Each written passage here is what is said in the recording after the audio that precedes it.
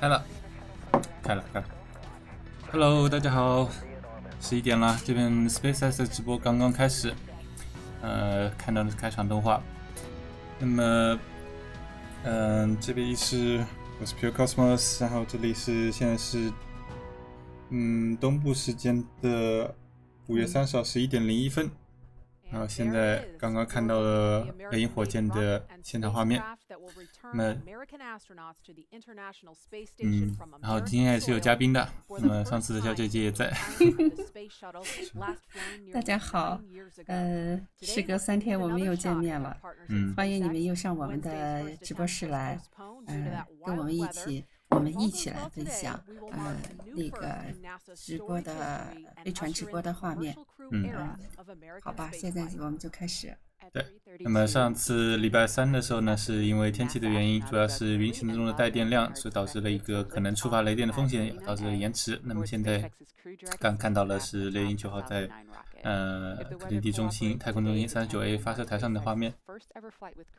那么这也是美国自2011年7月8号之后的最后7月8号最后一次航天飞机飞行之后的时隔9年的一次航天载人飞行。反正大家都知道，尽量来看这个，对吧？这个非常具有历史性意义的一次发射，这就是为什么有这么多人看的缘故。那么今天 SpaceX 代表依然是 Lauren 大姐，上次这位嘉宾宇航员叫什么来着？Leonard，今天也在。那么中间是 NASA 的代表，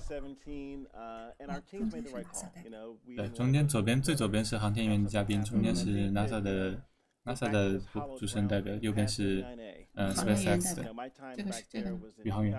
这个是宇航员代表，这个是主持人。两边各出一个主持人。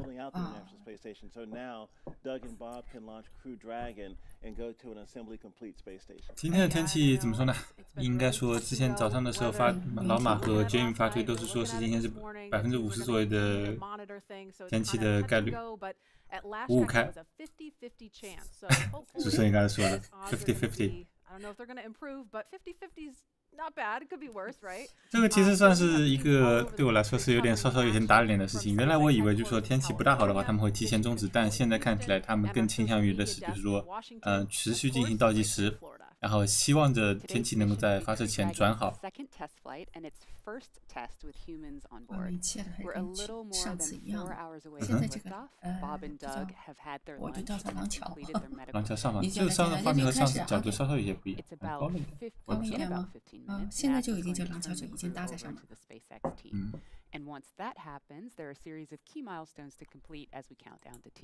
今天可能又要是等很久了。Now, the Suda room is located in NASA's Neil Armstrong Operations and Checkout Building, or the ONC. Here, the SpaceX team is going to help the astronauts put on their suits. 那么这里在介绍今天的基本流程。发射前4小时的时候是宇航员着装。那么他们会离开那个他们的准备室，是在发射前3小时10分钟，然后之后呢会进入专用的转移车，就是像专门的特斯拉 Model X， 然后开始向发射台转移。那么全程40码的速度，然后在发射前2个小时15分钟左右的时候，对，是发射前2个小时40分钟左右的时候到达发射台，然后呢，在发射前2个小时15分钟的时候入舱，在一堆忍者的帮助之下，好像现在他们的地面支持团队现在就已经忍者这个叫法已经通用了哈。那么一切准备就绪之后是在发射前1个小时50分钟关舱门，然后呢是在发射前45分钟进行燃料加注与否投票，如果说继续决定执行的话，那么会在发射前40分钟撤回舰桥，然后呢发射前35分钟开始燃料和液量的加注，之后呢就是一个标准的发射流程。那么如果说一切都好的话，那么就回到T0号开始一个正常的发射流程。那么上次是发射前大概20分钟的时候确认了天气没有可能在发射窗口之内转好，然后就在发射前17分钟左右，然后进入了终止流程。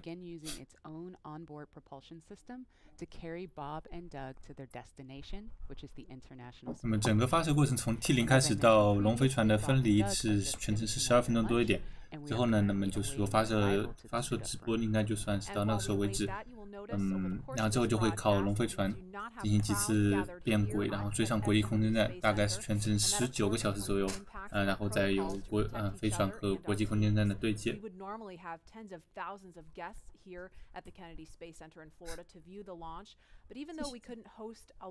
我来听听看他们讲什么。其实整个过程还是很长的，我们上次也看了，对吧？对啊。就是非常要耐着性子看。反正大家有什么问题啊，什么可以吐槽的东西就拿过来说吧。基本上还是希望一个比较轻松的流程吧。然后主要的就是看几个关键性的历史画面，对吧？宇航员出门啊，入舱啊等等这些画面，那个时候我会注意力可以关注一点。平时我们就可以多瞎聊聊。前期评估50左右，55开。昨天好像还是60开吧。昨天是60%左右。对。今天是又变成50%了。我一直在说嘛，于是就是一而再，再而三，一鼓作气是最重要的。一堆人都在折腾，不光我们观众在折腾，他们工作人员肯定是更折腾。连主持人都在折腾。你想，他们今天又信心满满，充满了那个激情，在这地方又开始介绍。你想想，已经介绍过一次，几乎准备了最好的材料。这一次呢，又得再准备。我也很好奇，有一些东西他是不是就得从完全一样的讲一遍？这个就有点尴尬的。尤其是访谈，这个倒还好。这个他在征集那个社交网络的那个推特，就说他有什么推特发过去嘛？这个还可以。这说不定这些推特都是新的，也不一定。就是还有个问题啊，他太太还有孩子是不是要一块去再送一次吗？送他们一次。对，你看一下，这个眼镜估计是他们网上提供的模板。你看，所以戴的都是一个发射的眼镜，肯定未必是现场。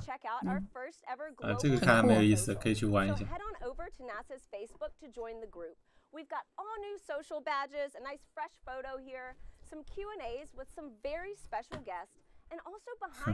我找找看那个，看我先找点东西。看今天的天气主要的担忧因素是什么？有可能下雨吗？那么今天的天气主要担忧因素还是一样的，就是降水和积雨云和针状云这3种。所以和上次礼拜3的主要天气因素也是一样的。看来我有个小疑问，如果他今天真不行，那就又延迟到周日了，不是吗？对，是的。可能不可能到周日还不好呢？那在之后，这个也已经知道，就是再接下来的2个备用窗口，就是备用窗口是6月3号，然后备用窗口是6月4号。这个怎么说呢？但是没有官方确认吧，但是按照就是国际空间站的这轨道的要求来说的话，是这样的一个情况。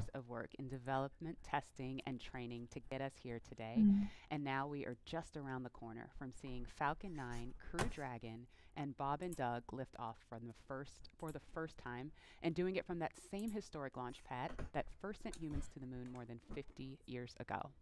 我们现在主要是一些访谈嘛，就是像刚才 Lauren 在讲，就是NASA 是自了9年以来的第一次正经从美国本土的发射或宇航员嘛。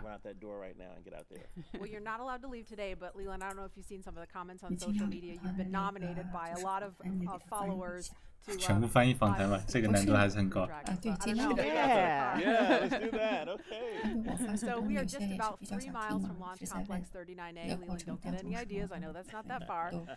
That's where liftoff will happen in a little over 4 hours. And so we want to check in now with the 现在的话，反正离发射时间是下午3点22分嘛，还有4个小时呢。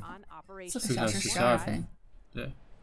那么切回到，这是那个SpaceX 的在加州的总部。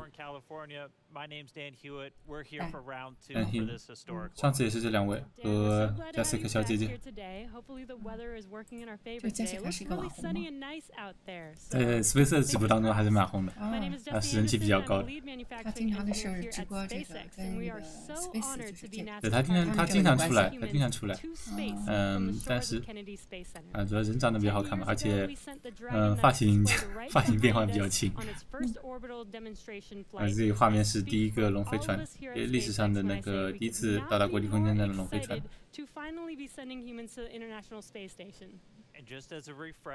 那么还在说，只是说基本上就说很激动啊，你终于要发了，有可能。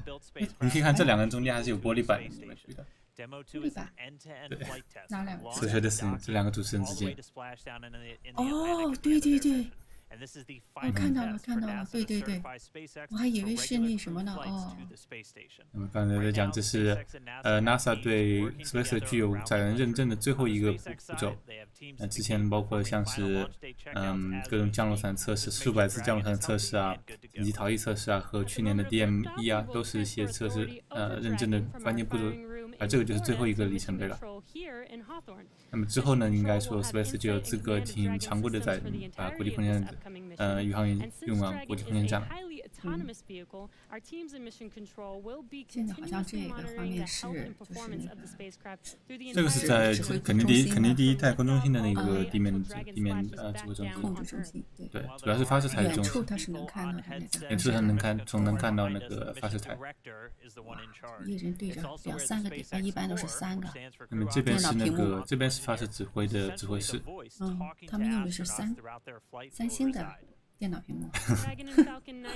对，这个很重要啊，因为到这时候不定哪一个镜头一切换，就是对他们一个最好的一个广告嘛。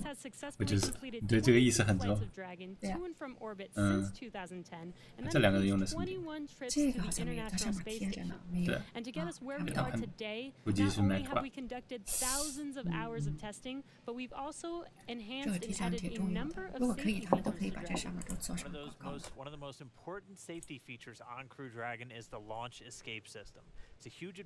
那么这里也在演示的是他们一个关键的东西吧 ，SpaceX 最为骄傲的紧急逃逸系统，这是在15年的一个测试。那么如果说是有从加注燃料开始啊，就说有任何紧急情况的时候，他们都可以说点燃4组超龙引擎，然后紧急的把龙飞船飞到附近的海域上，脱离发射场。这是今年4月份的时候，今年4月的一个紧急逃逸实验，空中紧急逃逸实验。那么就是将一个比较旧的火箭载着龙飞船发到比较高空中，然后模拟一个紧急情况，那么触发它的紧急逃逸系统之后，那么是一个很有意思的，这是今年的第一次炸火箭。就是它是为了演示这个逃逸实验呢，就报废了一枚火箭。逃逸降落伞测试，然后这是去年 DM-1的时候，那么国际空间站看到那么即将对接的话，很酷的哈。这也在主播也在讲，那么整个操作流程应该都是一个自动化的，尤其像去年那个 DM-1的时候呢，本来就没有人在上面。又换到囧叔，囧叔的话应该会通报一下天气吧，可以听一下。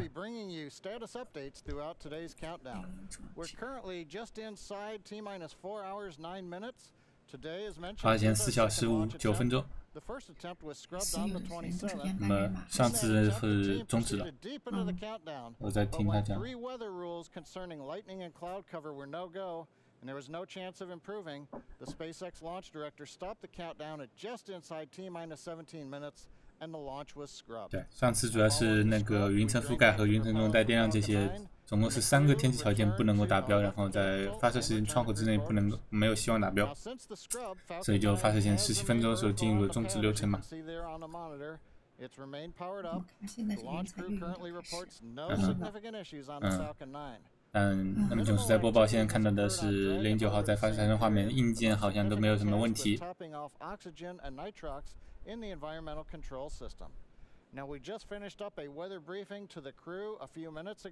几分钟前刚刚跟那个宇航员通报了天气情况，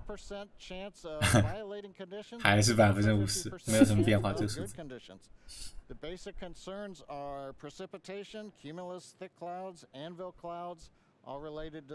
对，还是那3个主要的天气因素：降水和积雨云，还有针状云这3种天气的情况是主要的担忧。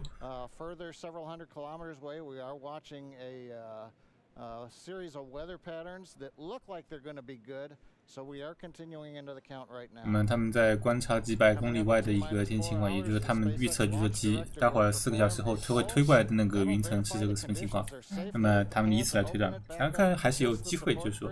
说实话，这种预报也不会特别准确。对，还是要根据现场情况的变化，再决定怎么样。咱们这个情况说就是在看云层的缝隙了。现在反正还是离着发射还有倒计时大概也得有4个小时吧，刚才4小时12分钟。实际上现在看这云层，我觉着越来越有点。现在上方的云层没有什么参考价值，主要是那个之后几百公里外的云层，就是待会儿会推过来的云层是什么情况。但是咱们再看情况，因为他们看。但云层其实过来的时候，它会发生形变嘛，就是其实它的，就是说它也可以做到一定程度的预测，但是并不会特别准。因为怎么说呢？天气预报就是这么回事嘛。我们这里看到是休斯顿的发射指挥。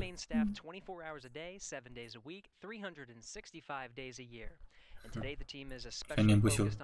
休斯顿的火箭这发射场在佛罗里达。对，有发射场的人，刚才有发射场的指挥师，还有一个是那么加州的那个 SpaceX 总部的一个指挥师，以及呢这边休斯顿主要是起到一个交通指挥，比如说他们就说和协调和国际空间的数据的那就是他们负责的。我就想起来休斯顿火箭队，那不是跟着就是也有点关系，因为这个有点关系，因为休斯顿有个传统的火箭指挥中心嘛。有太空中心嘛，所以这个也是比较有名的噱头了，可以说。算个传统吧。对，这个也是 NASA 的一个下次上去要去的。是吗？没有是吧？我感觉好像有它，哎，是吧？可能是，我已经不记得。应该是下次要去的，这次应该都出来要采访一下。对，会按照上次的流程，上次对4个宇航员都出来都出境过，这次可能再次出境。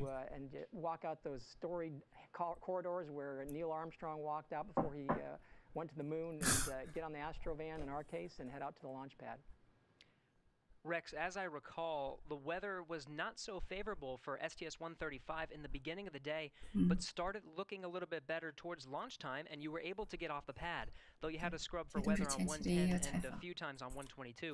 It seems to be a normal thing for human spaceflight. 这个宇航员是当然是要禁止工作了，他们上次也是被访谈了。这次应该再找点不一样的话题，让他们讲一下。我并没有在听，说实话，我在看评论和推特。如果是今天再不行的话，明天还得要再预备，至少他们有3套，还有3套问题，同样在真的这都有可能吧？对，当然有可能。我倒觉得，因为第一次没有发射，我现在已经心平气和，也觉得没有什么了。就是即使今天再不能发射，也很坦然接受。唉，习惯。对，确实是你不能就是说。上次可能是真的有点伤感情，就是你等了4个多小时，然后发觉我没有发的话。对呀。算是等的时间比较长吧。这个发火箭就怎么回事嘛？尤其是像载人的话，他们要求其实更高。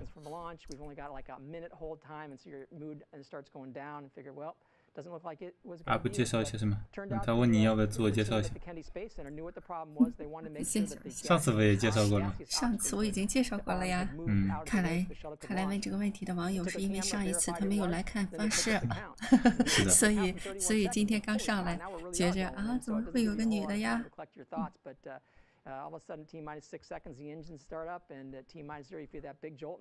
Hey, it is today, and you get ready to do the mission. 然后其实今天天气说实话，除了能进入倒计时的话，我觉得还是有一点是比较好的，就是说，所有的天气预报对吧？它其实有个小知识啊，就是说这里说一下，所有的天气预报其实不会包括当天的那个高层云的情况，这个是要当天靠空军去放气球才能够测的，没有办法靠卫星做一个天气预报，所以今天既然记住这个倒计时，说明高层风的情况其实是好，高层切变风其实这种火箭比较低微的情况是不存在的，所以这还行。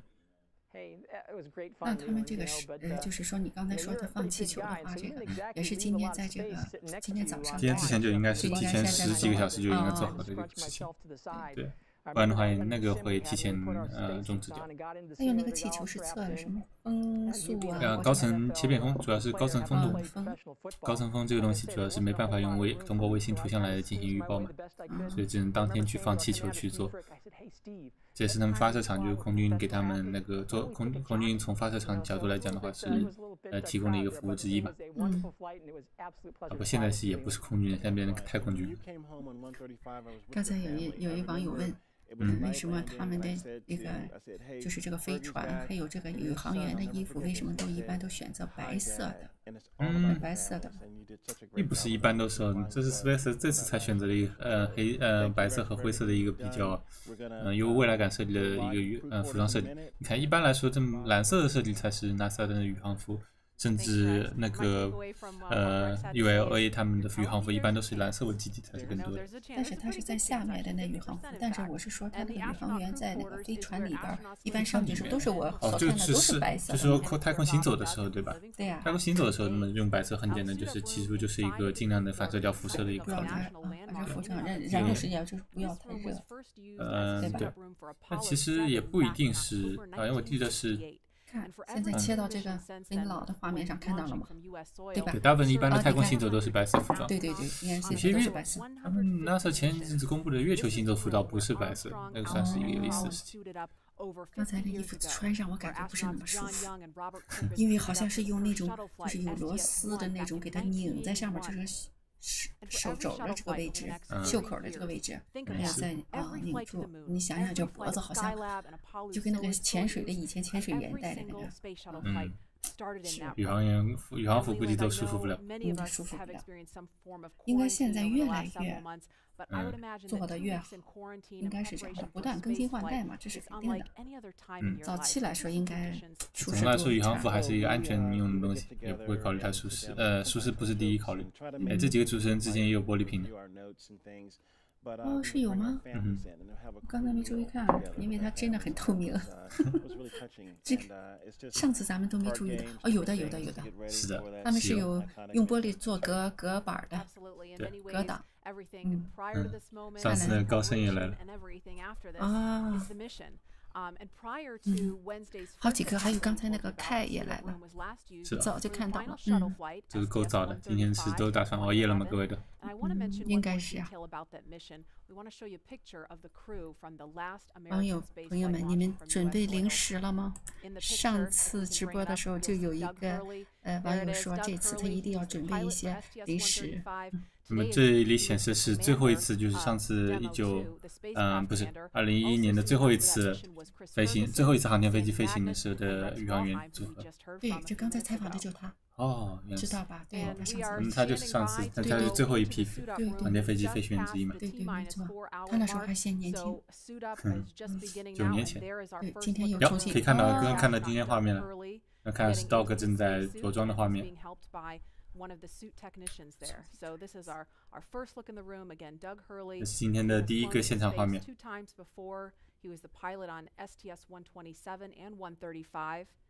那么刚看是 Doug 是 ST-1，反正有他之前执行过2次航天飞机的飞行，参与过2次航天飞机的飞行任务嘛。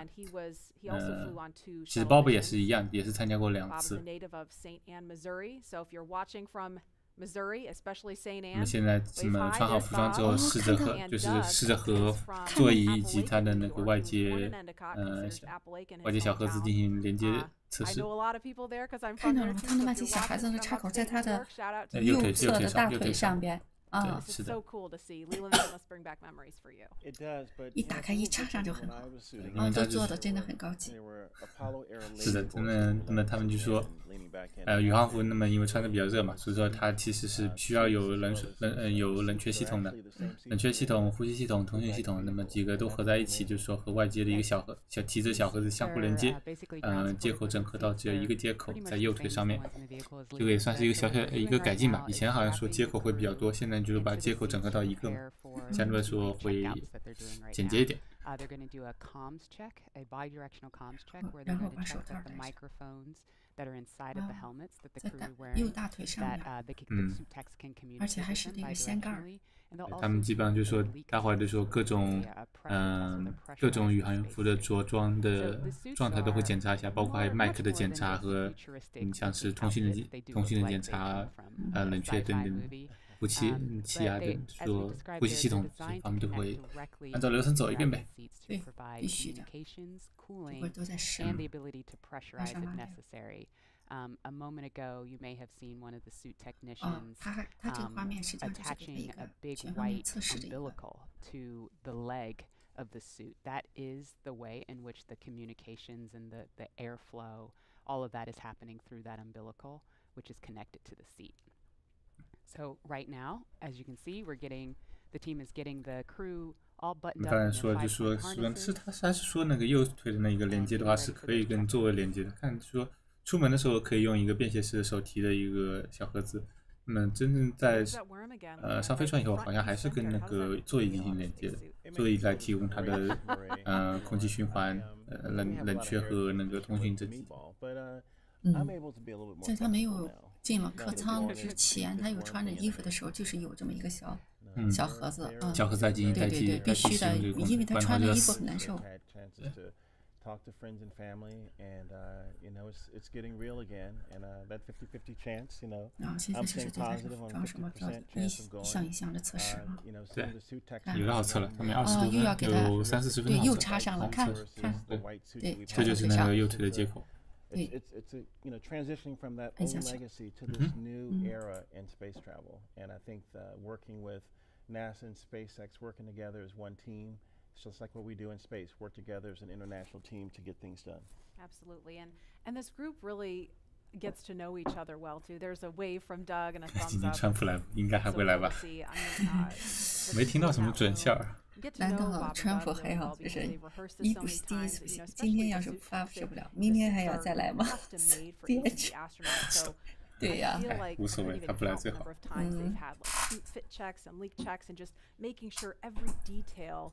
With the fit and the function is just 我们现在是 before they get ready to launch. fit check Interestingly enough, these suit techs are also the designers of the leak space. check. They've been working with the 那 crew. 么和声就说是不是贴合的测试和减漏的是否漏压的测试这些。The crew is inside of the Buck, the capsule simulator. This is the team that's been working with them for years. The team that is the ATD, the dummy that flew in demo 1. So the mannequin, right? Mannequin, Smarty. The Smarty. There's lots of names for Ripley. But the point being, they've been with these suits from cradle to grave. 其实你上次有没有问过这两个人，就说他们是宇航员，要在太空中要做不少实验，是不是也是很？其实我后来看了一下，这两个人一个是有一个学士学位，还有一个人是有一个是有硕士和博士学位。对 ，Bob 他是有那个机械工程的博士和硕士学位。你看这里的介绍。这个。So you just heard in that briefing there, they're continuing to move forward towards launch. And as we have a view of Doug Hurley there adjusting his visor,就说这里 Bob 有那个物理的学士学位，机械工程的硕士和博士学位。那这个 Doug 呢 ？CIT 还是那个 CTech 的 ，Bob 是有个学士学位。哦，只是个学士学位。怎么只是个学士学位？为什么？也是很好的。哦。他是一个那个城市工程学的一个学士学位。哦，学士学位。都是空军的。后来他没有博士学位吗？博士学位应该说是。哦，好年轻哦！哇天，我每次看这个都觉得特激动，真的是。你看了一个人的变化过程。是哦。这你刚才很年轻，很年轻，完全没变样子，就是很年轻。现在我觉得也是正当年，应该。他是2000年被选为宇航员的。之前是在2009年和2011年飞过2次航天飞机的任务。航天飞机的任务啊，哎呀，太幸运。他们身上哈，看着穿着蓝色的服装上，你看哈，除了 NASA 25这些标志，我觉得这应该都有它的意义。这是某一个时期的时候会有一个什么样，就以后就贴在这上面，对吧？刚才那个鹰的那个红色的那个，我感觉它那个红色的那个有点像以前俄罗斯的那个什么那种感觉。这徽章应该都有意义吧？那当然，这不是那个航天飞机吗？载人航天飞机。但是今年是多少岁来着？忘记了。你还记得吗？我怎么记着好像有55岁？没记错。我请年轻一些。对，那个 Bob 年轻一些。那么刚才是对 Doug 的简介 ，Doug Hurley 的简介。应该会介绍一下 Bob 吧？应该会，现在正在介绍。画面有请。This will be the first time the Dragon had a crew on board, and so there's a myriad of objectives we want to achieve for this mission. 这介绍吧，这是第一次龙飞船上会有实际的宇航员进行飞行。And essentially making this vehicle what it is. 就是这一个客舱是设计的本来是4个人，不7个人好像是，最多7个人，最多7个人对吧？这次安排的是4个座位，就是安排4个座位，就是说这个客舱到时候会回来的时候，下次还能再用吗？不会，这个飞船会下次之后就直接转为货运飞船。货运，对，他们现在的原则是每次龙飞船都是新的上去，然后旧的飞船拿回来翻修之后，翻修出来做货运。但它设计上是希望也是做货运的客运的那个可重复使用，但是目前为止来说的话 ，NASA 给他们的认可，因为他们允许程度就是说，客运，然后让旧的拿来做货运。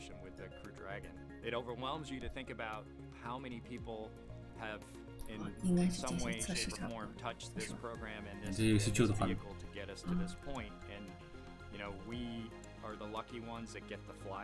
But we certainly not for one second granted the amount of effort that so many other people had to put into this to make it successful.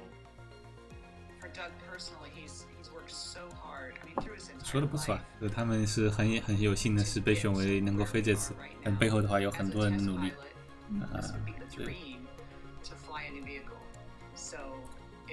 是他家人嘛？对，Doug 的太太。这是今天的画面吗？又在这边照相吗？这是上次吧？就上次的画面应该是。这上次的时候不还留了问题，说他们今天还会在同样地方再要签名吗？这是个悬念，我待会可以关注一下。有人说是会把上次签名涂掉，然后重新签过，我后来看评论说，应该不可能。我觉得还蛮可能。涂掉？换一个。换个新的，哎，那倒有可能在那个地方换个新的板子，不过只差3天，为了这个再去换新的可能吗？也不麻烦，我就看哪个是比较好。那么现在开始介绍Bob，现在来介绍Bob吗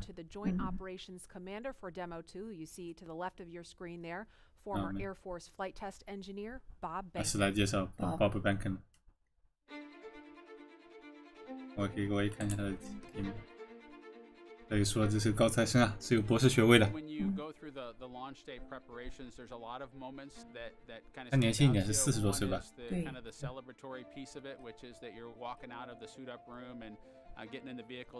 个年龄搭配是很不错。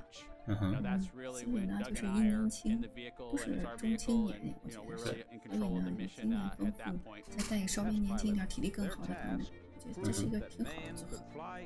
你不要说，你自己看一下他的档案，他们2个都是在2000年被选为宇航员的。但是这个 Bob 的话，他其实，第一次飞前两次飞行都比那个 Doug 还早一点，Doug 还早一点。他第一次是在08年飞的，第二次是在2010年飞的两次航天飞机飞行，都比那个比道格各早1年。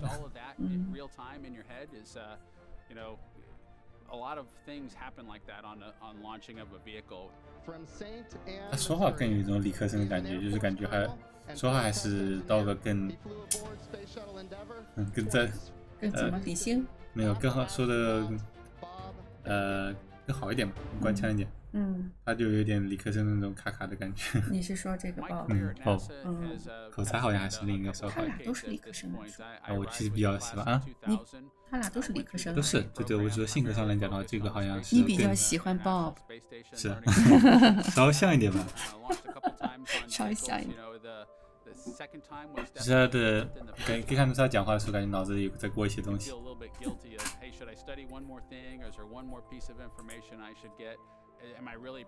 就是直接，这没那么夸张，这只能说大概的感觉而已。咦，这是 Maggie 是他妻子吗？他老婆也是宇航员啊！我去！哇，上期没看到，而且以前也飞过。我操！哇，他们是同行啊！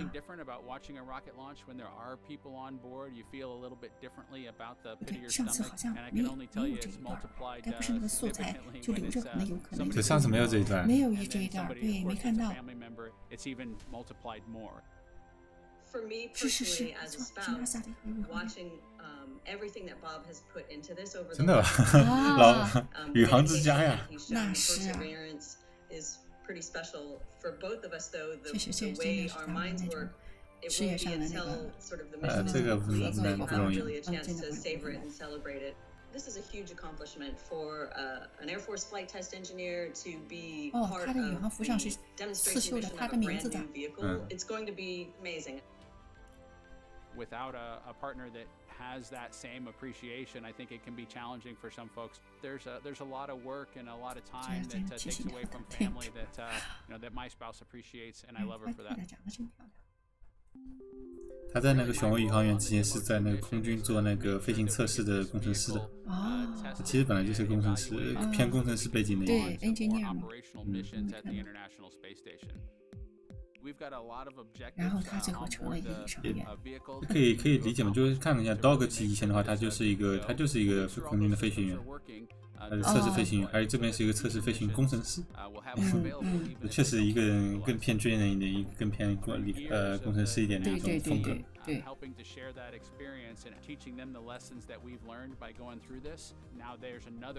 capability in the U.S. besides NASA to operate something of this magnitude.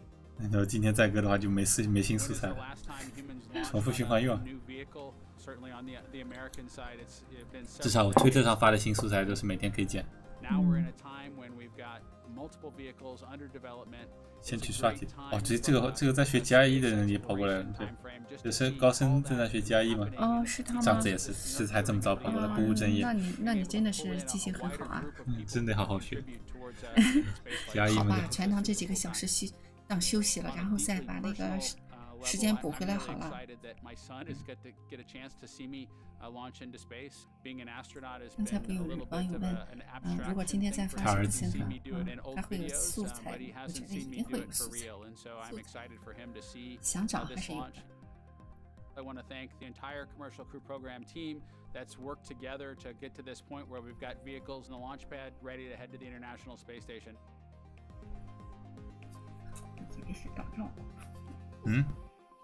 他以为就是刚才插在他腿上的那个就是接口吗？便携式那个小空调就是那个。刚才这个网友说他以为插的那个是个导尿管。要不就行。对。这今天老马没来嘛，只有看到 Jim 和另一个人不知道是谁。没有看到。这个还是 NASA 的那个。对 Jim。但是那个就不是。不知道他们在说什么。上次也是不知道他们在说什么。对。上次另一边站的是老马，今天老马没来吗？就马斯克没来。没有。目前可能昨天在德州的那个新建的实验机炸了之后，他可能那边也有事要忙。那个昨天那个炸了，是因为是做测试炸的吧？测试之后，那个他们做了一个3秒的静态点火测试之后，然后发现了90秒之后，大概不知道出了什么问题，出现了蛮大规模的泄漏，最后好像是跟外边的某个小的设备引燃了泄漏的燃料，然后就整个炸翻了。那个也算不错，也算很辛苦了。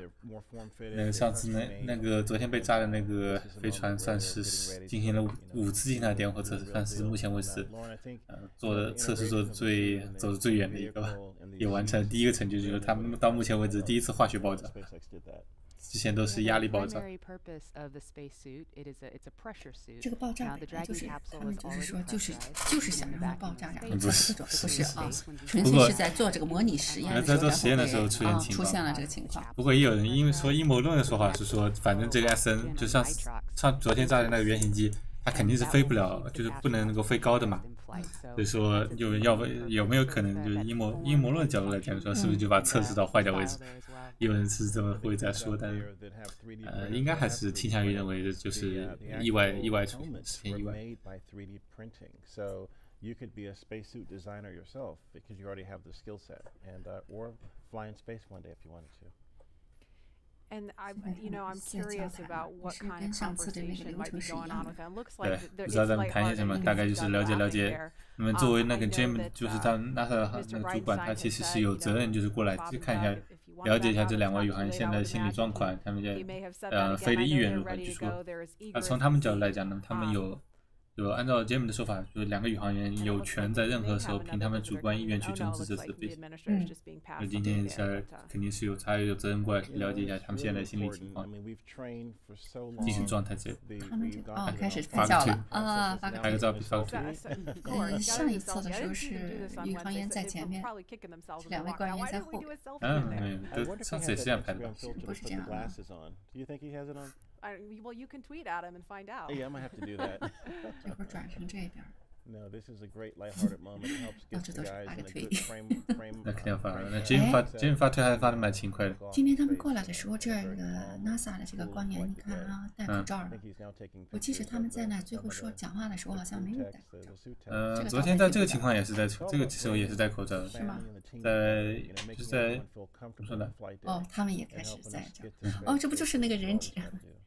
身上戴好还要差不多嘛，就是没戴那个帽子，那感觉就差不多了，差的有点多。这些都是那个就是组装室里面的准备人员。对，这是在前面这个流程。然后发射台的准备人员就做的更防护就更严密一些。对。Yeah, when I went up on 122 with Rex and we just talked to Rex, we were, in the caravan going over to the launch site. 上次也这个方向，甚至再稍微斜一点。We were sitting up, we would look at each other, we would get up and high five, and we'd say, "Hey, you're ready? Let's go, let's do this," and it's just. 就是咱们在说什么，大概就是问 "Are you ready? Let's go, let's do this" 这种类似的话，估计也是。但这个流程反正还是必要的嘛。这个流程是过去了，就说这个时候如果说有任何不安的话，那么现在最高夫人就这里对吧？有什么想讲的就跟他们讲。祝他们成功了。现在要把这个携带空调功能的小盒子连上，那么差不多就该出门了吧？提着，差不多该出门。这个可以像那个什么行李箱一样把它拉起来，然后让下边有那个4个要是小人的贴着这个，看它有多重。我觉得我感觉不应该很轻。这个很重。不过现在感觉是。telling us about how the suit came to be. 现在这个舱内穿的接下来介绍那个服装设计，这个上次放过的，又开始。这就录像和上次素材完全一样。这是那服装设计师吧？之一吧。这个就和上次完全一样了。再介绍就是说，这是服装也算是龙飞船的一个设计的一部分嘛，它是说和座椅和飞船是座椅和服装是一起设计一体化设计，他们俩一开始就是设计和服装连接的，然后每个服装也是定制的，就根据宇航员的尺寸然后定制，同时呢座椅会做相应的调整。还有就是说它的风格要和飞船的内饰进行契合，就风格上这种风格理念都是要有一种一致感。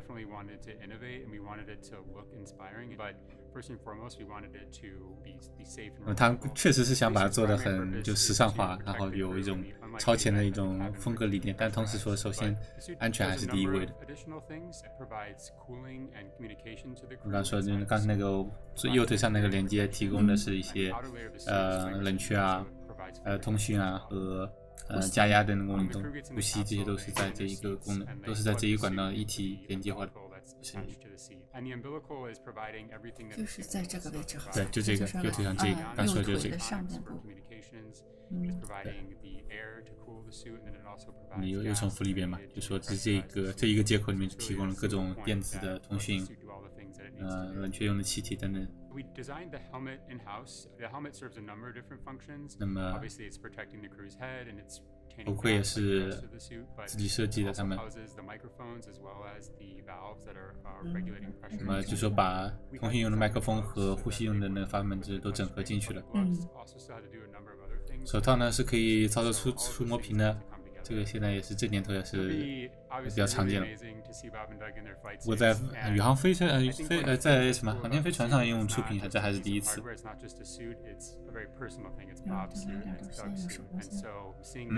一下，用那个拉链先手工先给它绑住，然后再上机器上给它砸，那样才能砸得很平整嘛。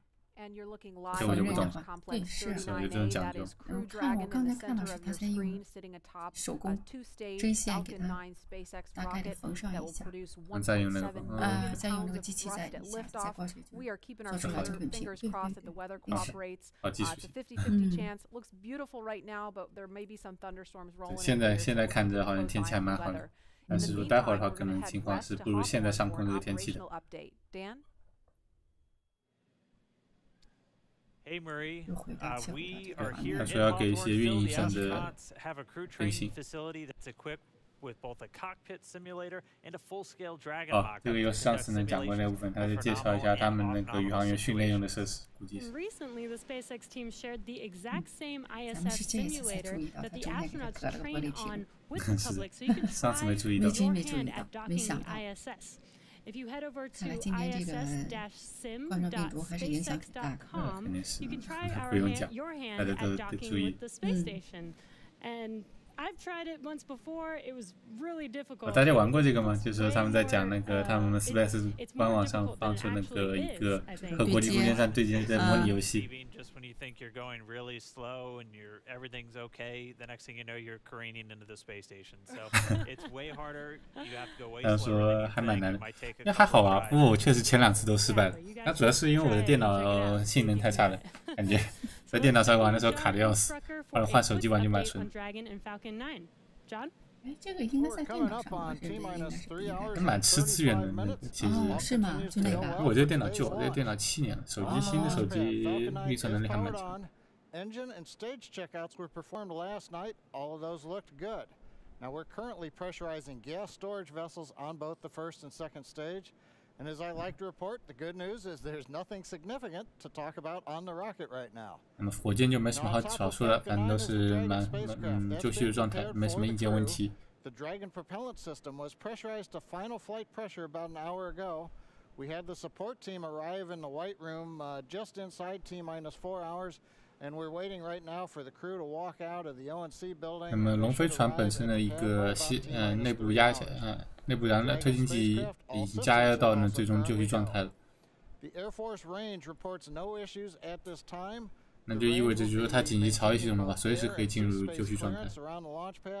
They also help support things like putting the roadblocks up to prevent access to the hazard areas at both the launch site at 39A and around the Cape.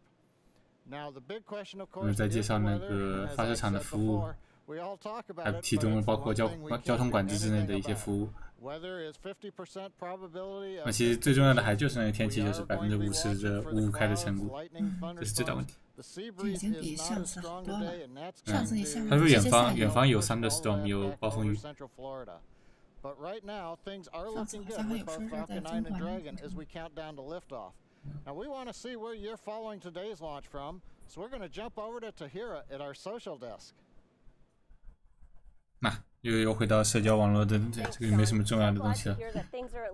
对，反正就说还是囧叔的报告还是和刚才差不多，就是说硬件都是就绪了，无非一个更新就是说龙飞船已经是加压状态了。然后现在就是天气的问题，就是远方还是有 thunderstorm 可能会来，就是有暴风雨嘛。大家在聊那个游戏了。大家可以去玩一下，就是叫大家可以把网址留在评论区。这应该是 ISS-sim.SpaceX.com 好像是这样的一个网址，可以去玩一下国际真空间对接。如果说大家有兴趣的话。这是谁呀？新的 subscribe 新的关注。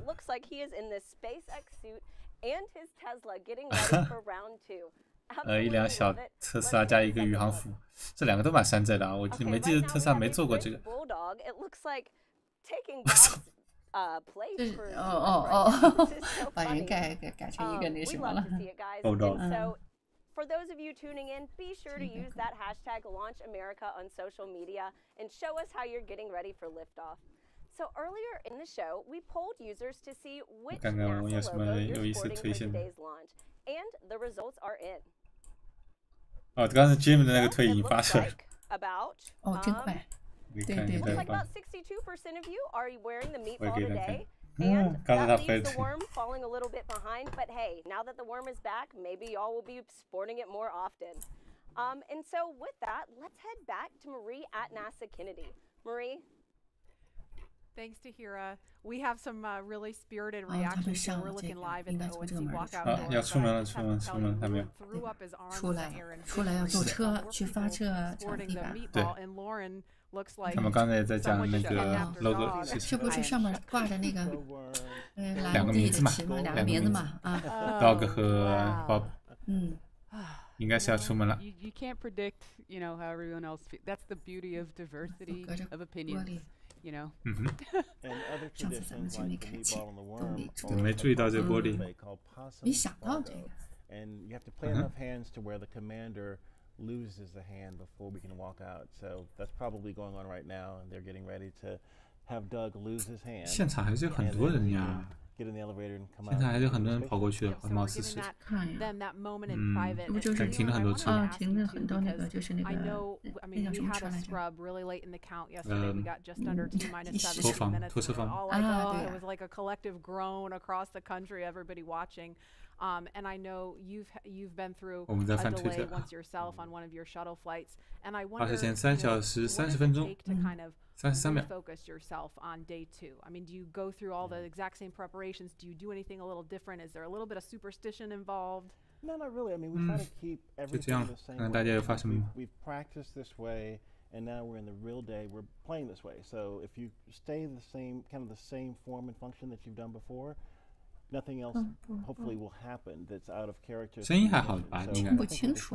刚才说怎么听不清楚有人？刚可能离麦克有点远。 And I know, Bob and Doug, we heard them on the comms after that as they were detanking Falcon 9, and we're waiting for them to get out of Crew Dragon, and they were just cool, calm, collected, thanking the teams for doing a good job. Nobody's getting launched. 现在有多少人看？ And they're going to do the same thing today. No matter how many people are watching, they're going to make the same call as they would if nobody was paying any attention. Right, and I was talking to CJ Sturkow before I launched on my first mission, and he said that he made a mistake and flipped the wrong switch on ascent, and he glommed on that and was about to make another mistake.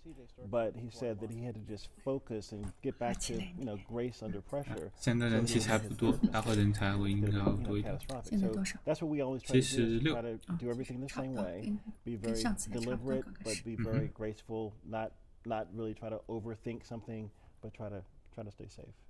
第二次看了之后，感觉都很熟悉的，没有上次那么多你想问的东西了。但是还是心里很激动的，就想让他那一瞬间真正去发射成功嘛，对吧？现在还是不要激动比较好。我说实话，不想看到那一刻。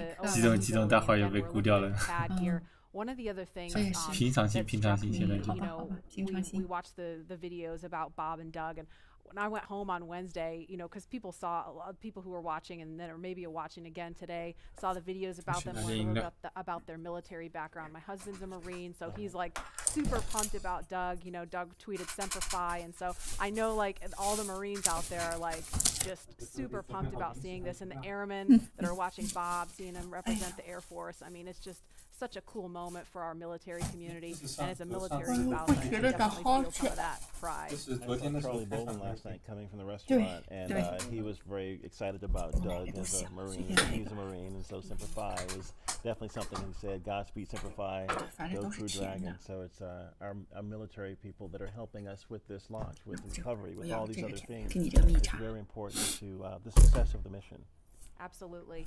And we want to turn our attention back to the Neil Armstrong operations and checkout building. If we could, we want to take you to a picture of the doors. There they are. Those are the doors at the back of the crew quarters building, and it's an area where family, friends, and members of the media can share one final moment with the crew before launch. Now, the walk through those doors has signaled the beginning of the march towards launch for every American mission to space since 1968. This is the moment that is immortalized on film and video for 400 different astronauts from Apollo all the way through Space Shuttle, serving 150 total missions. 而从阿波罗计划到航天飞机都是从这个门出来的。他们这几次都经历了不同的衣服的颜色啊，蓝、白、橘、黄。 These doors carry with them a legacy of purpose and action, and today they will announce to all of us the start of this NASA's SpaceX DM-2 mission. And you saw just a little bit of my walkout from STS-129, my last mission, and I remember having my friends and family. 刚刚去拿零食的，所以说声音比较小。 Chemistry teacher 现在回来了。 That was in the crowd. She got me turned on to science and helped me actually become an astronaut. And I just remember her being in the crowd saying, "Go Leland!" And it was just such a memorable moment for me. Kind of got more rocket fuel in my veins, getting me ready for my mission. Yeah, absolutely. And we were just looking at a live picture outside of the building where we could see some of the folks gathered. We could see Doug and Bob's immediate families. There's a small contingent of media there. I mean, normally that place is just kind of jam-packed with as many people as we could fit in there to capture that moment. We of course had to scale that back a little bit to maintain social distancing, but there's still a very excited group of people standing outside the building right now, waiting for that to happen. Yeah, it's so cool to see their. 现在已经算是在问什么时候开始倒计，现在已经算是在倒计时了。现在是发射前的3小时的29分钟嘛，26分钟。I have no doubt it will also be emotional again, but yeah, that I can only imagine what's going through their heads, you know, in that moment when they're just waving goodbye for the last time before flying. I mean, Leland, like, were you nervous? Were you? You know, at that moment we were, you know, we had been a little jovial in the suit up walkout, but I think at that moment we were thinking about our families, leaving our families, but then at the same time we're going to do this incredible thing for helping advance our civilization. We are working as a team. All the other teams now with SpaceX and NASA, all around the world, really, you know, in recovery and all these things, helping us get to space so we can advance our civilization. I think those moments are really heartfelt for us, that a team of people have helped us get to this point. Absolutely. And we are looking at a live picture now of Bob Behnken and Doug Hurley walking down that hallway in the astronaut crew quarters. We just saw Doug wave at the screen. And they're just turning the corner, 估计刚才还是有一些事情没完成，所以耽误了一会儿，比预期的稍微晚一点点，但也还算是在它范围内吧。现在所有电梯下，他们穿的衣服实际上是差不多的。你看后边那个这个助理啊，也是穿的黑的，就是还没戴那个帽子。一戴帽子，我感觉就不是像忍者了嘛。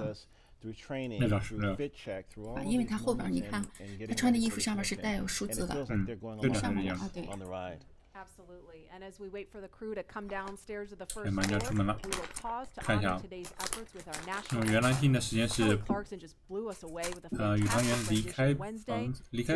组装设施是发射前3小时22分钟，现在其实还是准时的。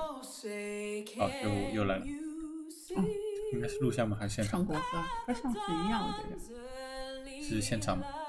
不是，我怎么感觉和上次角度什么拍的都一样，也是一个人，穿的衣服都一样，应该是上次就录播好了。不管。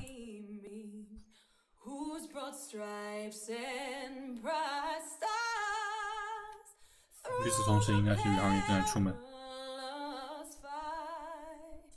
那是完全准时的，就是他原来定是发射前那个3小时22分钟是出那个楼嘛。方面目前来说，我感觉说不定他们还今年有点能发。在我们临时好事嘛。今天我们相当小子啊，喜好准备了一盒樱桃。有网友会说，吃个樱桃就傻子了。提前还泡好了咖啡，准备了另外2个饮料，然后还蛋挞吃。但是在演唱美国的国际国歌嘛。天气现在是还是5-5开的可能性。天气现在感觉还可以。现在上风好都不重要，关键是待会儿那个云层，待会儿挪过来的云层。还在唱。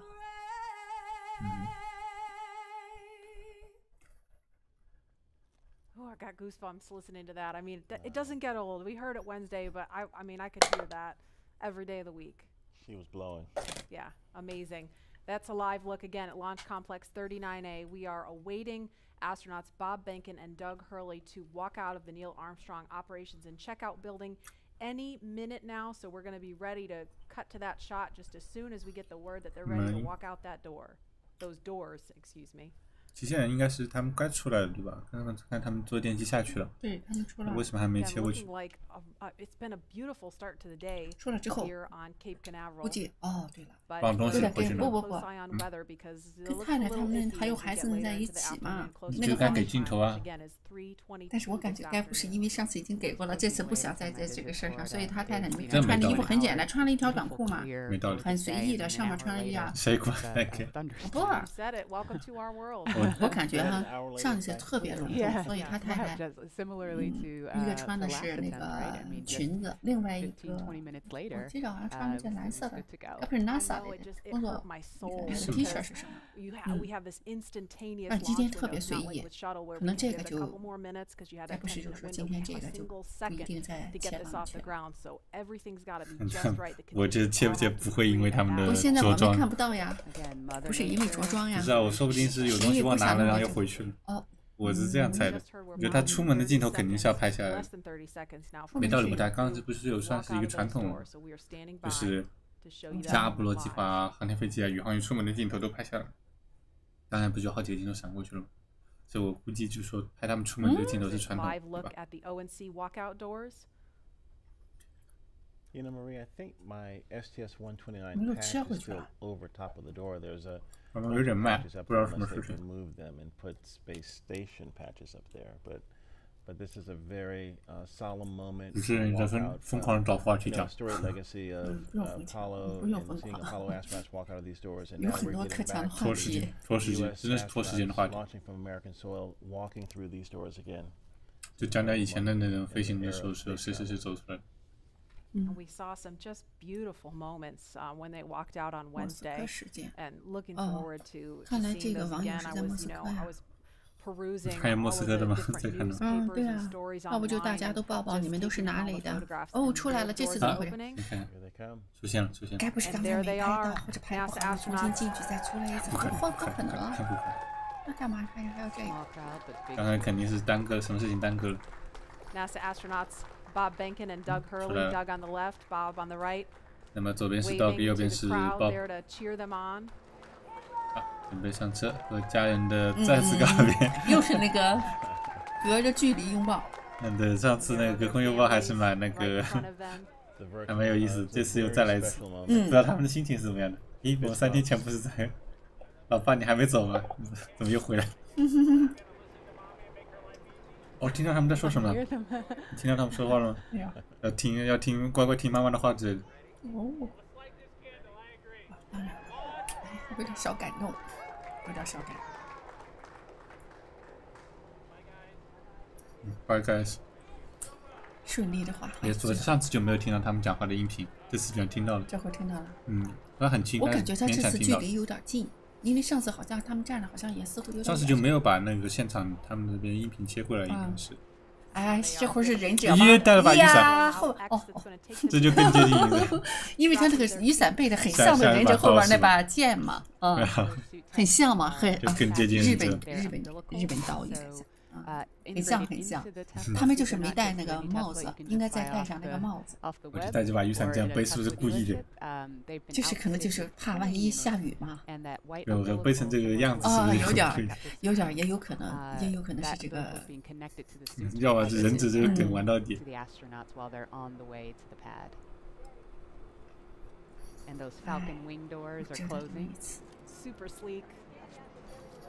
感觉心里还是挺紧张的。Yes, I would say so. 你们可以靠这么近吗？你太近了。他们这关了车门子没事儿。哦，不对，这靠得太近了。对。As I mentioned last time, we always think about the technology and the 对， rockets, 上次就是这 but 个 this is what it's all about, the 太 families 穿了 coming 一个很 together, 漂亮的连衣裙， supporting the families, us working together as a team to ensure they get up there safely 同样的 and 又 back home 再来了 safely 一次。 for their families. 刚才隔空一抱就。哦，我看到Doug说的好像是 I love you。是吗？你看到嘴口型吗？啊，对，这都行。刚才的社交距离到哪去了？To be good for mom, make her life easy. As a parent, I appreciate that. See that prominent NASA meatball. 好了。那么，车队，特斯拉的 Model X 向发射场进发。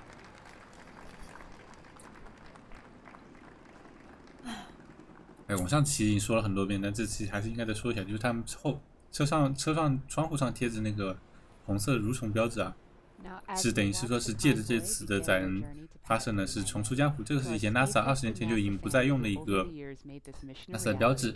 那么这次是因为那个 NASA 主管 GM 他个人坚持把这个商标呢，把这个标志呢重新的写入了那个 NASA 的风格指南。借着这次的发射呢，把它重出江湖吧。趁此呢可以卖一波周边啊，可以同时吸引一波小孩子注意。那么车队跟上次应该是一样的，车辆构成。这些流程完全一样。大概是要开20分钟左右吧，对吧？连这个画面都一样切的，上次也是这个吗？啊，这个没有变，这都是那个以前的备播的那个袋子都是。所以他们全程是要开20分钟，10几公里的距离开20几分钟，反正是4000码的速度。这几个和上次是一样的。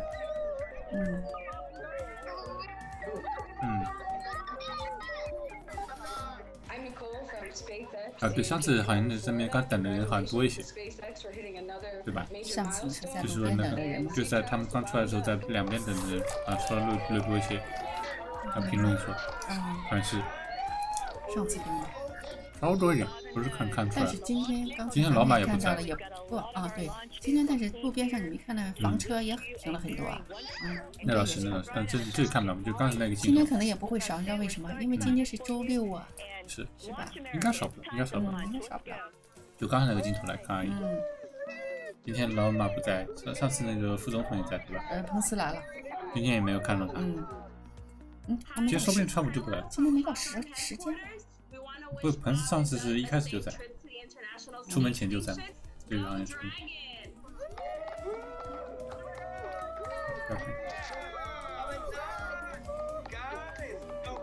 其实看这种东西，确实可以，如果开一个网上的聊天室，就是大家都露脸的话，其实还是蛮有意思。像他们这样，对，就开个电话会议，让大家就在看这玩意儿，其实还蛮带感的。那还是比较爱出镜的。都认识他无所谓，如果本来就是无所谓的话，就是开网络会议的时候，大家很多都是开始很多，只要网速可以的话。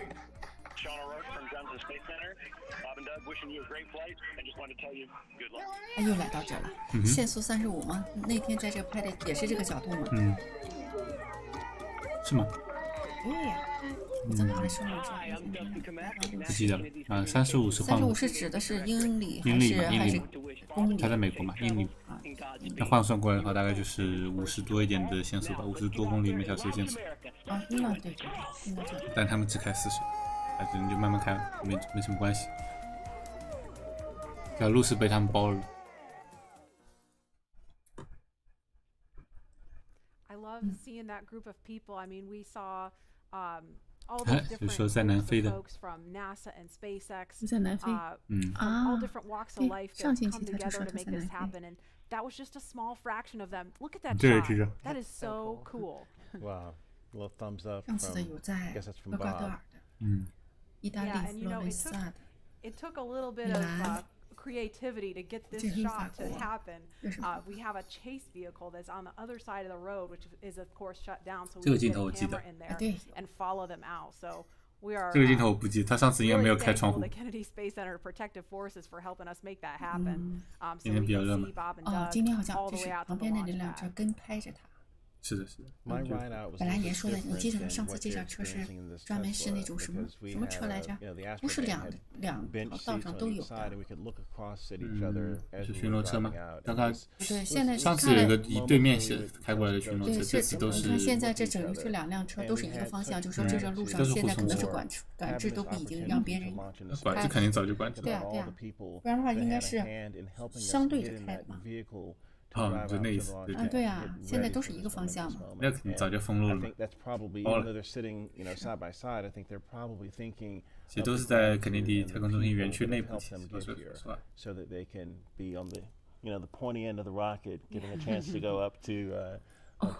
这个网友说他在纽约。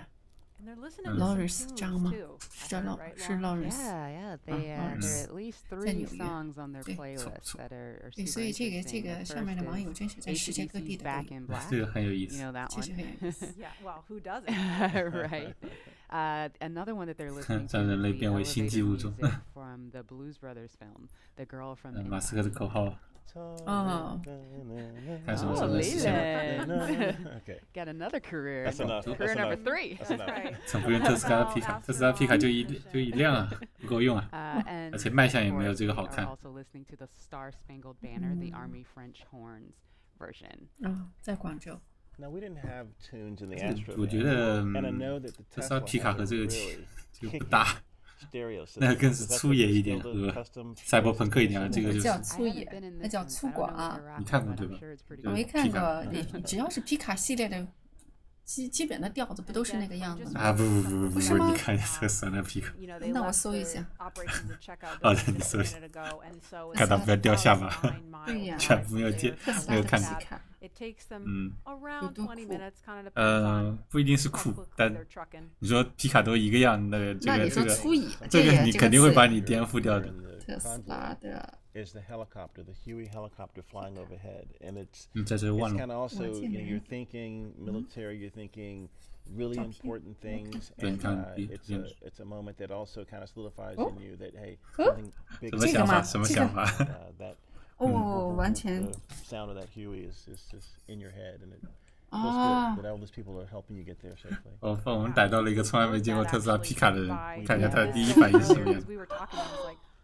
这怎么能叫皮卡呢？说一下你的第一关。皮卡是不对的，我想象的皮卡就跟那个小的那种拖拉机似的，前面是个以前的那个那个样，后边是有个斗子或者是个平的怎么？你看一下这个是完全跟轿车似的。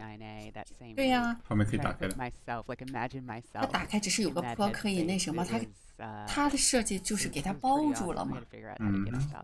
这还叫皮卡吗？完全跟传统的皮卡是不一样的。 对。但我觉得只要叫皮卡这个名字哈，我就觉得它是拉货用。这个是拉货用，这后面的车床还蛮大的。那这么说来，那你们拉货。和宇航员是有点不搭吧？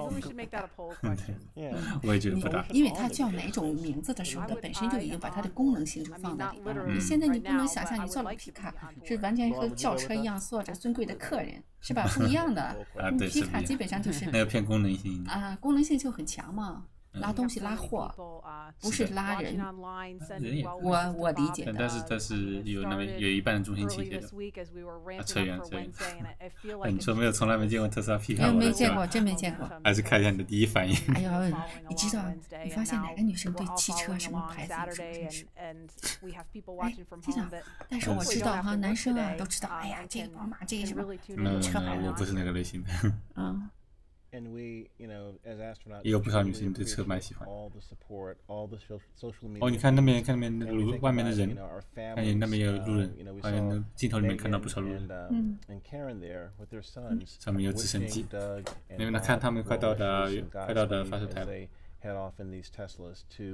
Launchpad 39A that launched the Apollo astronauts. And I think, this is just one of those moments where everyone in this country is coming together to wish them well, to get them to space safely. It's a really great day.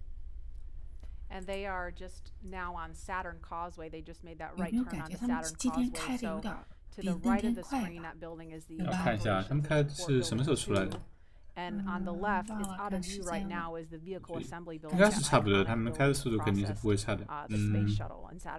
那当然，其实出门稍有点晚，稍开一点，把时间差弥补回来是有可能的。反正他们之前可能就是预留这个时间差远远。看着马路边站的这些人，我感觉这些人不是说，也可能是他们工作人员，或者是because we are off to the right of your screen there at the press site where you see group of media there. So from this point, 反正是说他们有些区域不能去而已。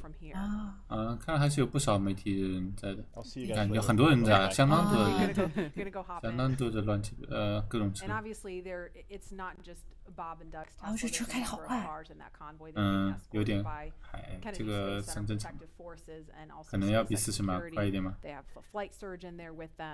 看一下，他可能在弥补刚才时间。60肯定。那有可能。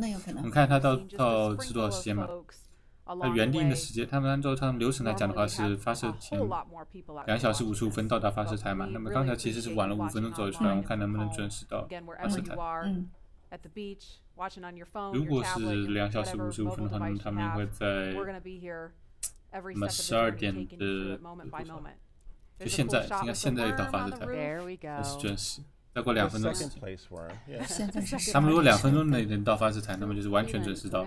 那他们应该是开了快车了，把刚才5分钟弥补回来。可以观察一下。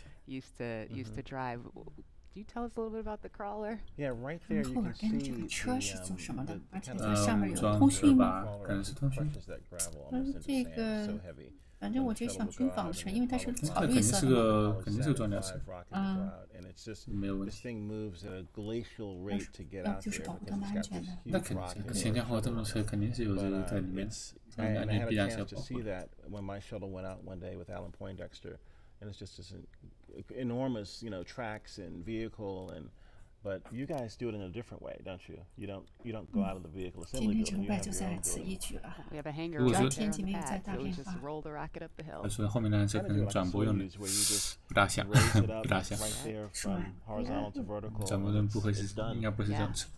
以前的时候啊，你想没有网络的时候，或者说转个车给你一个什么东西，现在网络都很发达的时候，好像不大需要。咱们这园区里嘛，它这是它的那个发射园区，它的通讯是这种通讯是到处都是。Faster and safer, and this is going to be the future of space travel, and 这 also 是 the 装甲车。relationship between NASA and SpaceX working together as a team to get people up. And at this point, the convoy is approaching pad 39A, 应该是马上就，他们已经应该是很快就要到了。or blast danger area. Now, before any pad technicians, engineers, or astronauts enter that area, 等一下，是发射前2小时，我刚刚算错了，那么他们应该还有10分钟的时间，8分钟的时间到达发射台，都能收8、9分钟的样子，到达发射台都算都算准时的。那么时间应该是充分的，那么他们应该是开得快车。对，明显的看出来比上次开得快。你这空就是单纯从画面上看就感觉到是快。感觉这种东西准吗？怎么不准呀？好吧，我比较相信推测。不，有时候你就看这画面就感觉就是快了。也是吧。上次就是感觉就是比较轻松，比较慢，时间充裕，这次就上手。你看了吗？看着这个云了吗？这边就开始有点阴，是吧？太阳在这边。今天天气应该说，比上次好，上次更糟糕。这远方好像还是有些雨。远方肯定是有雨。空中现在直升飞机在飞。园区里面巡逻的。I pass turtles on the way to my car every day. Well, when we would run from the operations and checkout building, we'd have to watch out for snakes and for alligators, and so be really careful about the wildlife. We used to have one that lived at 39A. Yeah, now 不是说是雾气啊，还是可能他们比较热吧，有点抖，而且是望远镜头嘛。刚刚他们出门的镜头回味一下。Ooh, it's ahead of my time. I don't know how an alligator would feel about being called worm, Leland. Yeah, well.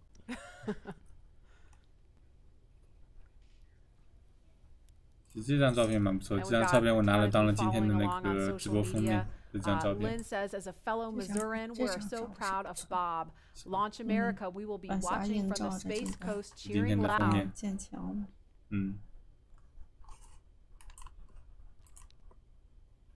你说天气，我其实想到昨天其实有几张非常惊人的照片，就是显示那些云的照片。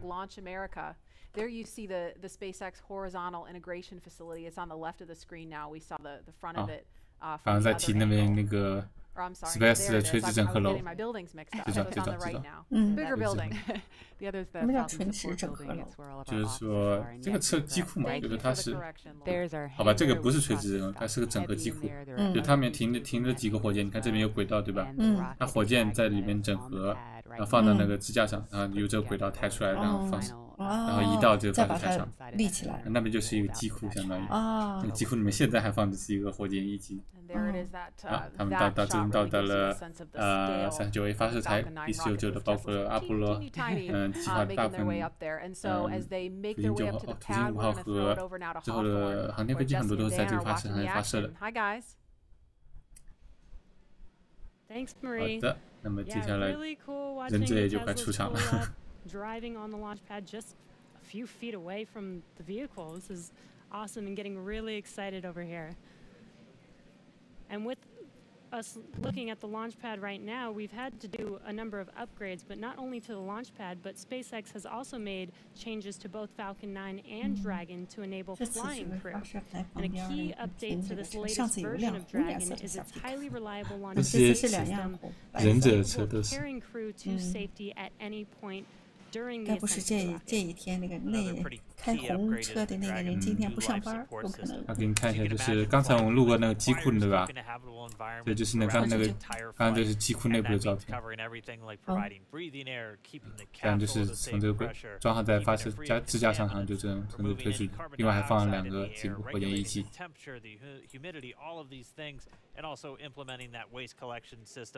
AKA the toilet. Sounds pretty important.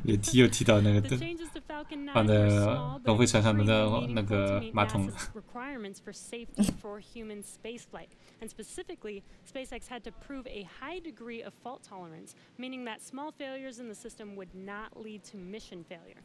Falcon 9 was already able to handle engine failure, but new emphasis was put on making sure that a failure throughout any phase of launch would not mean mission failure. And this goes all the way down to latches, control valves, electronics, wiring, and so much more. 我们劳伦一开始介绍，那么 SpaceX 标志着那个招牌的紧急逃逸系统，后来介绍了一些维生系统啊，包括厕所在内。现在又在讲，那么猎鹰9号火箭的。作为一个载人飞船，载人系统呢，那么允许一些小差错，比如说像猎鹰9号比较知名的，就是说它即使说9个引擎当中有1个引擎失灵了，那么它们依然是可以完成任务的。这个是在今年的一次发射中也发生了这个事情，一个复用了第5次的火箭，上升飞行中大概2分钟左右的时候，一个引擎紧急关机了，然后之后依然是把载荷送到了轨道上。而出现小问题不代表着任务就会失败，就是说载人的荣誉性是表达的。它底部是有9个引擎，所以叫猎鹰9号吧。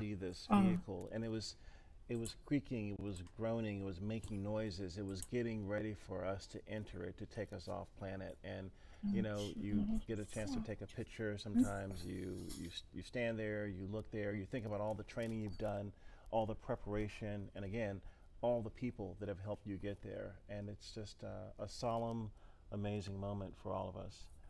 And there's another amazing drone shot. Lauren, you explained this a little bit earlier about kind of how SpaceX brings the rocket and capsule vertical. Now that we see it, can you kind of explain that again for folks who maybe missed that? Yes, of course. Dragon is actually processed a few miles down the road at Area 59, or Dragonland as we like to call it. We then put it on a truck and drive it all the way to the hangar where the rocket is. And so what will happen is we'll then we call it breakover, where the vehicle's up vertical will turn it sideways because the rocket is being processed sideways or horizontal into the hangar. 怎么上去应该挺快呀？应该它是电梯吗？直接上去。我刚好没有看那个。你先他们要在发射台底下做一些检查，之后才会上去。上次应该是花了不少时间在下方，地面团队来检查一些，估计是宇航服的一些东西吧。And they basically roll it up those rails. You can't really see them. You kind of see them in the screen. Those rails roll the entire TE rocket Dragon assembly up to the very top. 我们老专业在介绍这个火箭就是在刚才那个机库里面整合起来的。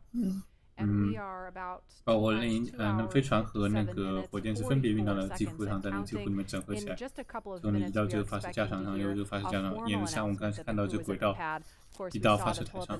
这才刚下去的，从车上刚下。这也在。这会有人。这个人怎么被刀了？不对了。他们就是那个前边的那个穿法是一样的，就是把帽子戴上。对，刚开始在车上的时候，他们是没戴帽子的，背着那个雨伞的人不就是这样吗？你看他下车的时候，他戴上帽子了。是。直接戴起了，刀也戴上。对，他们走不一样的电梯。没有，他们现在是要在这先拍照留念，应该是吧？先看一下。大家可以看一下这个动作，其实说明了一个小问题啊。他们的头其实还蛮尴尬，就说。他们头盔设计来说的话，他们头部是没有什么转动空间的，所以说他们要往上看的时候，就只能像刚才那样把膝盖弯住，才能往上看。他首先保证是那个宇航飞行的时候能够保护他们颈部嘛，所以他们这个其实他们这个头盔是没有什么往后仰的角度的。他这时候他没有那个提那个便携式的那个小对，空调，你看啊，真的这个都没有。看短时间也不是什么问题。There's some FOD. He's picking up foreign object debris. They're also wearing FOD covers on their shoes, by the way. Oh, really? Yeah. We want to make sure that they don't, track the outside inside of Dragon when they go in, and so right before they enter the vehicle, they'll remove the FOD covers off of their boots. You take for granted, all just the little details like that, all of the thought and preparation that has to go into literally every single piece of this operation. I love the makeover of the sleek black with the white ticking and the lines. 刚刚好像看关门了，可能只是一个看上去的错觉吧，应该上去了。好像两个电梯，对，应该上去。这好像就这一个吧。他们会上到那个，他们是电梯，你可以看到电梯只会上到这一层，39位发射台的最上电梯最上一层，而剑桥呢是在这一层，他们之后还会走楼梯走上19层。出了电梯了吧？看他怎么走。是有2个电梯，不好意思。大家还不行上一层楼梯。背着伞，就跟那忍者背着那个日本刀是一样的吗？还是要上一层楼梯。对。看了他楼梯仔细看，并不是很干净。这个背雨伞绝对是要把这个梗刷到底。真就是真。上来了。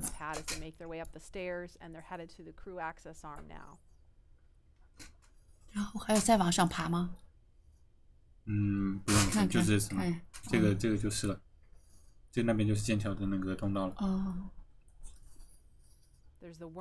看到了红色这个蠕虫标志。他老是用手摸他这个右腿的这个地方，就是那个连接口是啥意思？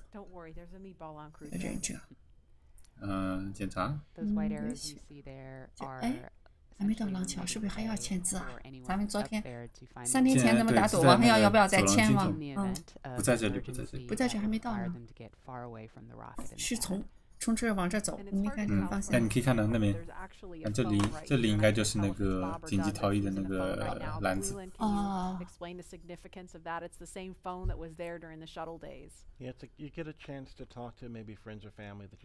哦，不对，这条哦，原来是这样。他们这里有一个固定电话。就按照他们传统，如果说你在最后一刻还想跟谁讲话的话，就可以用这个固定电话。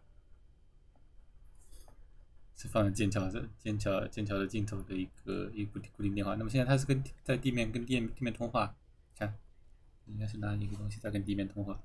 哦。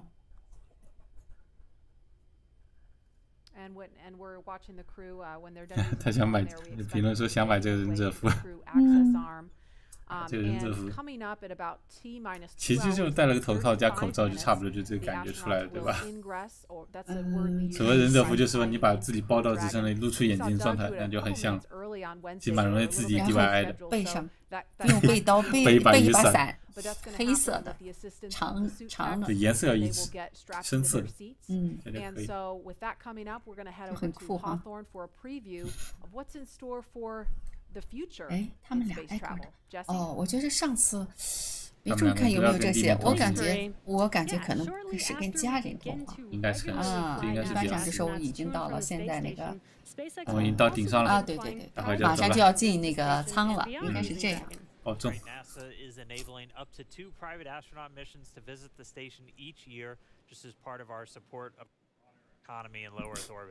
It's one of the many ways NASA's working to just open up access to outer space. 北京时间7点发射。3点22分。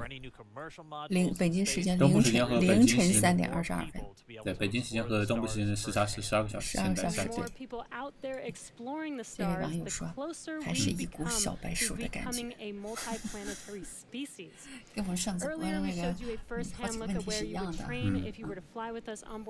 问题是，你对新的就是空间站的那种探索，你永远不都是谁是第一个，永远都是一点小白啊，对，都有。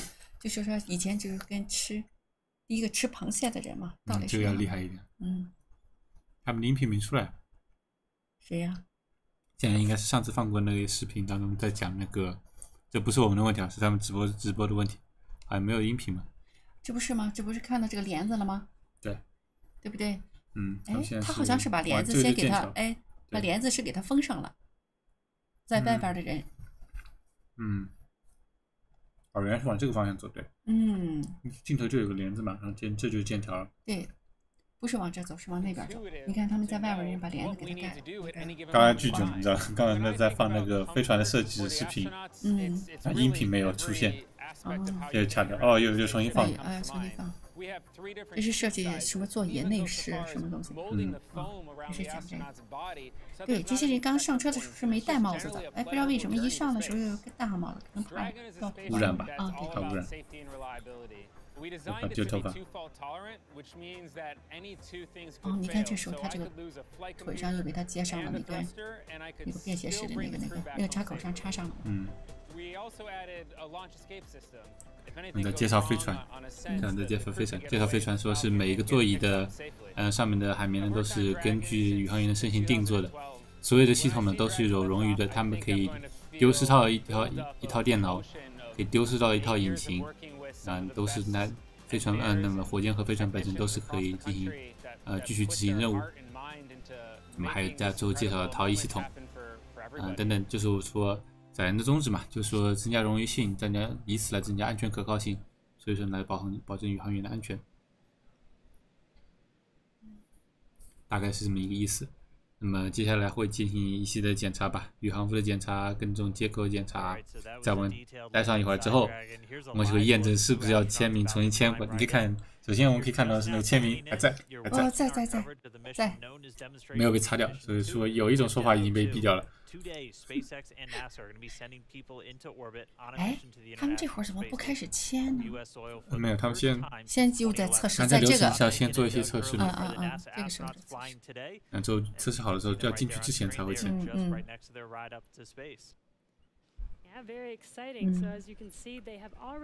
刚才有网友问几点发射应该是在北京时间凌晨的3点22分发射。Jessica 也在讲是3点22分，对，同时也在讲。And also have already walked down the corridor, which is known as the crew arm, which is what they're standing in right now. 网友问特朗普不来吗？今天没有。这不说嘛，特朗普不来吗？你看上次3天前的时候，彭斯先到了，对吧？还给了一个镜头。然后后来呢，就是特朗普的那个空军1号来了，但是没有切到他的画面哈。今天看来真可能不来了吧？也许吧。毕竟是异国的总统、副总统都很忙的。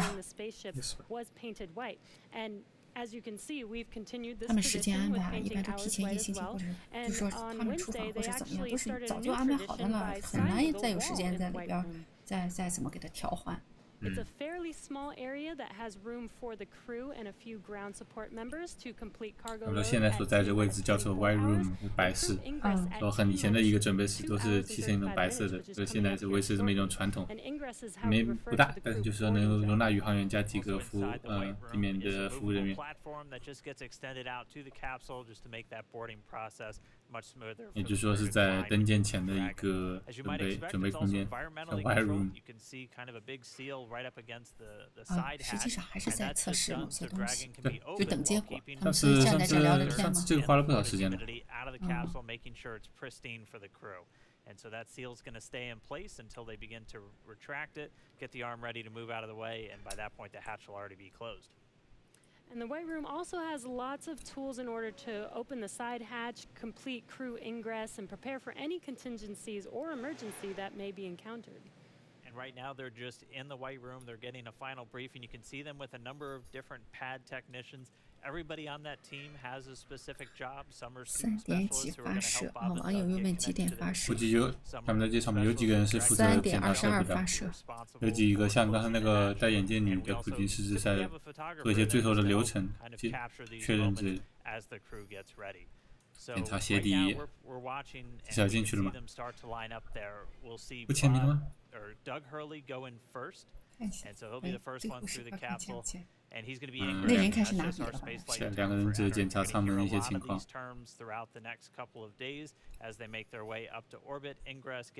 到底重不重新签名？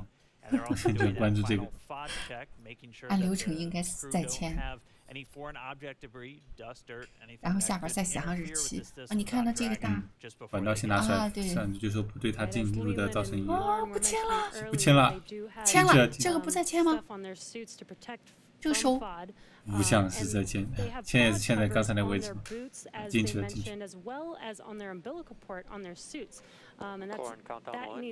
不就是这个？是给他放到他那个腿上，到时候安在他腿上的。到时候跟腿上的连接。为什么不签？道哥先进去了。哦。不签了。到底没签。没签。我希望Bob签完再进。不可能的，一个不签了之后，另外一个再签，这都不对头啊。为什么不签？Bob也进去了。这个是。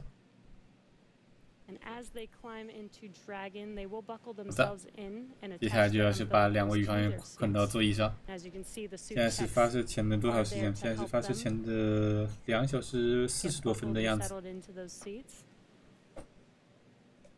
怎么签？评论在说怎么签，还备注个时间。对呀，我也在想，上次在想会不会重新签，看来就是签过一次之后就不重新签了，少了一点仪式感。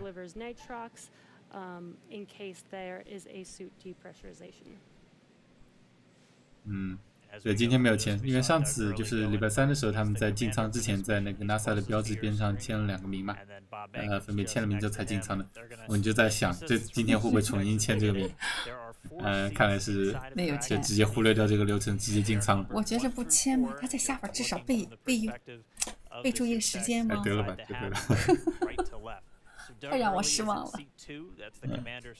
And Bob Behnken is in seat 3, which for Crew Dragon's the pilot seat. And 他们还有这个座位还是有分配的啊。他们现在是 Seat 2，就是说他们现在 Doug 坐的是一个指挥官的座位，而那个 Bob 坐的位置是第3号座位是飞行员的座位。看来权限还是有些区别的。细节。你说 Bob 那个座位是个指挥官。对，他说 Bob 不是 Doug 是 Commander， 然后是 Bob 是 Pilot。Which we'll see them do hopefully only twice during 2 manual flight tests. As again, Dragon's autonomous, but they can jump in and take over if they need to. Okay. 就是说他们说怎么说呢？结合触屏和手上座椅方面的一些按钮呢，他们是有权限和能力去接管飞船进行手动飞行的。一般来说是不需要的，整个飞行过程都是自动化的。然后还刚刚提到说，他们这次飞行当中包括2次的，那就是说人为操作的测试，所以他们还是有流程里面当时包括了手动操作飞船的一个时候的。手动操作飞船还是会有2次的时机，作为一个这次实验的一环。然后他们小盒子拿出来了，后退步就这2个小盒子上面是连接了一个 iPad， 就可以看看一些就说他们飞行中的注意事项。你总是说些什么？那么忍者和飞行员和宇航员都到达了侧门，并且从侧门进入了飞船。Now, the flight team is monitoring data from Dragon. They most recently have completed a command and telemetry check of the radio frequency system on Dragon through the tracking and data relay satellite network. That looked to go well. There are no issues in work as we watch the astronauts getting situated in their seats inside the Dragon spacecraft. 那么最近是更新了一下龙飞船和卫星通讯的一些等等状况。没什么问题。When the launch crew officially gets on console in the firing room. All systems on Falcon 9 are currently go. The range continues to be green on the support side. The areas around the pad obviously clear except for the folks doing the entry into the capsule. Air and sea space are clear. We hear helicopter go by from time to time. The big concern is the weather forecast. We are continuing right now at a 50% probability of violation of the weather concerns. The big concerns are going to be the thick clouds, precipitation, possibility of lightning. I mentioned earlier, normally you get a strong sea breeze from the ocean that pushes inland and keeps the clouds from Central Florida from building up. But today the sea breeze is fairly weak, so we expect the thunderstorms will get closer to the launch pad. We're also checking downrange conditions. If there's a contingency splashdown of Dragon, we're looking at essentially the wave heights, lightning, rain along the trajectory. Right now it's marginal, but it is still go. We do expect that to improve slightly during the day. 这是个小镜子吧？我们已经看到了，右手边戴的这个。But right now it's T-minus 2 hours 41 minutes as the clock continues to count down. All systems are go for launch. OK， 那么总概括一下刚刚囧说的内容，看上去是说卫星不是龙飞船和火箭主要硬件方面还是没有什么问题做了一些通讯上的更新那么主要还说是一个天气的情况，现在天气的担忧依然是降水和雷暴的可能性依然是有点加重吧。他说本来说是有一种海陆风可能会把一些云层就是阻止云层向这个陆地靠近。但现在看今天的海陆风的这个功效好像是比较弱的样子，就是预期那么远方的雷暴可能会靠近发射场，我们继续还要观察。那么还有提到就是说龙飞船紧急逃逸的时候，那么海面的浪高也在观察当中。现在的情况是稍稍有一些接近他们的标准，但就是标准的界限，但是说之后可能会提高。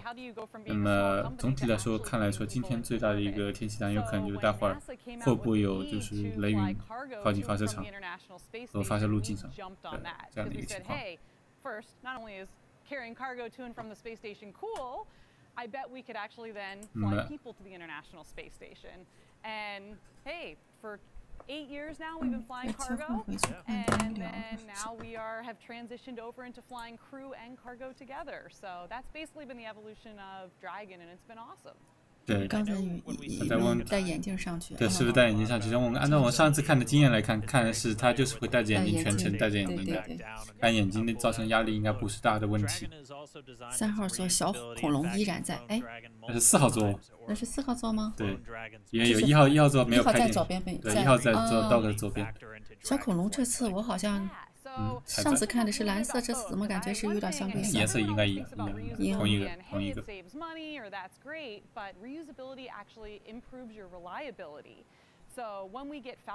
这不问，网友问，看2层好像有行李，就说这次载人其他有其他载荷吗？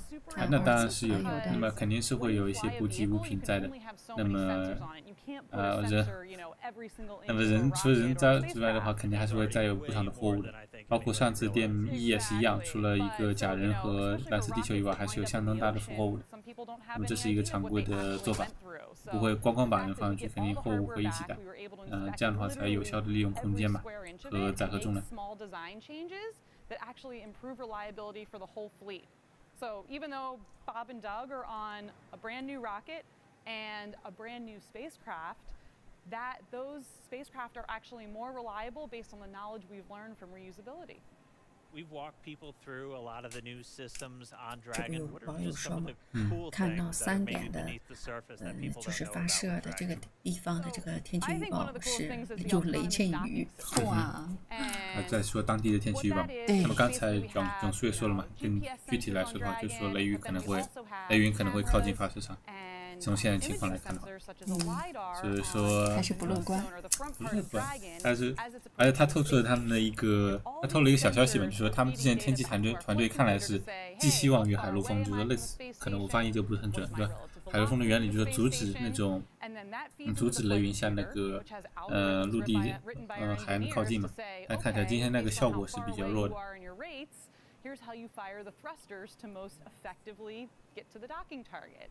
And I think that's just super cool. 他们也在聊一些更新的技术，飞船和火箭上的技术细节。没有好好听，并没有好好听，但是我也可以跟大家更新一个小的知识，自己更新的小知识。大家可能不知道，就说可能知道吧？如果有仔细看上一次 DM-1的时候的发射的话，那么俄罗斯在太空国际空间站的宇航员曾经提出过一些担忧，就是说和它对接上的一些细节上的担忧。现在看来呢，就说是，龙飞船一旦开始和国际空间站对接流程之后呢，靠近那个国际空间站的过程当中，如果说出现了一些问题的话，它是没办法撤销这个动作的，就它只能向那国际空间。如果说它最后一个发现出了问题的话，那它没办法就主动终止掉这个动作。而这个版本龙飞船其实这点已经做了改进，也就是说他们其实做了一些那么前端的一些反推动能力，也就是说即使在最后一刻对接下2-3秒钟，他们觉得参数不对，那么龙飞船依然有能力把飞船推回来，然后重新进行这个动作的流程。这是这个版龙飞船的一个改进。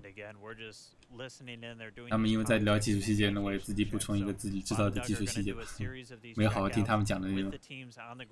以前的时候要是对接不上就对接不上。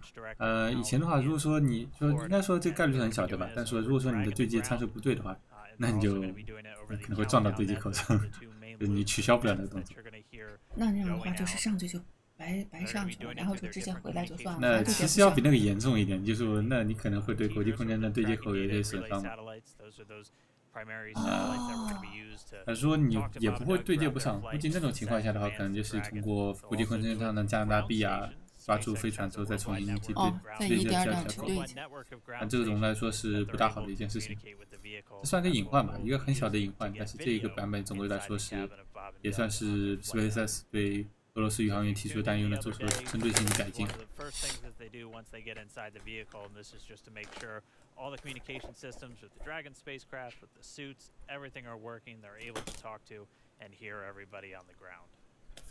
那么刚才在说宇航员在进行通讯检查，反正和发射指挥啊、休斯顿啊各个需要可能会支持这次飞行的地方进行一个通讯的检查。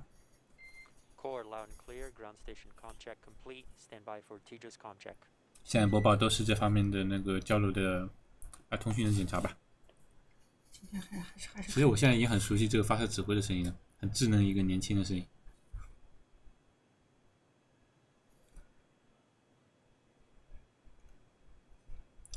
在问国内风传动的声音。现在昨天晚上是波卡奇卡的新建的实验机 SN4 在昨天晚上，先听一下。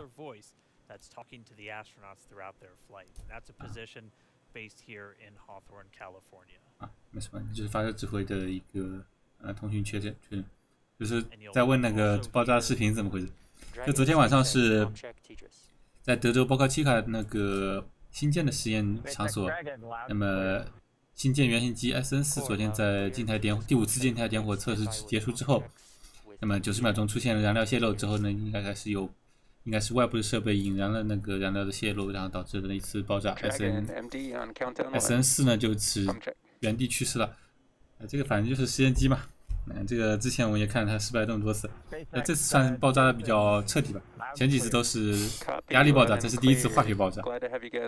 就简单说一下，目前不扯远了。我们刚才应该也是某一个通讯的检查。光 contract。那么地面团队一个 loud and clear。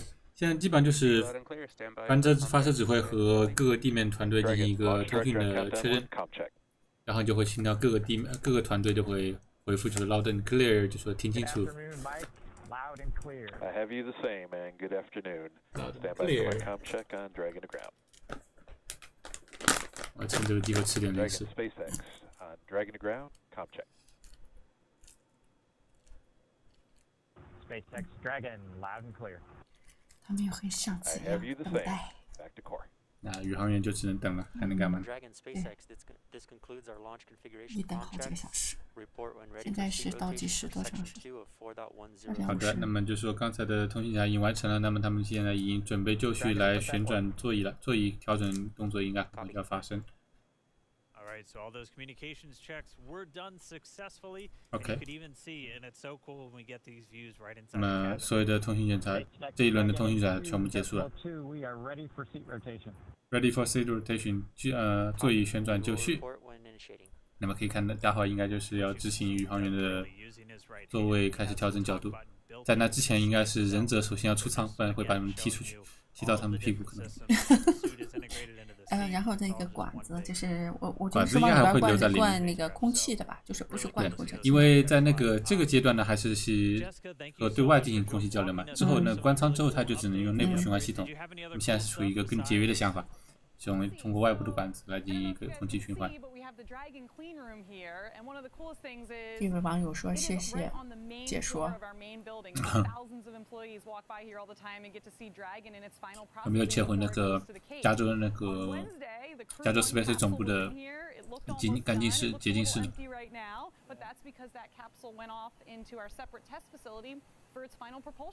这个画面上次也有，不知道是和用的上次的素材啊，还是这一次又好像是新的吗？是的。不应该是问同样的问题，应该是，就算新的话。他说的也蛮有意思，就说他说不是因为下一次就要进行 Crew 往常规的宇航员发射了嘛？那么那一次说是用龙飞船，本来是在这个设施里面，那么前几天已经被运出到另外一个测试设施里面去了，就那个已经完工了。What's so amazing. I'm so impressed. When you look at a machine, you're like, how does this ever get built? How do people ever do this? And it really is just step by step, one piece at a time. Each piece has its critical function, and you get to watch that being built right in front of your eyes every day when you come to work as an engineer, whatever you do here. 好，准备就绪，我们开始进行座椅旋转。And we just heard the seat rotations about to begin. So, Jessica, thank you so much. 开始了。About Dragon for everyone to 其实转个座椅角度，大家都觉得很大的事情。调整了，半躺下了。他们好像是可以在他们自己调整吧？不是外边的那个助理帮他。你看，这搞了一个重大事件一样，各方面都要确认这个事情之后才开始做这件事情。你感觉 Bob 有点长舒了一口气吧？我估计发射指挥按下的按钮。对，因为发射是发射的时候，那么极力总要下降嘛，那么大概最大的时候可能会到达将近3个级。那么为了让宇航员更舒适的话，那么就让背部靠下，那么尽量的把这个极力呢分摊到整个背部。如果你是像平时一样的坐姿的话，那么脊柱就有比较大的负担。所以基本上所有的航天发射，这个都是面朝上做的。啊，在吃橙子，不好意思。感觉好好吃的样子。是很好吃。我们上次没有准备这么多东西，这实在是，后来感觉应该好好的感受这一刻。最后时候还是蛮饿的。最后今天到最后的时候，上次到最后蛮饿的。这次呢就小资一点。比上次真的没什么。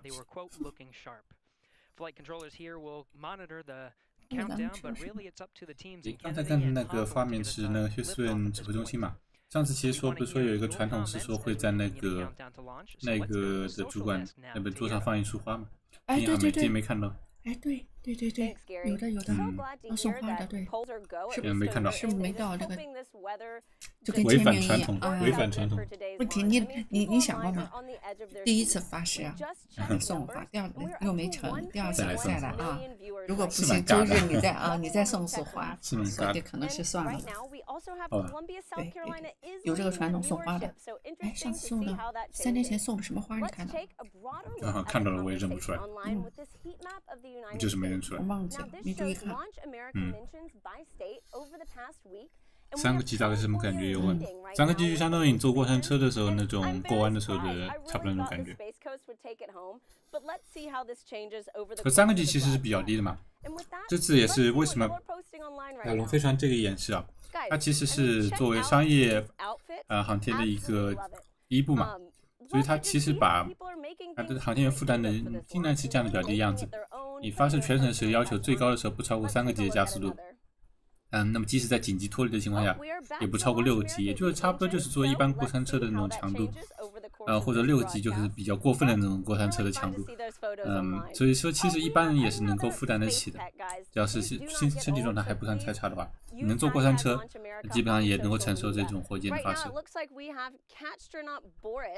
Who is ready for his launch in the Crew Dragon capsule. I love seeing the pet owners unite for this mission. So like I said, definitely use that hashtag. We will be looking for it during the show. Marie, what's the latest activity? Thanks to Hero, we are at T-2 hours 26 minutes. 我现在看着他们写的哈，我网友说要准备点啤酒、火锅、小烧烤、是啊，这么长的发射，当然准备点零食啊，小龙虾或者爆米花、瓜子花生。哎，我带了爆米花。哦天，真的啊！我操，这晕！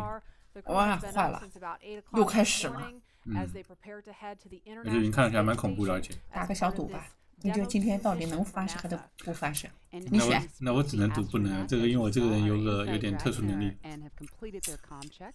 我之前说不能的发射很多都上去了。我今天好多次那个发预报的时候说，哎，今天天气不行，估计发不了了，结果都上去了。所以你今天我只能赌不能啊！我先让你选了，那我只能选他今天能发射了。对呀。好吧。就看咱俩，就看咱们俩谁赌对了。Could happen a little bit sooner though. We're running a little bit ahead of schedule. We will see the closeout team begin to close the side hatch in preparation for flight, and that's going to be one of the key visual milestones on the timeline to liftoff. Now, we want to take you to a couple of special guests we have joining us. They are with Daryl Nail at the OCISLY viewing location, NASA Administrator Joe Bridenstine, and also Kennedy Space Center Director Bob Cabana is there with Daryl. Hi, Daryl. Hi, Marie. That's right. We're in the 5th floor of the operations and support building at Kennedy Space Center. 这人长得特高。你刚刚座椅旋转角度还是比预定时间提早。他是 NASA 的，他是 NASA 的什么呀？我看到了 NASA， 没看到后边。我也没注意看。NASA 发言人吗？那他要采访谁？那不，NASA 的那个Jim 和另一个谁？和今天的那个代替马斯克出来的。SpaceX 代表呗。怎么今天他们这个画面那么不清晰？为什么？好问题，我也不知道，是有点糊。没调好，焦距没调好。Yeah, so what got us last time was the electricity in the 3天回答一次，there are in fact buildups. It doesn't look like there are thunderstorms at this time, but they are expected. The question is, when do those thunderstorms go away? And when those thunderstorms materialize, where are they located?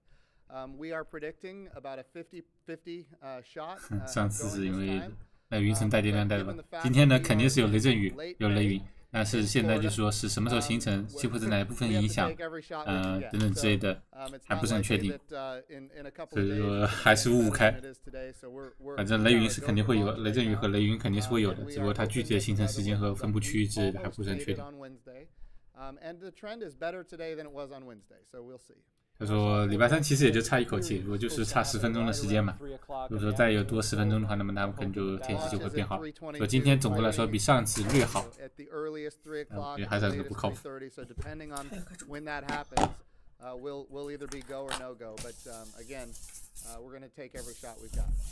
他会说，他说会尽一切的可行，就是钻一切的空子。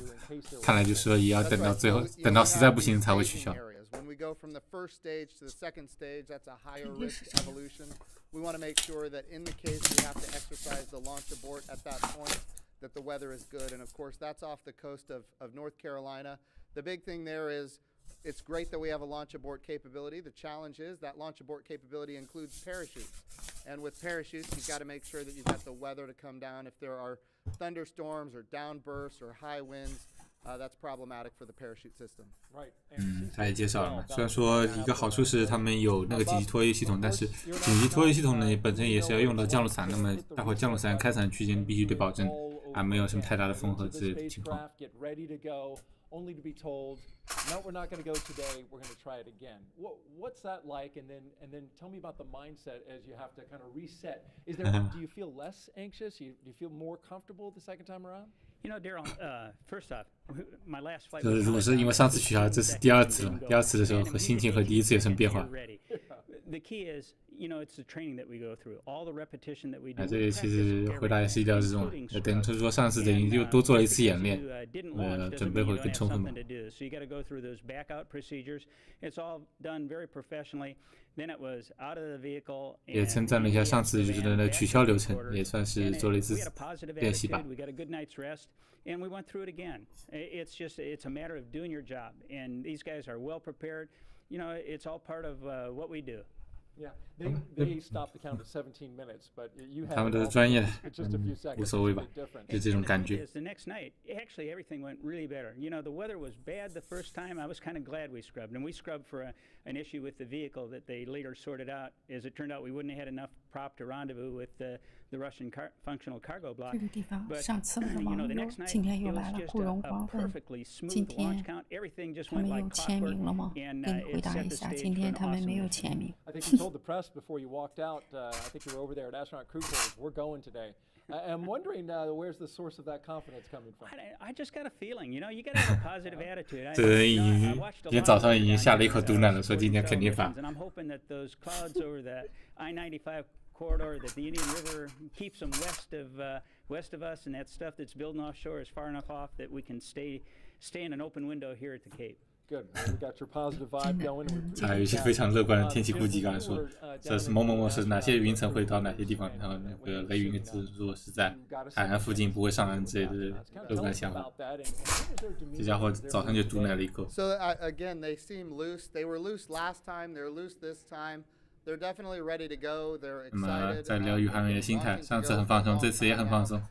You know what was? I'll tell you one thing that I thought was a little interesting is. You know, Bob Behnken was making fun of Doug Hurley because on Doug's last flight, they scrubbed 5 times before launching on the 6th time. So Bob Behnken seems to think that Doug Hurley is the problem in this case. But to see them joking about that as they're getting suited up, ready to go. Yes, they're trained, they're ready, but they're also loose. Okay. And that's good to see because OK， 那个 Bob 在嘲笑那个 Doug， 他说 Doug 在上次就是之前那个航天飞机最后一次飞行的时候，他们推迟了5次，第6次才飞上去，说他们这次推迟完全肯定就是因为 Doug 的原因。In your assessment, why are these guys the right stuff? Well, this is a test flight, and we have great astronauts that are chemists. We have great astronauts that are botanists. We have really talented and diverse, a very diverse astronaut corps in general. But this is a test flight, and for a test flight, what do you want? You want test pilots. You want people that for a living. They have made a living flying new things that have never been flown before. 不过这里也说蛮有意思，就是说其实背景上来说，这2位航天员对吧？一个以前是做那个新型飞机的测试飞行员的，一个做测试工程师。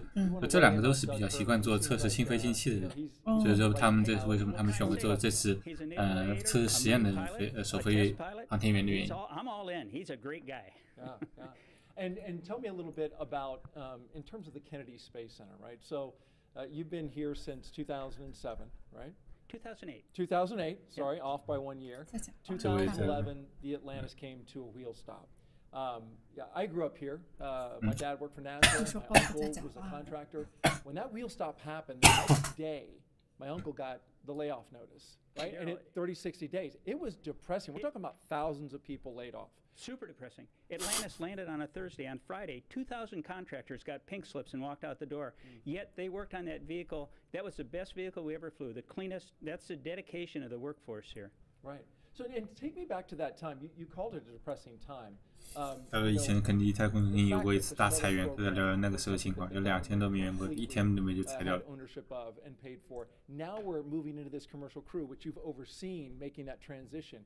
Tell me 我 about 们现在进入了一个商业航天的时代嘛。 Well, obviously, everybody was really attached to the shuttle. I mean, it was our history for 30 years and did an awesome job. The Hubble Space Telescope, all the satellites it deployed, building the International Space Station. But when I first got here, I told everybody the shuttle program is going to end.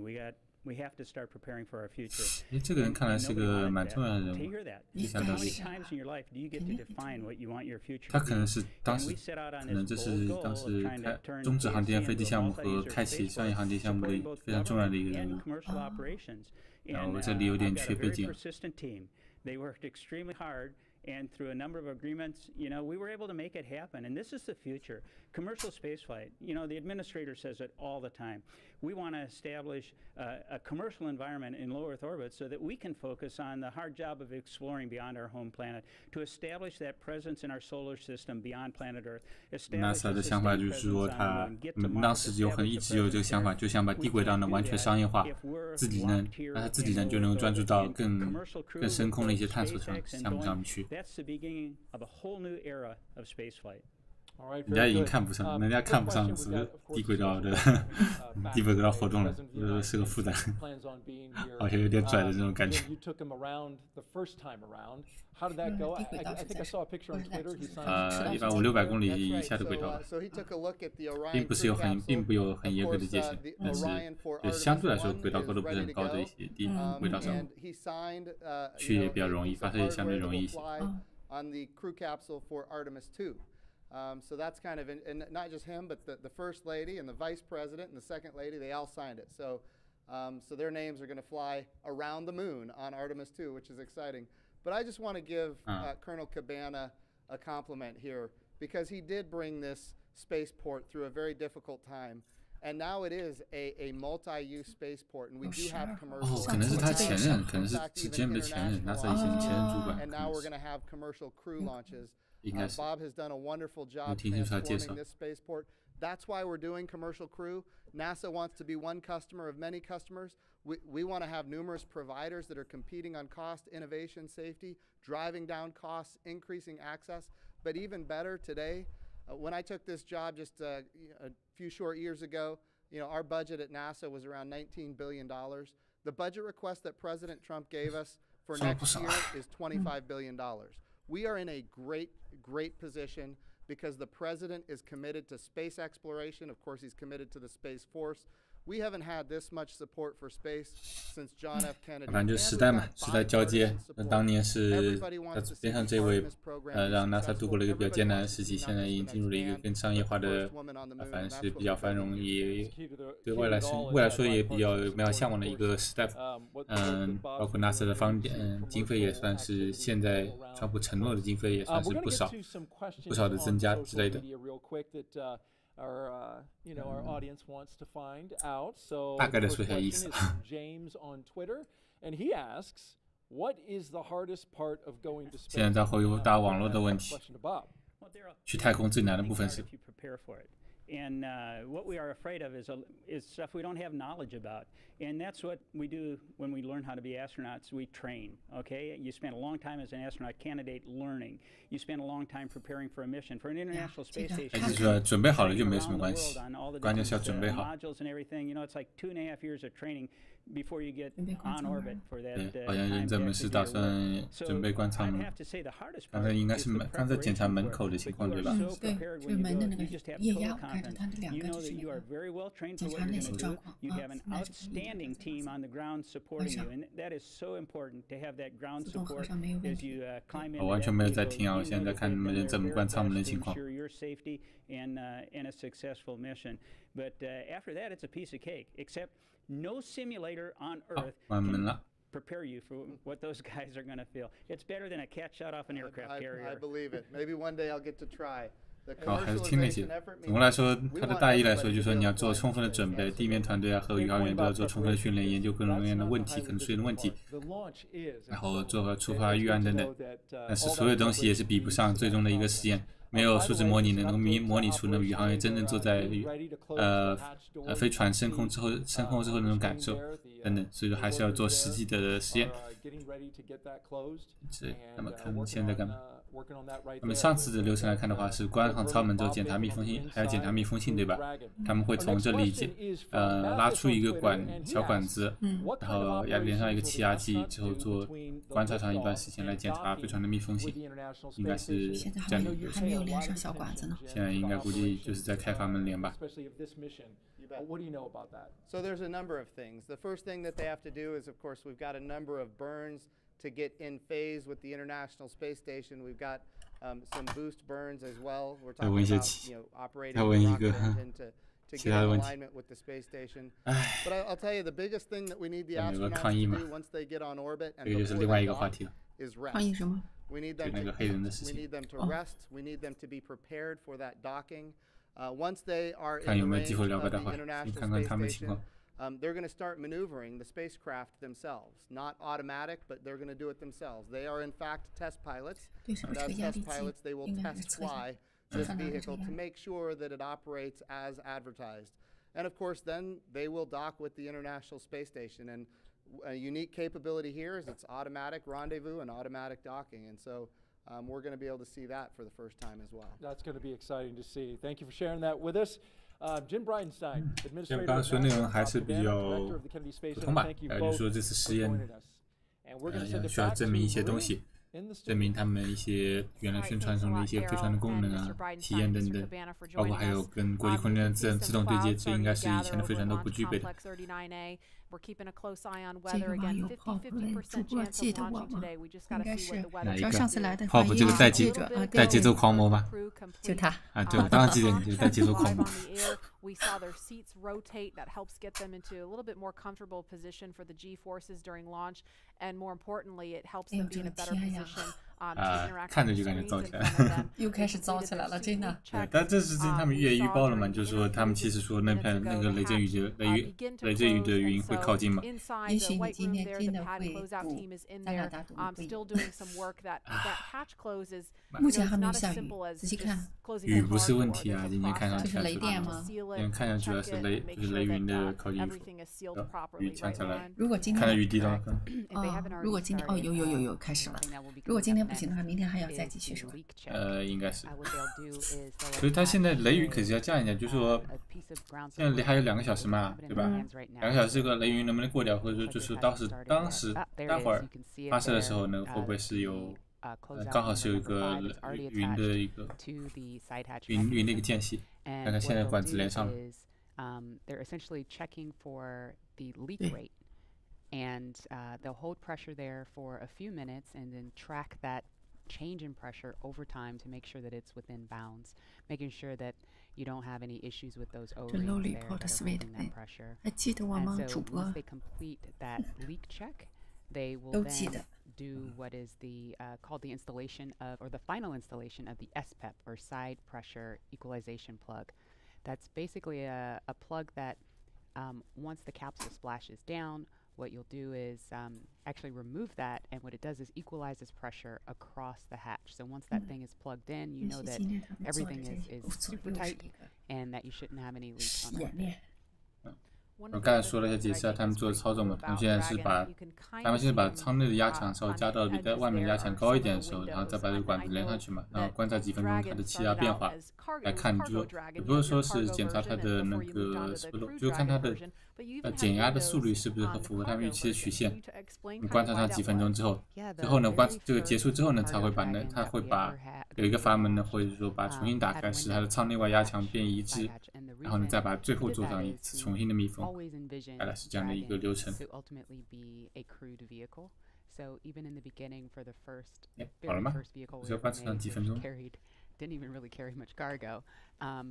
We put that window there, and it to us symbolizes what Dragon's purpose has been all along. You know, taking those steps, starting off with the CRS program and resupplying the space station with experiments and food and crew provisions for the astronauts on board, to now putting our own putting NASA's astronauts in our own vehicle. 离发射时间还有2个小时10几分钟，09分钟。 And Leland, what's your take on the touch screen technology? 今天也不一定发，今天还是5:5开的天气情况，大家可以下个注啊。主播已经那个什么了。我只能选择都不发。这个有个人的历史原因。我就只能选择发了，所以今天看看我们俩谁能押对。这次看的情况，这个图片的情况不错。那这边最左边的屏幕上显示的是飞控的一些情况，中间估计是一些流程上的信息和注意事项之类。右边这个 Bob， 他是不是经常切屏？现在看到这个图片，我也不知道是什么。右边的这个屏幕，每一次我一看到它这个，我就想起来是可乐。Bob 切屏切的比较勤快，但我不知道他刚刚看的，好像先看的是龙飞船的外观，但不知道具体是用来干嘛。主发射成功扣1嘛？看这个Bob又开始在投票了。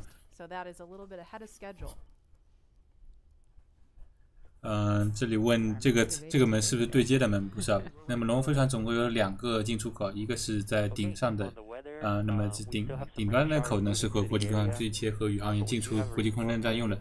这边这个呢叫侧门，侧门的话就是在发射场上进出使用的。有2个门。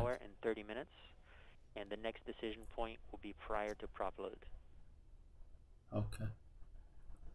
刚才听了说有2个那个关于天气的决议时间点。那么第一个时间点我听了，第2个时间点是发射加注前。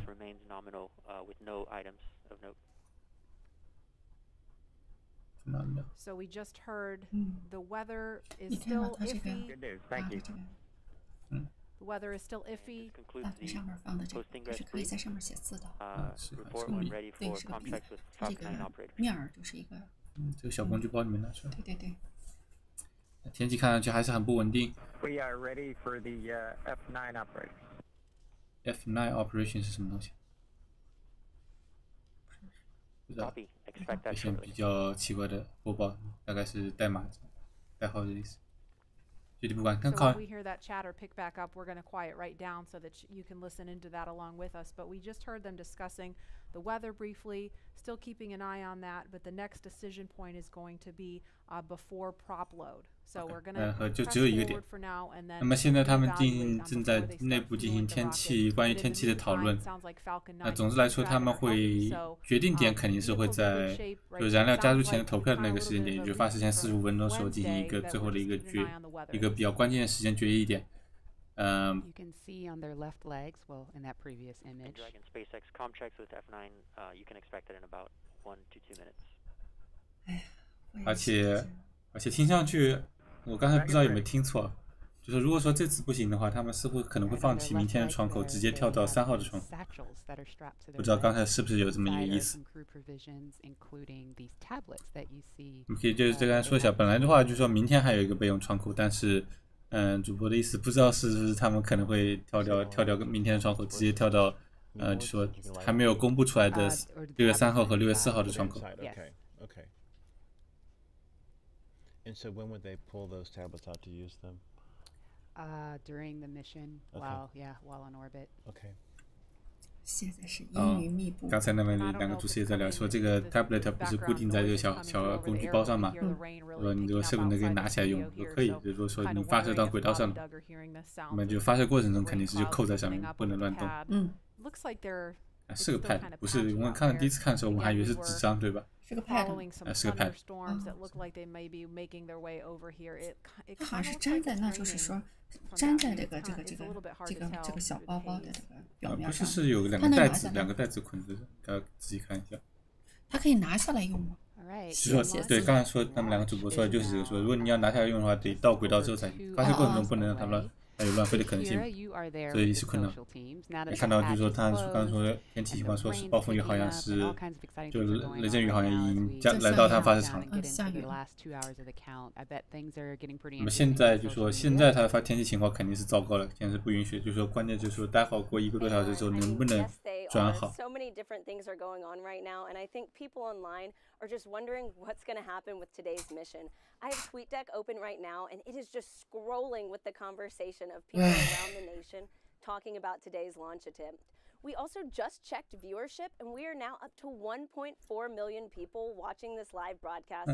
So really hope 140万在看他的直播呢，多少人在看我们的直播呢？我想知道一下。 可以。 So it looks like we just have some more future astronauts. I really love seeing the young generation just getting mobilized, getting excited about today's mission. Looks like we've also got some Godspeed and safe travels for both astronauts today. Really do wish them the best of luck on the second attempt. Hope it happens. Some throwback photos, all from people visiting NASA's centers. And also just let's do this. I love this can-do attitude, and I just love seeing that people are still keeping the energy alive for today's launch. 我发现了一个非常严重的事情， Disappointing reactions to Wednesday's 我忘了录像了。 Let's take a look at how people are getting excited for today's attempt. 现在开始吧。 Let's roll. 我忘了录了，但待会可以从油管上的下载一个，但那样的话会比较晚。行吧，要看一下我们。 那就当第一部分不录了吧。那第二部分我们从那个发射前1个小时开始录。你从现在就录吧。中间随意再慢慢介绍一下。反正第一部分我待会就从油管上重新下载下来了。那你后期配音喽？没有，就直接下载。没有，就是说现在油管会自动帮我们录一个嘛。有自己本地的没有录。提醒我一下，发射前1个小时我们再录一次。说不定那个时候就直接取消了，不一定。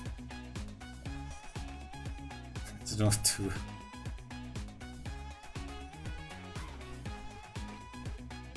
The worm is back！ 我操！刚才有一个人在模仿蠕虫洞。Safe travel。326人，哎，再告诉我。为什么？ I mean, how fun is that video? I think I will definitely have to. 我一直在想着。没关系，没关系。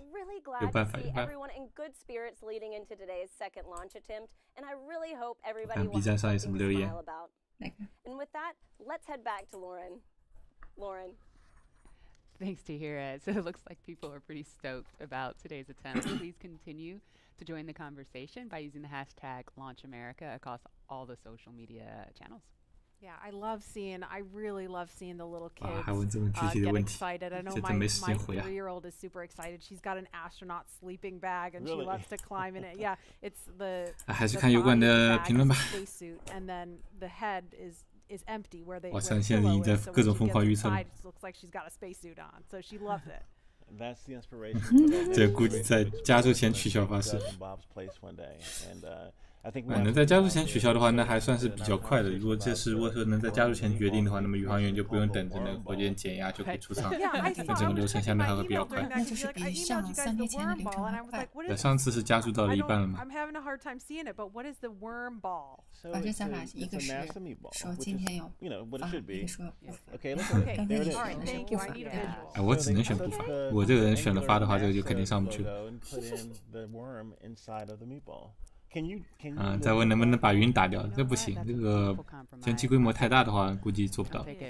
最近它的卡角天气都还蛮剧烈的。There is another live look at Launch Complex 39A, and we have had the opportunity to share with you a lot about the Crew Dragon sitting on top of Falcon 9, a lot about the crew themselves, and the significance of today as the official return, we hope, of human launch capability. We would be remiss if we did not explain why this pad 39A is hallowed ground. 总之，在那之前，我们先看看一些，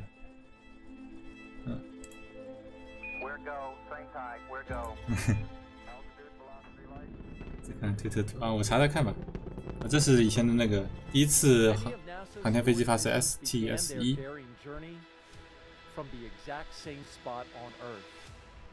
这39位发射台的介绍吧？对，是的。在介绍这个发射台。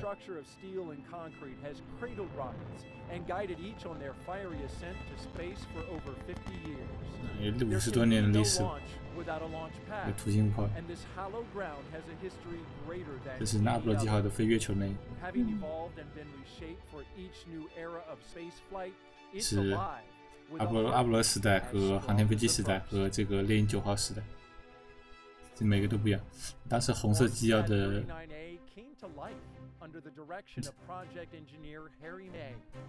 大家看这个档案吧，我查查看云图啊，现在。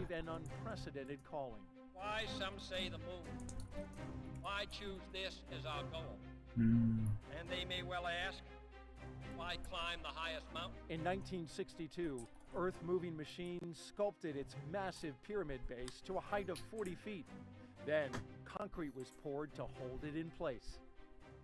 To launch the world's first moon rocket, engineers cut a flame trench nearly the length. 对，它现在你看这个巨大的一个那个导流槽，就说因为它的火箭尾焰不是很大嘛，为了防止尾焰反弹到舰身上，对吧？下面挖了一个很深的槽，让火焰从两边散开。有这样的作用。你看这个导焰槽。这是铁的。此登月是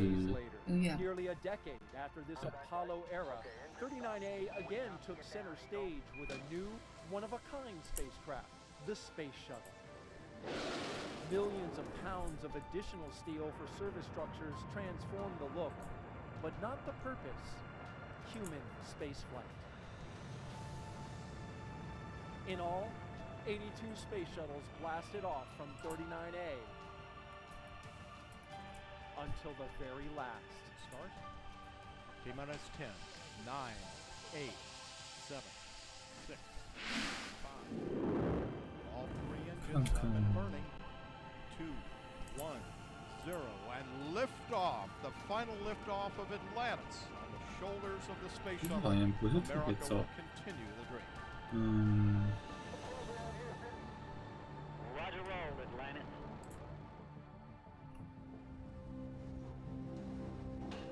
我感觉现在的云图看上去也不是特别糟，但可能会形成吧，可能通这种水汽可能在临界点。这不是今天代替拉斯出来的那个男的吗？对，就是。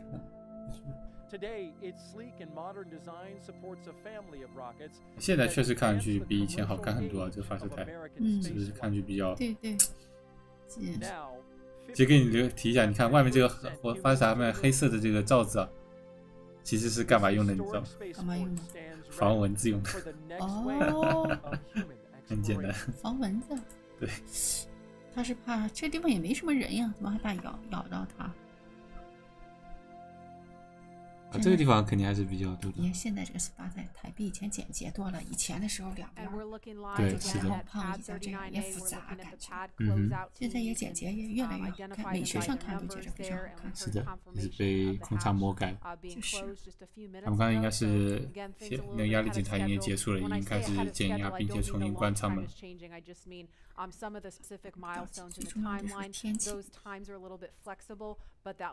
你从云图上看的话，好像没有什么大规模的云往这边移啊，就是可能是本地的一些天气在临界点上。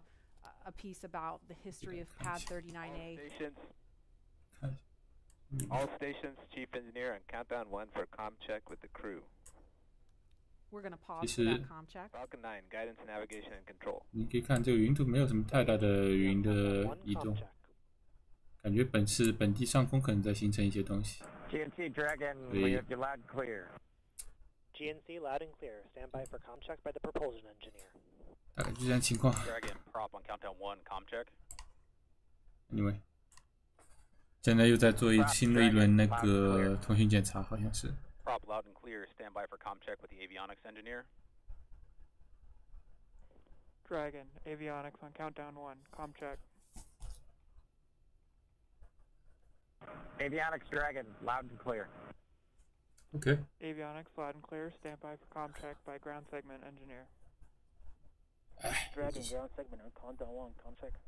各种呼叫各种部门，然后再看看他们的现在倒计时，是不是？距离发射时间还有1个小时53分钟。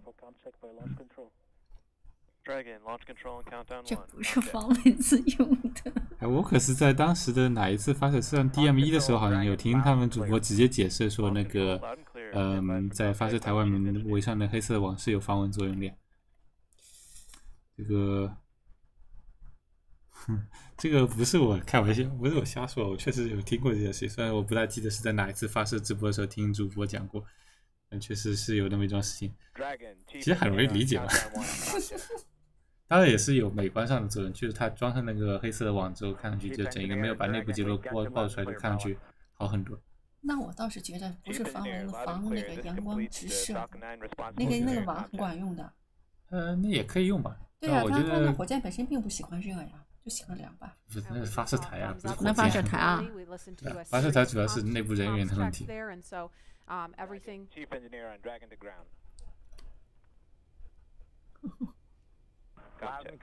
今天看来不知道川普怎么样，要不应该不来。再说今年没有问题。到目前为止好像还没有。对，其实我们这个地方其实加拿大的一个好处就是蚊子真的不多，对吧？也不是加拿大好处，主要是我们这边控蚊控的蛮好的，800年见不到一只蚊子，还蛮舒服的。好像还好。对啊。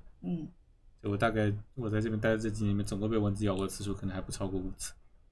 So Bob and Doug, 你是没怎么去公园去草地的地方？蚊子就是比较少。但是我有一个最大的体会就是什么？不知道为什么加拿大这种喷的那个防蚊子那个水啊，极其的好用。没用过是吧？没必要。对呀，但那个真的非常好用。但是我知道国内的蚊子是很厉害的。要看地方，这边你如果是到了那个其他地方，比如说像是那个隔壁省的话，蛮厉害的。是吗？为什么？主要是这里估计它是一直在每天都在固定的喷防蚊那些水，草地上都有喷药水。它是政府在控蚊的估计。扯远了，不说蚊子。看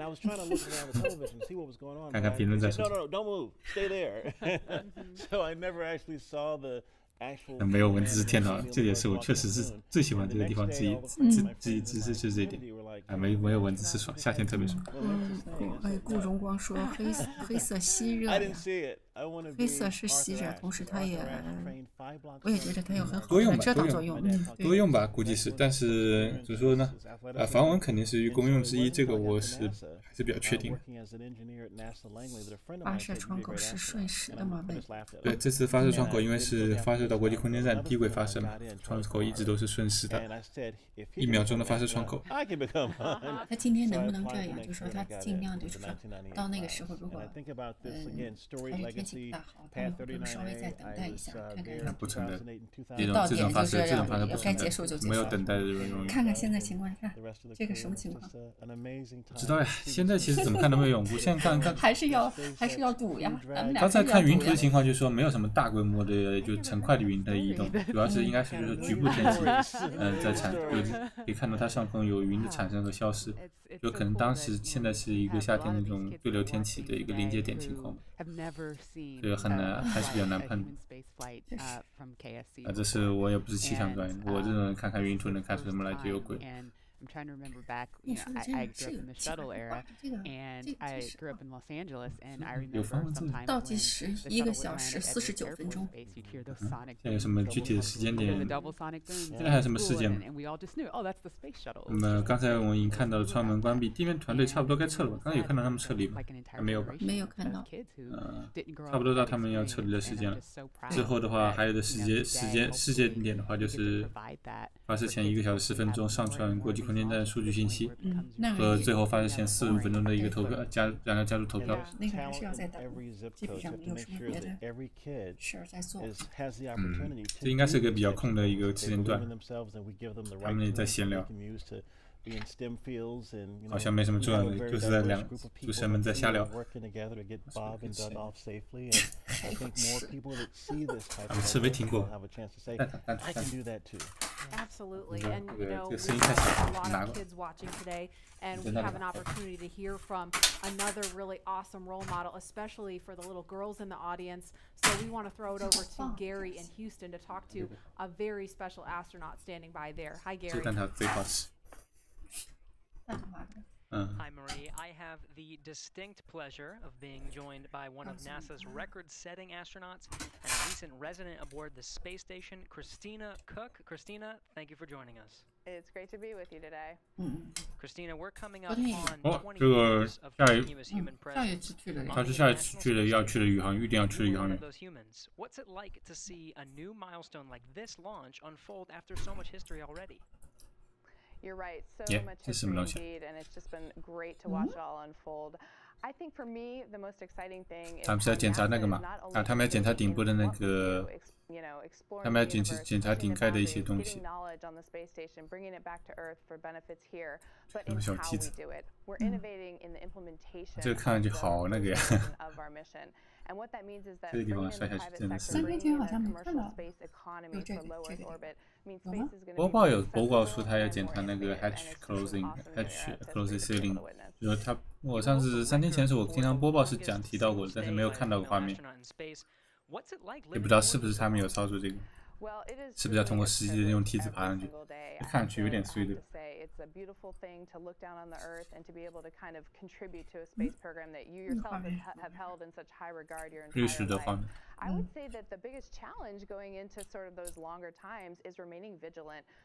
这个宇航员以前也上去了。等一下，对，这是前不久在刚刚回来的那2个女宇航员。So remaining vigilant both day to day to have that appreciation that you wake up with every day, and then also being vigilant. 是吗？是他吗？ 我感觉像他。就前一阵子有2个女航员在国际空间站里就逗留很长时间，是前不久才回到地球的，应该是几个月前才回到地球的。他是其中之一啊，原来就是。 What does it mean to have this private capability to fly astronauts to the station? Well, I think it's just a great innovation. 这个女航员也是坐过航天飞机的，之前也是联盟号上去过，上次是联盟号上去了。就他，看是。好像下一批也有他，就是下一批的女宇航员。他以前也去过，就是。对。他说航天飞机也执行过嘛，他有点年龄了，看起来看上去蛮年轻。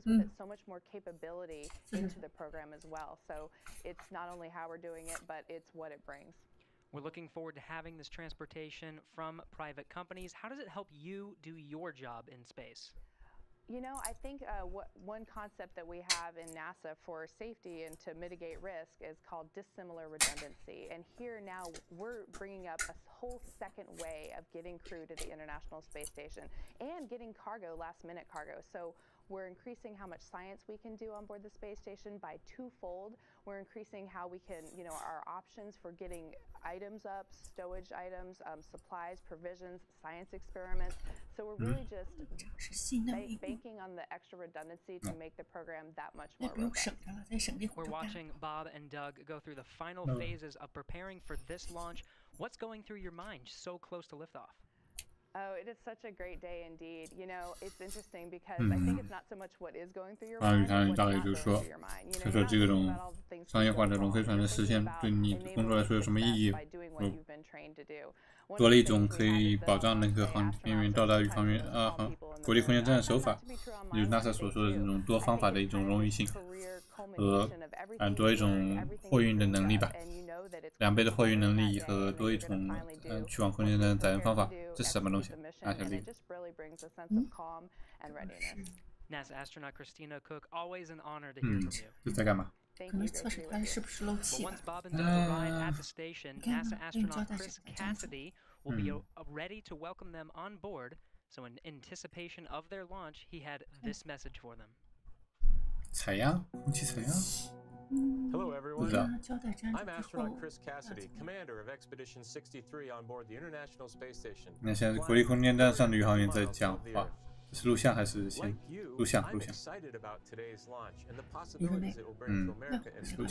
这是现在。剪辑好。哦，这个要不就是就已经用完了之后，他们又把它封了口，然后再放上。对，刚可能是检查用的一个设备。刚才用的检查用的设备。对，就跟这个，你看用完了之后，你看了吗？把它绑在上。有道理，他只是把它封一下，保持它的干净。这个画面也是上3年前演的，应该是。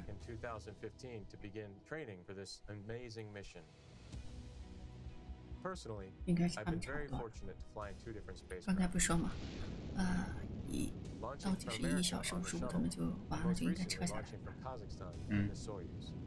But I can't tell you how exciting it is to know that we're once again launching Americans from the coast of Florida. 反正就是现在是在国际空间上的一个美国宇航员嘛，还有他之前是航天飞机飞过，之前是Soyuz 就是俄罗斯联盟号，现在是在国际空间站上，就很高兴看到这种龙飞船可以作为再次另一个新的飞船从美国本土开始发射宇航员。我记得上次他还说准备在那舱门口准备等着，期待看到宇航员从那个舱门进来，这大概这个意思。这段不是很重要，其实。看看大家有什么问题吗？还在聊蚊子吗？这早就该把这个话题跳过去了。对，那个就是他们那个敲钟，就说他当时到时候会从这个口进来。对，你说对接还是什么？对，就说对接之后，然后应该是从那个口进来，然后就敲钟欢迎他们。可能是那个意思。And so Bob and Doug can take this very special flag home to Earth, where it awaits its next journey to the cosmos. In a few years, the first Orion crew will take this flag with it around the moon. All of this starts today. 号码是一样的。12号、19号，应该吧？是谁的？对，他上次把这个国旗放在那。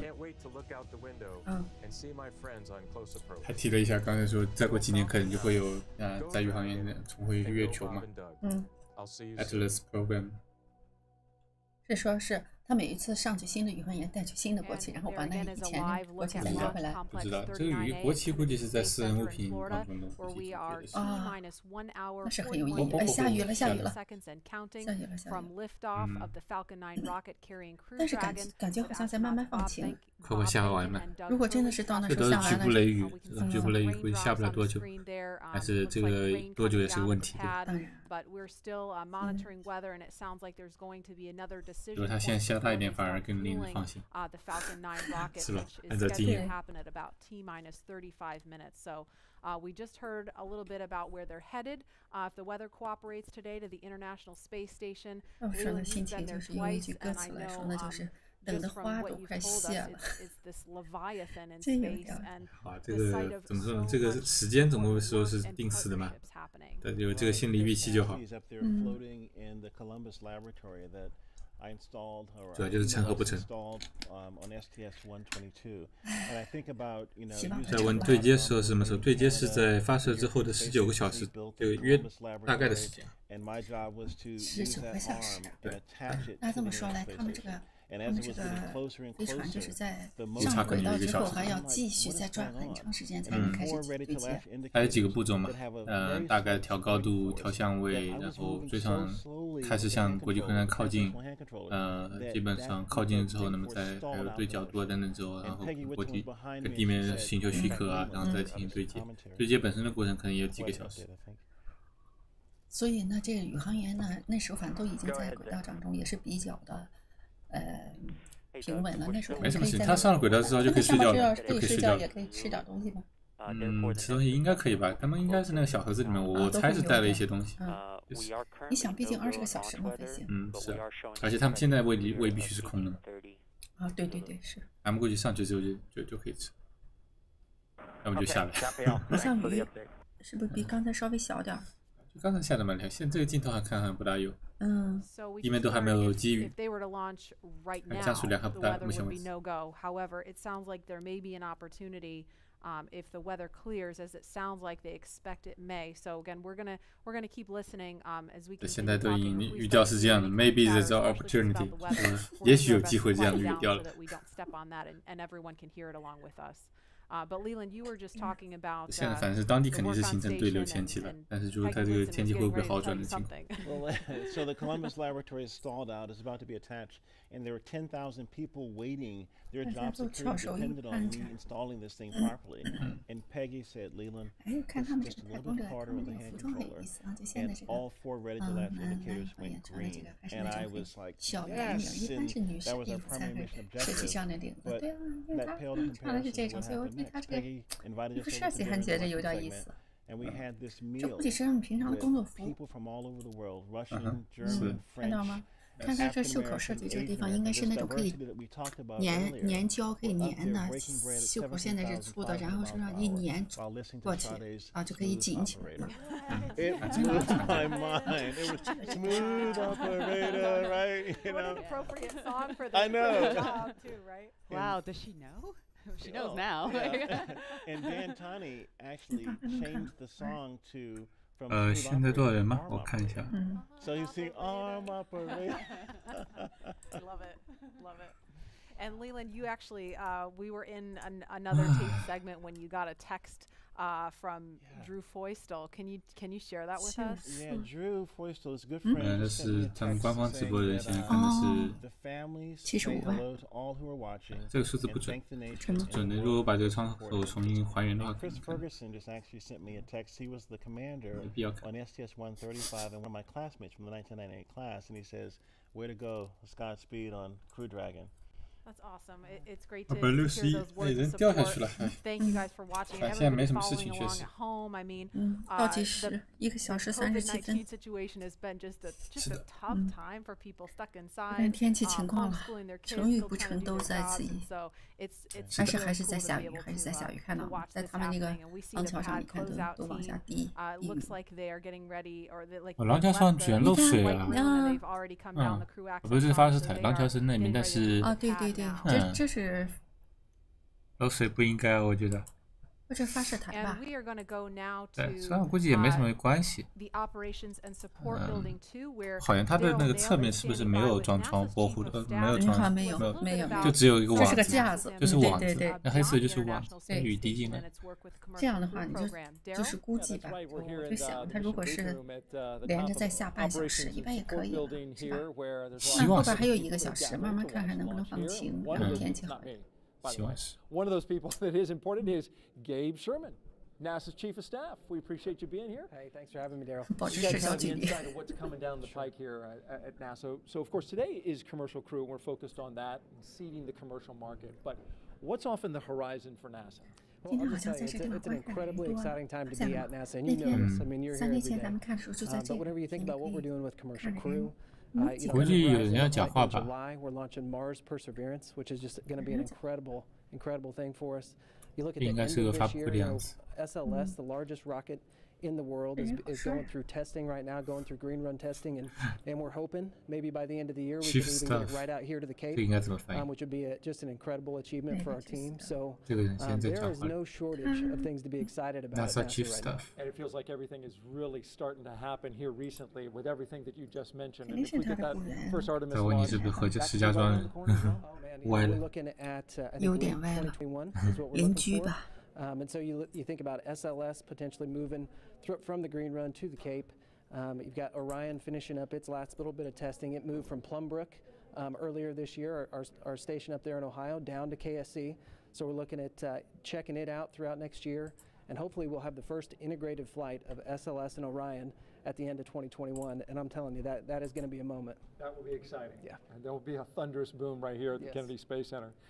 So with Mars as the end goal, how does all of this get to that end point? You bet. No, and I think that's what's so important about the Artemis program, right? Our long-term vision is to get to Mars. But, you know, when you think about Artemis, everything that we're doing at the moon is helping us learn, prove out capabilities and technologies, work through the right mission durations, understand how we utilize the resources of the moon potentially to go further onto Mars. So the technology, the science, the exploration, architecture that we're putting together, each and every piece of it is helping us learn a little bit more, prove out a little bit more, so we can take that next giant leap to Mars. And so 没有什么太顶，但主要是在讲之后的月球工程项目啊，这种长期的 NASA 的一些规划上的东西。现在又在讲低轨道一些，没有在特别认真听。可以把原视频音量稍微加大一点，给大家仔细听。You're moving it forward to the next mission. But I think it's really about the business case. If you think about what commercial crew is, it's NASA moving from owning and operating hardware to buying a service, right? And if you remember, just a few weeks ago, man, we awarded 3 contracts on the human landing system to commercial companies. And so we're hoping that we move to a day where we're actually buying a service to get our astronauts back and forth to the moon. So actually enabling the commercial market to go from low Earth orbit all the way out to. 我根本在听了，我就说 NASA 以前是拥有并且执行各种硬件的，现在是变成一个顾客，只是买这个服务而已。It means a lot. This means a lot. 包括像是去月球也是一样，作为客户来说。The commercial aspect going to the moon.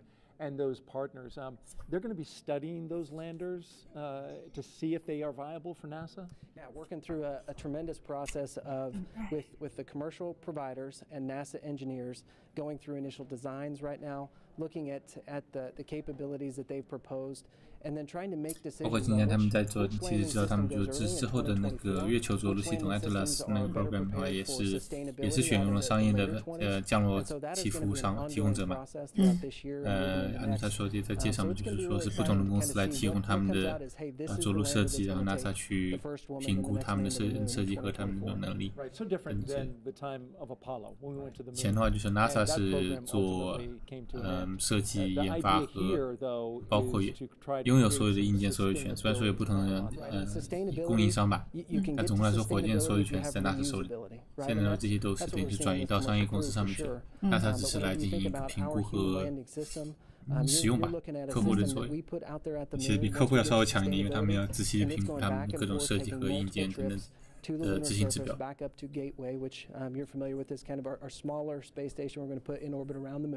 也提到了月球的 Gateway 是什么？月球门户吗？门户计划吗？这是和以前的 Apollo 计划不同，因为他们现在是打算是这样的，就是说在月球轨道上做一个长期使用的一个，做一个长期使用的空间站，月球上的空间站，要做一个登陆月球的踏板，你可以把物资在那里转运之类的，比如说有些货运直接不登陆月球，但是把物资运到国际空间站上，然后其他要登陆的飞船和这个空间站对接之后的话，可以进行物资转运，然后再去月球上着陆。实际上来说，按他们现在项目来进度来看的话，好像是他们应该是要打算跳过这个门户项目，然后就直接实现路线月球登陆，因为Gateway 的技术上复杂性其实比着陆还要复杂。主要是他是要想重新做一个类似于国际空间站的任务嘛，涉及到多方的合作和一些新的技术。所以看时间上来说不可能按时完成。不过现在其实有点在赶时间进入去月球，它其实有点新的太空竞赛的味道。现在的月球，因为没说什么太多太实际的意义，但是他们要希望在2022年啊左右的时间去登陆月球。还是想的是方面，还是就是说站住自己的那个地位。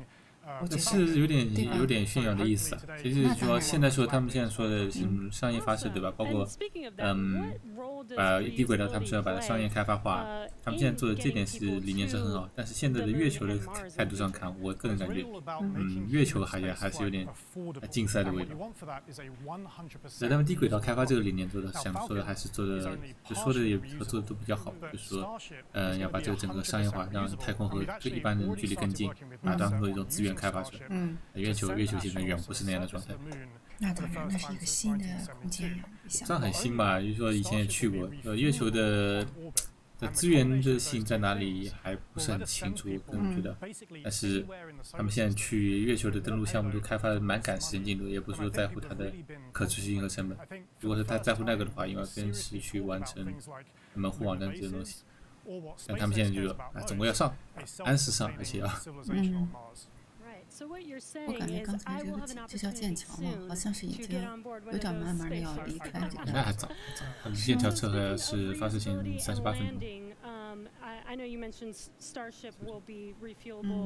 感觉它现在没有完全贴上，就是咱们这儿方向看有点风，离着近拍的时候感觉好像风是有一点，就像你看上飞机的那个也是和飞机有一点点风，但没有问题，你可以跨过去。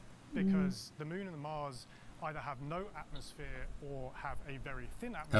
现在在介绍新的东西，他们现在在讲新建，就是他们在讲新的一个下一代，就是做上次昨天炸掉的那个的原型机，就是说的是新建嘛。为什么说飞机这种东西不大行？是必须要使用像新建或者说这种反推着陆，因为这种火箭其实像019号使用的也是反推着陆嘛。下一代他们要开发新的也是用反推引擎去反推进行一个减速着陆。因为月球和火星上的月球上没有大气，火星上的大气非常薄，所以你靠机翼这种东西来减速来进行传统的一个飞机降落是不可能的。你多多少少肯定要用到一些反推或其他的一些手法。而且火星其实最麻烦，月球实际还好对付。因为空气稀薄。月球就干脆没有空气嘛，所以你没有在降落过程中速度快的时候导致那个什么火箭就是说生热的问题。但火星上既有大气，但大气又很薄，就是说你既有那个大气生热的问题，同时你又不能靠大气来进行充分的减速，也就是说你光靠降落伞和机翼是做不了降落的嘛。但是它又足够可以摩擦生热把你的载荷烧掉也是有可能，所以其实火星最麻烦。这些东西都够尖端的了，在我看来，那都是可以慢慢研究出来。像空气，也许什么空气动力学呀，什么这些东西，都是从一个未知慢慢的知道那个星球上有什么，没有什么，可能会怎么样。怎么说呢？它的物理来说的话还是比较单纯的，但是实际上就是说你要实际去操作用。因为你实际有若干种解决方法，你想到的也有很多种，也可能想不到，还没想到解决方法。但各种方法你都要实际去操作数字模拟去试。道理很简单，做起来很难的事情都是。火箭，我感觉火箭工业本身就是这么一个东西。其实很多人可能就觉得，就是说所谓火箭科学是个很复杂的东西。其实火箭科学它的物理真的是非常非常单纯，非常非常简单，都是一些经典的物理，而且就是说。几个世纪前都非常清楚的东西，但实际上去做起来的话，实际去调试、实际去测试，把这些具体参数搞清楚，都是非常困难。就说怎么说呢？道理很简单，做起来很难的一个行当。我觉得是这样。那不就是？回答一下这个问题吧。什么问题啊？可以用天文望远镜和看到国际空间站和飞船对接吗？可以很勉强的，不会看得很清楚。这个几十光年外的星星，那星星毕竟大呀，你就要看这个东西在空间，你看站到视角有多大。其实不下雨了。essentially airline travel would be too expensive, costing hundreds of millions. 所以国际空间站好像在还蛮大的吧，它基本上有几十个或者甚至几百个角分角秒。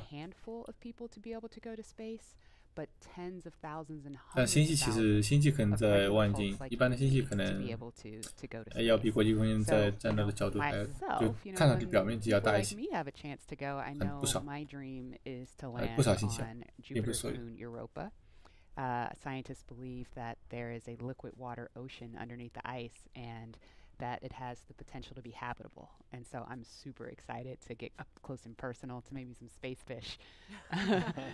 Leland, what about you? Where would you go? Wow, that's a pretty interesting destination. 他们在讲一些比较扯的东西，能讲说，如果说以后进行星际航行的话，有什么比较好的目的地？ Maybe having a Martian base that is dog friendly.You know, bring the pups along because I think. 刚刚在讲哪一颗小卫星上说是有冰层，是还需要说的，可能是。说远了，他们感觉已经在。The puppers taking the puppers to space. I mean, you know, they're not only ready to go. They are ready to go. We just needed maybe some like SpaceX type suits for them, you know. But it's. 高上好像还有什么有意思的东西想讲忘讲。 Like the settlers going the west, you know, they took everything. 这次已经跟上次不一样了，上次提出来好多问题都是。比如说客舱里边的怎么样，卫生间呀，什么这个那个呀等等。不要再把这个话题引到那个上面。不是引，我是说啊，我说你看了，经过这一次，现在再来直播的时候就已经这个，至少这个普及性的这些知识就已经就一次就可以了，对吧？没有人，几乎没有人在然后后面这样的话题开了。不，你开了这个话题肯定会一堆。不会，我觉着我都觉得是这样，因为这个就那话题聊不完的。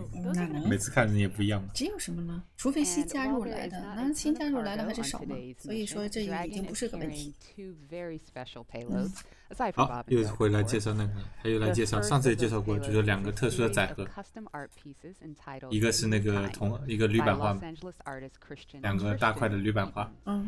和我看这画面，就是这次那个在那个大厅里是哪里啊？就是这是要带上去的，就是2个蛮大的一个铝板画，正反2面打印出来的金属加工的一个画。这谁设计的？某某艺术家呗。那当然。我没有听，我听名字记不住。Human， 还有另外一块 kind， 2块。啊，这个当然，另一个载荷，另一个特殊载荷。然后再给一个近镜头，这是好像很多学生的毕业照片组成的。Each graduate's photo was used to create 这个应该是电脑这都是人家的毕业照哎。啊，对啊，这是电脑做出来的。你知道以前有人说用人用手画出来。We received nearly 100,000 photos. That's a ton. So thank you and congratulations, graduates. Yeah, I've got a couple family members and friends who submitted their photos, so they're super 本来有副目标的话，然后去取颜色比较接近的一个毕业照，把它按在那组合出来。这2个作品真的。 Their experiences and bringing them forward to space, and I think regular people flying to space. I mean, 他说那2块铜板画，那个2块铝板画还是蛮大的。Non-government people, non-military people, but people that have a desire to explore. 放在货舱里，放在货舱里够麻烦。 Yeah, I mean, all this time since we had the International Space Station, it's been government asking us 放在哪里？放在他们国际空间站的室内吗？还是把就还是铝板师傅有温肯装潢在室外？我感觉应该在他们室内，就跟挂幅画一样，挂在墙上。挂在墙上还干什么？他们所有的墙上都是各种乱七八糟的东西。还蛮占地方的。其实我觉得贴在外面其实蛮酷的。贴在外面再怎么样，那东西时间久了，我觉着你想辐射啊什么东西，它就很自然就会。时间久了个时间久了。艺术作品是这样子的吗？ of people down on Earth, so they feel 这种性能用多点，国际空间站的再过几年也就该退役。we will be one step closer to a future where 就不能指望它能放20年。不过它既然在铝板上做的话，我就感觉就跟那个机床应该还是很耐久，很耐久。哎，很耐久，对。The first people to launch on an American vehicle in almost a decade. And for the SpaceX team, if I can try to speak for all of us, which is impossible, but I will say it has been an absolute honor to have the opportunity. 知道呀，现在离发射还有至少现在停了雨了，不下雨了，不下雨了，现在已经不下雨了。看看新的卫星云图是怎么样的情况。And that Bob and Doug have entrusted us with this critical mission. The responsibility that's on our shoulders is huge, and we're just so grateful to be here today. Absolutely, and I know that our NASA teams really share in that sentiment. We heard from just a handful of them earlier when Bob and Doug were riding out to the launch pad, but there's so many people that we're probably never going to see or hear from on the public stage, but that have poured their hearts and souls, as you said, into this mission. All the engineers up late hours checking, double checking, triple checking everything to troubleshoot and solve problems and get us to this point. So it's just really awesome that we've made it to this point. When you think about legacy, Katherine Johnson, who helped get John Glenn to space, her daughters are watching right now. 现在的时间倒计时还有1小时20分钟20秒开始发射。And we heard from two icons of science and exploration on Wednesday, and we couldn't resist sharing these shout-outs with you one more time. Wow, we're making history again. 这个上次也出来了。I'm there with you guys in spirit. Bob, Doug, good luck. I know you'll be fine. I'll be watching. And got everything crossed, arms, legs. I'm tied in a knot. Can't wait for you to get back safely. 这个是大牛科普大牛。哦，对，也是录像。对，这是录像。So for us at the Planetary Society, more rockets means more exploration. More people in space means more exploration. More countries involved in the endeavor of spaceflight means more exploration. This is how we know the cosmos and our place within it. So congratulations, SpaceX. Here's wishing your team, and the crew especially, a safe journey and the joy of discovery. Let's go. So great to hear from William Shatner and Bill Nye, two very recognizable faces following along on the mission. Yeah. And we want to go over to Dan and Jesse in Hawthorne, where we are now just 1 hour and 18 minutes from launch. Dan, Jesse? Hey, thanks, Marie. Yeah, 1 hour, 18 minutes. I think we're tying ourselves in knots, just like Captain Kirk. We're really hoping the weather cooperates. In about 20 minutes or so, we might clear. So we're getting hopeful.他说希望20分钟左右能够天气变好。We're T-minus 1 hour and 18 minutes from launch, and the anticipation is real over here. Since arriving at the spacecraft, Bob and Doug were helped by our closeout engineers to get into their seats, attach their suits to special umbilicals that provide breathing air, pressurized nitrox, and communications linked to Dragon systems. They conducted leak checks, which were successful, and communications checks with the core here in Hawthorne, which is the person who will speak to them directly throughout the mission, as well as the launch director in Florida. This is where they are checking their comm path through both ground stations and the tracking and data relay satellites that will use to talk to the crew the entire way After all of those checks were successful, the closeout team was able to get out of the Dragon capsule and seal up that hatch, which also got its own leak check and was confirmed successful. At this point, the closeout team is out of the pad. They're away from the BDA, the blast danger area, and weather operators are about to kick off their final checks on wind speeds at the pad, which are going to be used during the final go/no-go for launch. So we're all keeping eyes on the weather right now. 同时，他刚才也提到，就是也会把发射场的当地的风速也会输进，那个应该是不会有什么问题。还是举一个例子嘛，就是说当时待会投票的时候会待会就是说燃料加入投票的时候会各个单元的天气设备的状况，通讯的各个地面团队都会进行一个投票的参与。又回到休斯顿了。是的，也不是。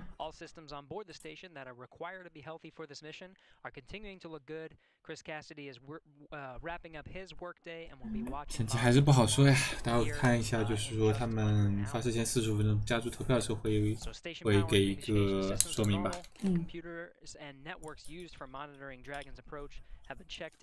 And the cabins and the station cabin's atmosphere and pressure are as expected and ready to welcome 2 new crew members aboard. Mission Control will be closely monitoring Bob and Doug's flight and checking out milestones for most of the flight. The very same team will be coming back tomorrow to be ready when Dragon gets in range of the International Space Station and we begin integrated operations and prepare for Dragon's docking. 其实他们其实是比较闲的，现在等到那个龙飞船升上去之后，他们这边才会忙起来。其实发射本身是跟休斯顿其实没什么关系，就是他们是更多是之后的事情才会轮到他们负责。还有一个细节你可以看，和上次一样，但是一个窗户开，一个窗户关。对对对。道理也是。Tracking no issues with Falcon 9 or Dragon. Everything good with the range so far. We're just really keeping an eye on that weather. 还是一样，就是说各方面发射场的各种参数，发射场就绪、龙飞船和火箭状态就绪，就是看天气。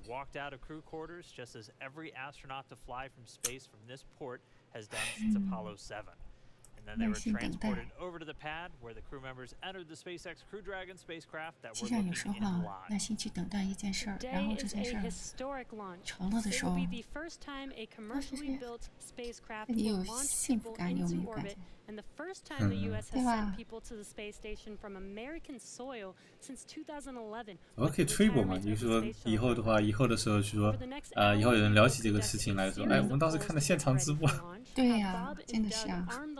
你后边再看录播或者看什么的时候，都不如你那个在那的曾经跟着他们一块儿跳动的那个看直播是比较有味道，是比较有味道。直播是这样，所以要把直播做好也不容易。但是实际上真正热爱的人，你坐在这里就等着这一刻的时候，还是蛮好的。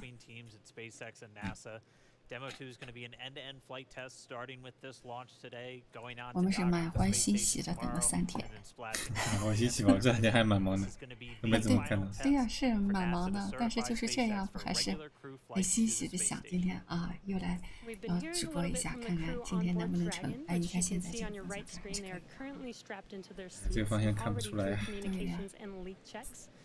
They're able to follow all the milestones still ahead on those display panels just above them, getting insight into all Dragon and Falcon 9 systems as we proceed towards launch. 国内不容易啊，还要熬夜。其实我都想再去倒第2杯咖啡的感觉。有一个囧叔又会来给一个飞船状况的更新。We've had a smooth countdown this afternoon. SpaceX team is working no issues as the pace begins to pick up here in the last 70 minutes. On Falcon 9, we did get the team on console. Earlier, you heard the comm checks between the responsible engineers and the crew. The engineers will be making calls on S. 我在听囧叔的那个飞船状态汇报。 好像没什么特别的。 Checkouts of the first and second stages are beginning right now. We're watching them begin to go through the process, opening valves. That check will go for about another 10 minutes. 我们现在在进行2级的各种阀门的检测，还要持续10分钟。一般就是把各种阀门开启和关闭。At T-45 minutes, and that'll be followed by propellant loading starting at T-35 minutes. 就其实这种等待的时间，他们还是在做着各种流程的事情，各种检查。 一种意向接着一项。总的来说，对我们来说也没有什么太多新内容，主要来说全部的系统应该都是 Go 的状态。那么也播报了，就是说刚才忍者们已经撤离了发射台，没有看到画面，但是已经确认他们已经撤离了。Now the range is currently clear for launch from historic Pad 39A. The worldwide network of ground stations and the tracking and data relay satellites are ready to support Dragon as it heads into orbit. The weather, that's the one concern. We will get a weather brief at T-minus 一项一项的就说就绪啊，聊到天气啊，那就是问题了。The ground and upper altitude winds are go, so that's one thing that we can check. 好的，这项不错。地面和高层风都是够的状态。之前有些降水。But we are red on conditions for both the electric field at surface levels, lightning, and cumulus clouds. There is a expectation that a forecast that will be coming up at about T-minus 1 hour also may give us clearance of those conditions. 好的，现在还有2项天气的红灯状况，一项是积雨云和一个云就是天空中的带电量，这2项天气情况依然是红灯的状况。然后发射前1个小时会有一个新的天气预报、天气评估，不知道会不会这2项重新变绿。总之来说，发射前45分钟会给出投票。那么再次重复一下，这次的发射窗口是预定是发射3点22分，那么离现在还有1个小时20分钟的样子。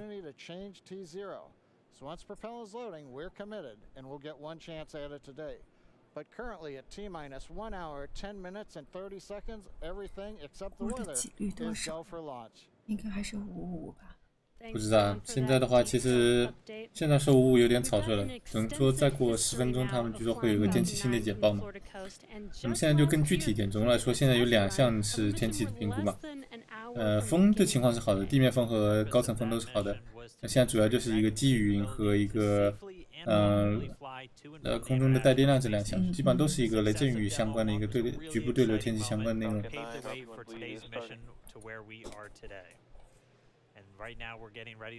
刚才播报是那个嘛？按照现在时间点说，发射前1个小时10分钟是同步国际空间站轨道信息的一个时间点。这个其实估计也不算是一个特别大的动作，估计就只有一个播报，对吧？上传国际空间站位置信息的。对，现在是这样。行吧，刚刚听下来就是这样回事，反正就是具体的一下嘛，就说具体现在天气是有问题的是哪2项，先告诉播报的。是那个带电，机器的那个。就是雷阵雨，空中的带电量和积雨云这2点。3天前也是因为这个，这2项就不好，还有1项，再加一点症状云。今天就看这2项到了1个小时左右的时候，能不能好变好？对，待会会有一个新的评估。这个7人座又开始介绍这个。对。再介绍龙飞船的一个大概的构造。上半部分是一个客舱，下半部分是一个货舱。那么区别就在于货舱呢是客舱呢会进行一个加压状态，那么货舱呢货舱不会进行加压，那么在进入太空之后就是几乎一个真空的状态。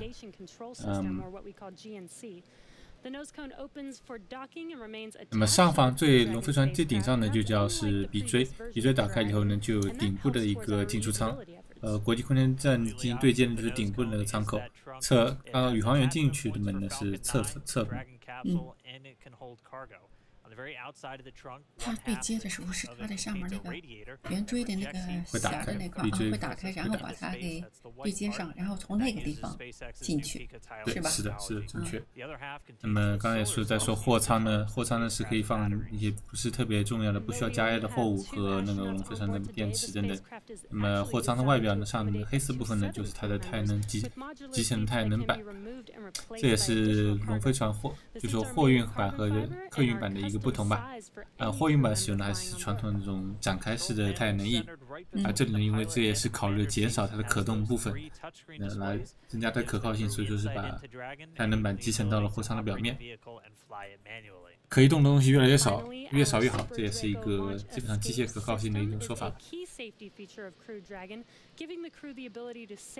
我也在介绍这么紧急逃逸系统上面装的这几个大的开口，这下，是的。这里，分别都是这几个开口都是超级龙引擎的开口，总共是装了8个4组超级龙引擎，可以。下次要上去。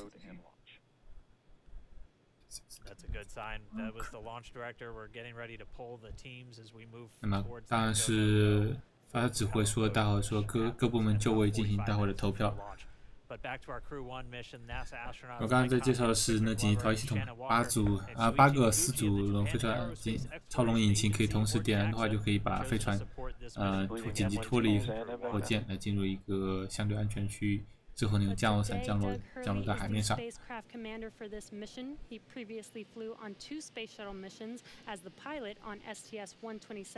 现在再介绍2个宇航员背景。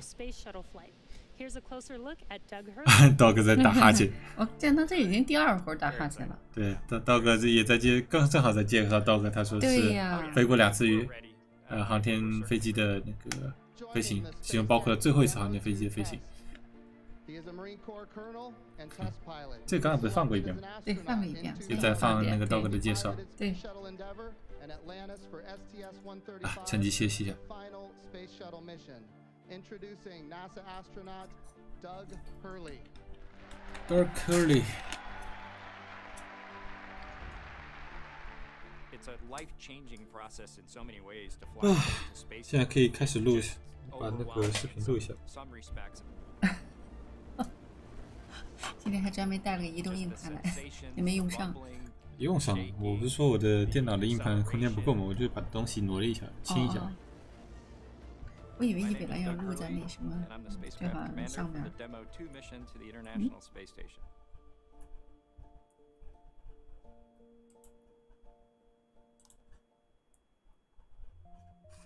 This will be the first time the Dragon had a crew on board, and so there's a myriad of objectives we want to achieve for this mission. What would work on orbit, what might not work on orbit, what would definitely work. To be able to just have the entire integrated team that's going to support us getting to and from space station. It was really neat being part of it. You know, we are the lucky ones that get to fly it, but we certainly not for 1 second take for granted the amount of effort that so many other people had to put into this to make it successful.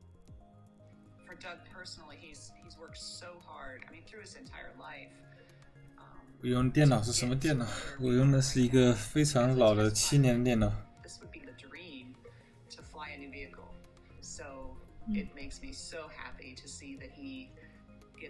这是今天新的采访。没有吧？是，因为他今天去送那个穿的衣服就用的这个衣服。对了，这个好细节。对，这是新的采访。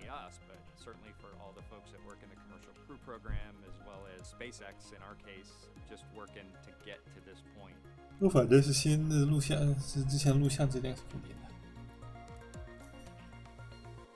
总归我们来开一个新的。那么这里开一个新的录像。那么现在是5月30号的下午2点19分东部时间，离发射还有1个小时03分钟左右。那么现在刚刚看到2个宇航员在龙飞船里面现场画面，现在介绍的是宇航员 Bob 的一些背景。他上次他也去，对，那我们之前也看过那个 Bob 的背景嘛，他最早是空军的一个测试工程师，是怎么说呢？是测试飞行的空军的新飞机的测试工程师。然后呢？在2000年被选为宇航员，然后在2008年和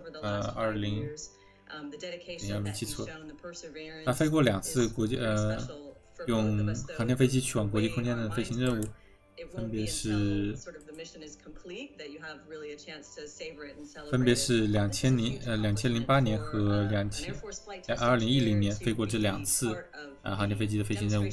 那么现在看到的是他的妻子，也是一名航天员，航天之家。对，是的，而且他作为一个偏工程师的背景，他同时还有硕士和博士学位。还是在 Caltech 拿到的博士，非常牛逼，是机械工程学的博士学位。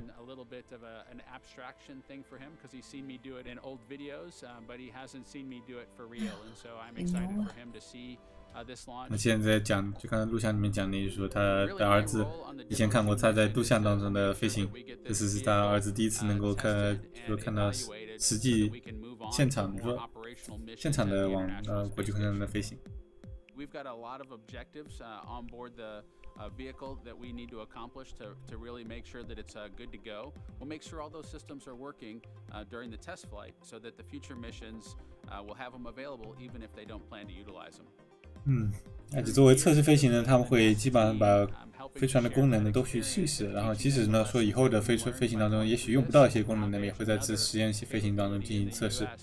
也就是为什么他们其实选择用了一个Bob 呢是以前的测试飞行工程师，那么还有一个Doug，其实他的背景也是一个测试飞行员嘛，以前在空军的时候，两个都是偏测试新飞行器测试的一个背景出身，也包括提到，比如说这次龙飞船整个飞行和对接过程本来都是应该是用电脑进行全自动控制的，但是他们也会执行至少2次的手动操作，具体是什么我还没有听他们介绍哈。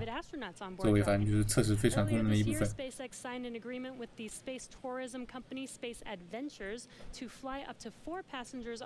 也就说了，就是说这个以后之后呢吧，他们也已经和 SpaceX 和一个新的另外一家公司 Space Adventure 签订的，就是说商业合同。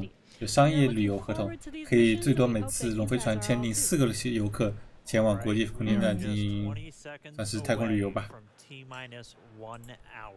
这个也确实以前有提过这个新闻，忘记票价是多少，反正还蛮贵的，6900万吧。那天是说他衣服还是说了？那是现在是给宇航员的价格吧？那么那个商业航天去往国际空间站不知道价格是多少。And then we'll all hear the latest. Dragon SpaceX, we're at T-1 hour. You are go for section 6. When ready, report go for launch. 真是蛮贵的。发射前1小时 ，section 6 you are ready go for launch。反正就说现在好像是一个 go 的状态。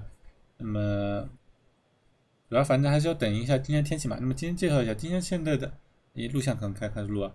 今天其实到目前为止依然是全部的那个硬件设备和龙飞船状态等等，发射场等等都是一个就绪的状态。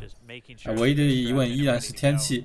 那么我们刚才10分钟前听到囧叔的播报是，那么天气有2个指标依然是红灯的状态，分别是那个积雨云和空中的带电量这2项是一个红灯状态。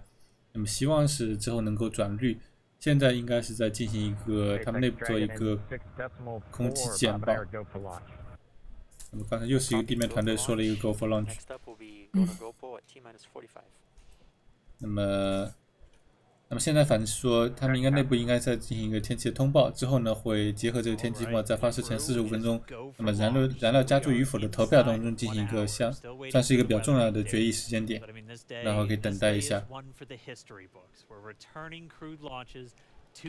也是欢迎大家一起来看这次历史性的发射任务。如果说能飞的话，这好像我应该开场的时候就应该说这句话。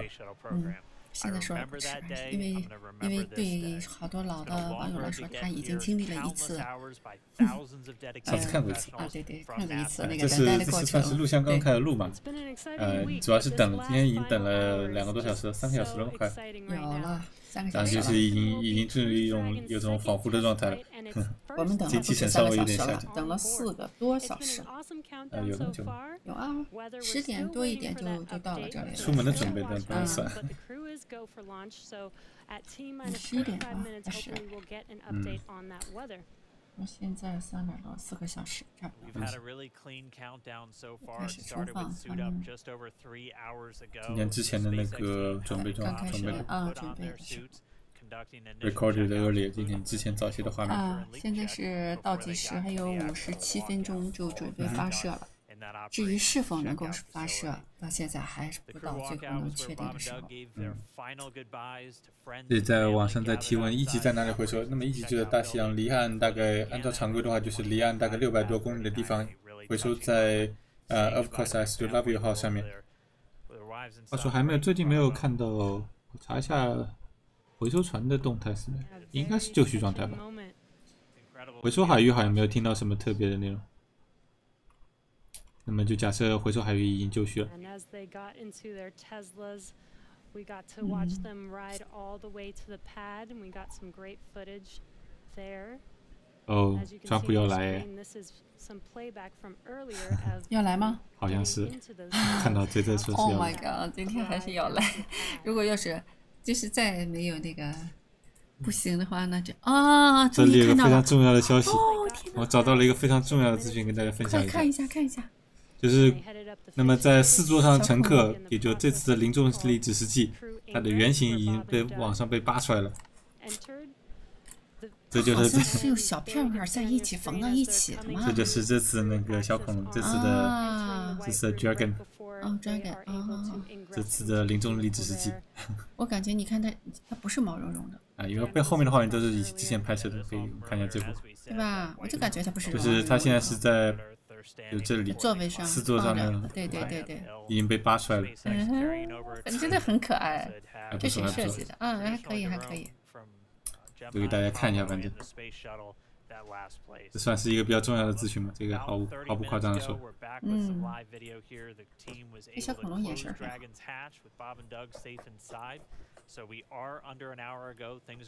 这个刚被扒出来了，估计很快就要卖空了。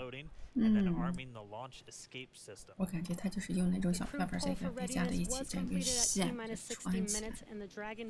管它怎么做。本来还以为是一个毛茸茸的呢，我觉得是。颜色配色还不错。我还是觉得上次那个蓝色地球更可爱一点。我这次有一个 Dragon 的寓意在里面吧？什么寓意 ？Dragon 嘛，这艘飞船的名字叫 Dragon。哦，那当然是因为这个呀。我就说啊，这个小动物一下变得有点可爱了，眼神也比较不错，这个很重要。Jessica 又在介绍这次的紧急逃逸系统，他今天说紧急逃逸系统说了几次了，我已经想说。也说明这个系统可能也非常重要。哦，等一下，他刚才说的是那个紧急逃逸系统进入 ARM 状态，那么在做些一些流程上的事情。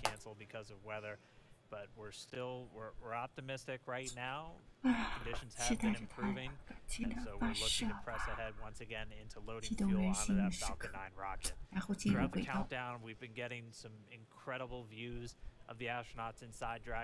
那么简单说，他们现在还是对天气保有一个乐观的态度，但我们还是要观察着看。上次是在发射前16分钟取消的。17分钟是，那么倒计时是停在了16分钟54秒的样子。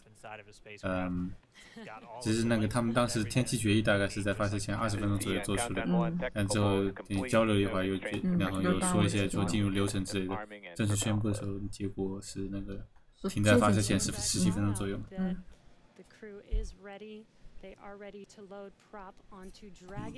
这个反正我倒要看吧，发射前45分钟，就说很快，还有8分钟左右嘛。但不会进行燃料加注与否的投票，那个时候节点算是一个比较重要的节点。如果说他们要推迟的话，希望还是在燃料加注前推迟，那么之后的话，他们的终止流程会快一些。上次呢是需要等了大概40-50分钟吧，等到那么火箭的推进剂和推进剂燃料等等全部减压完毕，然后再进行一系列的检查，那么宇航员才得以重新出舱。对，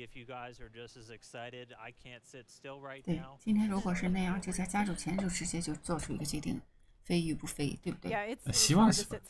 让他当时说，对，你刚才说那个，看到那个玩具以后，已经说买，要买得到才行。So far, things look like we might make it. We might make it. So I want to ask you what it was like the first time you put on a spacesuit when you knew you were going to space. Oh, that was February of 2008. We were in the ONC building getting the pumpkin suits on. A little bit different than the SpaceX SpaceX suits, but it was. 又在访谈扯时间了，在讲这个宇航员第一次飞行08年怎么样。我去看一下云图。云图有什么更新吗？ But it was so worth it and so sweet. And learning how to use the green apple, the connections for oxygen, for cooling, much different than these suits that we have here with SpaceX. And so it's a lot more complicated to go through that whole series of things that you have to do to make sure you're safe in the suit. But 感觉比刚才好了，感觉比刚才好一点。从云图上看的话，说不好，毕竟还有1个小时的时间。就是啊。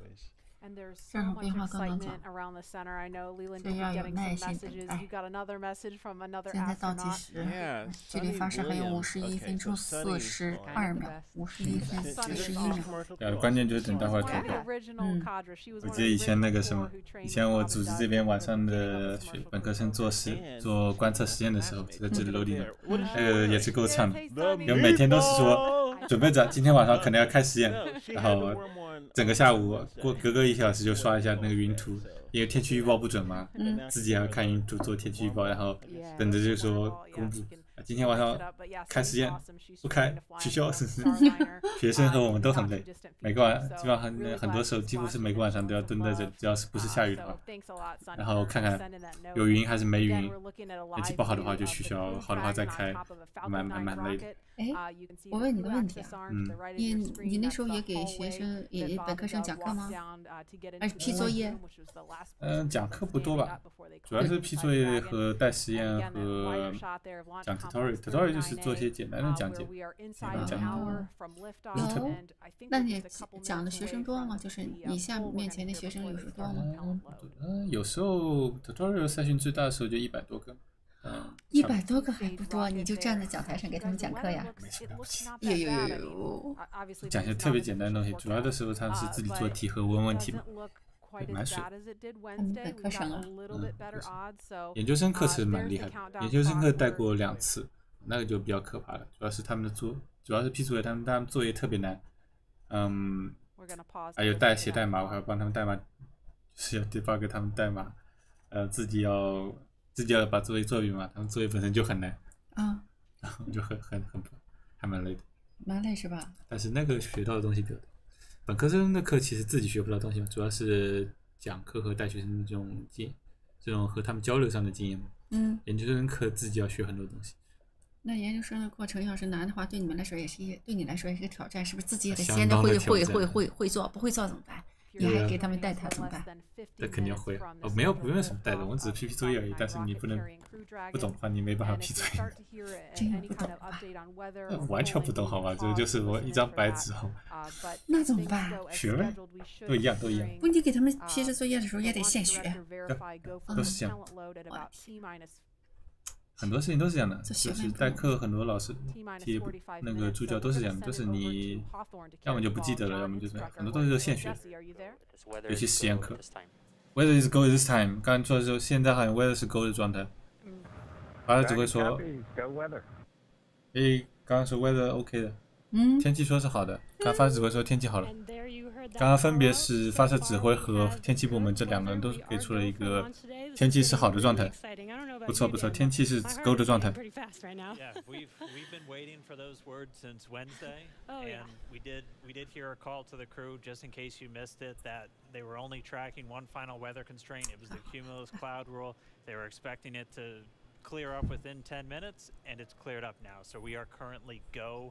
好的，就是他们之前关注的几个天气指标，现在都是 go 状态，而且之前提到那个积雨云和那个雷云都在更早的时间就已经转绿了。他们最后关注的一个是刚才说的，就忘记了，反正关注的是最后一项天气指标在几分钟前，不是，另外2好像在更早的时间就清掉了。他说的是另外一项新的内容是几分钟前是刚刚清了。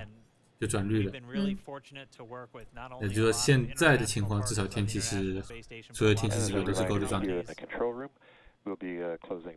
希望之后不会有变坏，对吧？那现在所有的天气状况都是 go 的状态。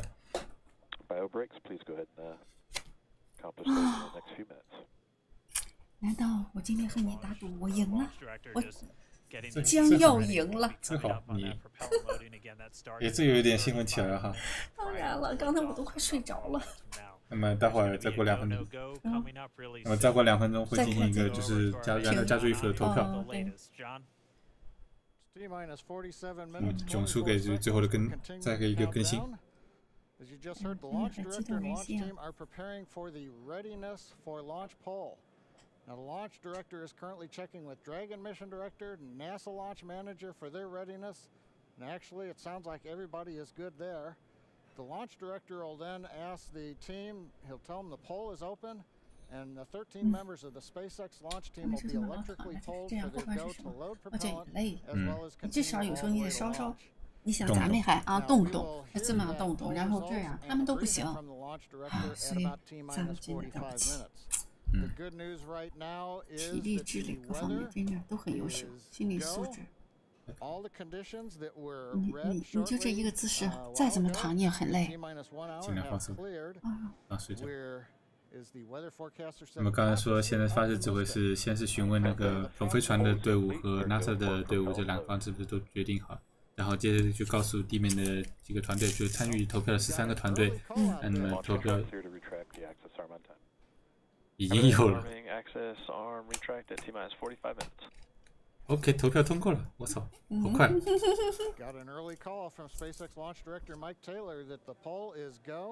years ago， 投票已经通过了，我投票的流程还没介绍完，他们投票已经结束了，提早了1分钟。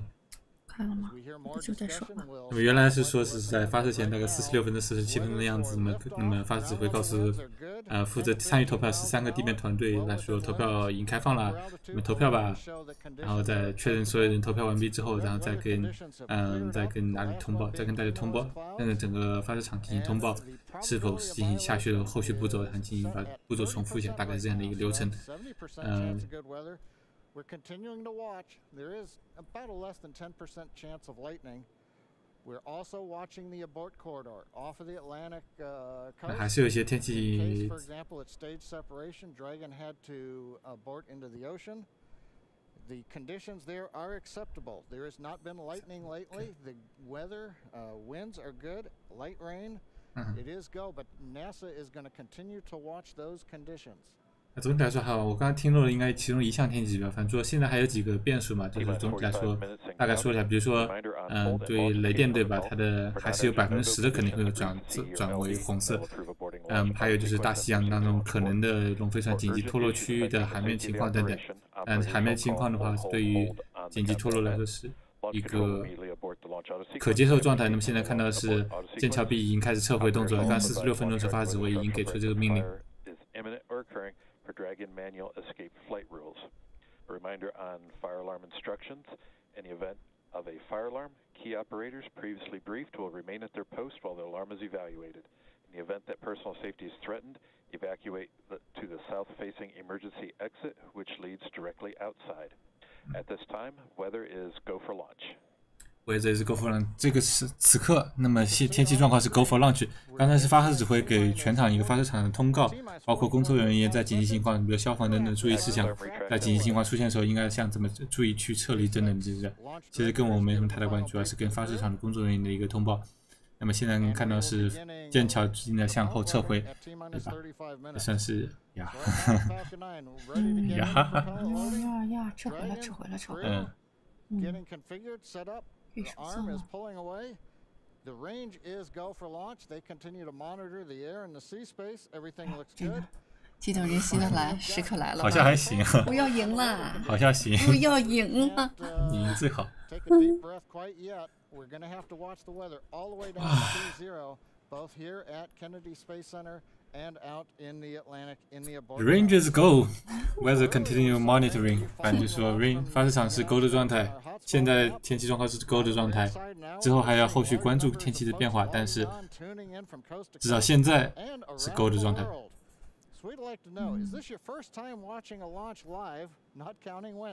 那么囧叔在问这个上次也问过的问题，我们也可以再重新问一下，这是不是你们第一次看火箭直播？我觉得我们看我这个频道的应该不大会是第一次看。And we are counting down for an on-time launch. Let's send it back over to Kennedy Space Center as the action begins to pick up on the pad. Dragon SpaceX, you are go for section 7. Close visor. 倒计时42分钟。对，原定是这个时候撤回那个剑桥 B， 它现在已经撤回了。Section 7 in work. Visors coming close. 听漏了刚才播报什么？应该不重要。是告诉他们宇航员要盖头罩。盖上。对，刚才是这个通讯。那么现在应该是真有人第一次看火箭直播吗？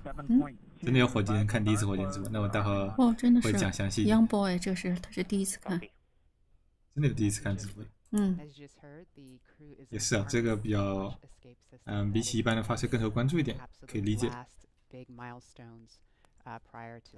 第一次看的可以提出你想问的问题。对，有不同的问题可以尽量问啊，我会尽量的解答。那么刚才应该是有播报应该是这会儿了吧？那么现在龙飞船的紧急逃逸系统的话，应该是已经授权那个航天员有权主动激活了。之前的话就是说是之前剑桥还连接的状态的话不是特别好，现在的话航天员已经进入一个可以主动进行逃逸的一个状态。对，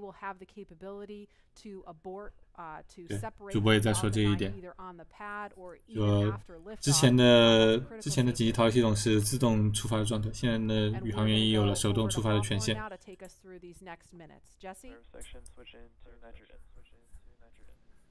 We did hear that call out that they are arming the launch escape system, so very exciting. SpaceX has designed Crew Dragon and Falcon 9 to be the safest launch system ever flown. So we brought back Nick Picone, SpaceX's Nick Picone, to talk more about this again. Thanks for coming back and joining us today, Nick. Hey Jesse, happy to be here. SpaceX 又把一个它的火箭安全设计的一个工程师扯回来了，做访谈。之前他是负责之前的逃逸实验的一个主管吧，现在是在星链任务中，现在是在星链团队里面。也是第几次介绍紧急逃逸系统？这是一个算是一个保证飞船和宇航员安全的最终手段。那紧急情况时呢，就是同时启动那个飞船四侧的一个4组8个超级龙引擎，能够使火箭加速脱离。火箭在空中或在地面，在发射场都是可以进行。然后是之后就是靠降落伞海降到安全的海域。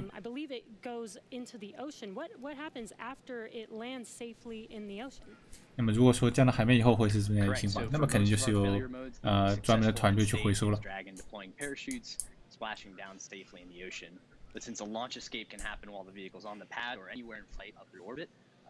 这还蛮忙。那么因为它的紧急逃逸可能在不同阶段出发嘛，包括现在发射场，或者说是飞到半空中，或者说很接近轨道的时候进行出发。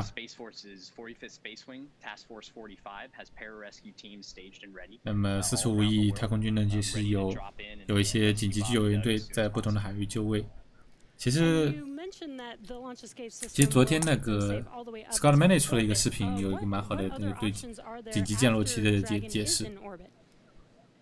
Sure. So for any reason we're unable to dock to the International Space Station, we have several pre-planned return trajectories. 那么如果说没有能够因为任何原因不能够实现和国际空间队员，那么他们有几个硬案吧，就说已经计划好的几个回地球的轨道，就会选择其中一种。This operation is something we're doing with one of 2 identical crew recovery ships. We do that because the landing sites we want to maintain as much flexibility as possible. There could be changing weather conditions that bring down one site and leave the other one up. So we have those 2 identical ships, one in the Atlantic, one in the Gulf of Mexico. And our space operations team can redirect the spacecraft to go to whichever site is the safest. 那么说他们包括现在就是说他们紧急逃逸的降落区的海域有2只回收，一只是在那个东面的大西洋的海岸，一个在西面的墨西哥湾里面。两边都是可以进行一个紧急逃逸的选项。那么之后如果说不能进行和国际空间对接的话，那么之后回来的话也是选择回流在这2个海域当中的一个，也可以重复使用这里的那2艘的救援船。挺 low 了。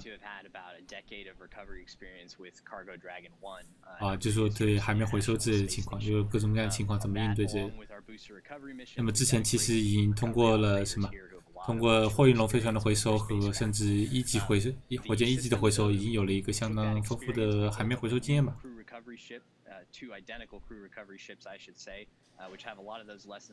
所以说，基本上有很多经验都是可以共同使用的。那么，当然这些新的这种专对载人用的回收船只的话，还有一些像是医疗配套设施啊等等之类的。更多的训练，因为就是说针对人和货物的不同吧。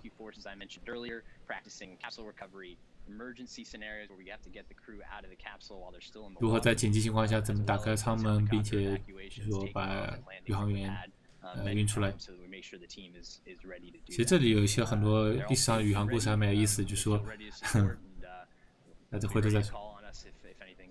还蛮有意思，就是说，其实大家有兴趣可以看看一些历史档案，就是说，飞船回来之后呢，因为它的着陆之后的朝向不好，或者着陆地点不好，导致救援任务会比较困难之后的一些历史档案还是蛮有意思，所以他们肯定是会根据各种情况做预案去做针对训练吧。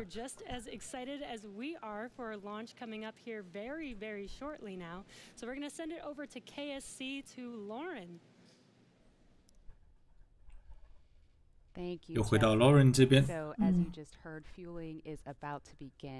那么燃料加注马上就要开始了，应该是发射前35分钟开始加注燃料。现在还没有开始吧？快了。是不是要开始？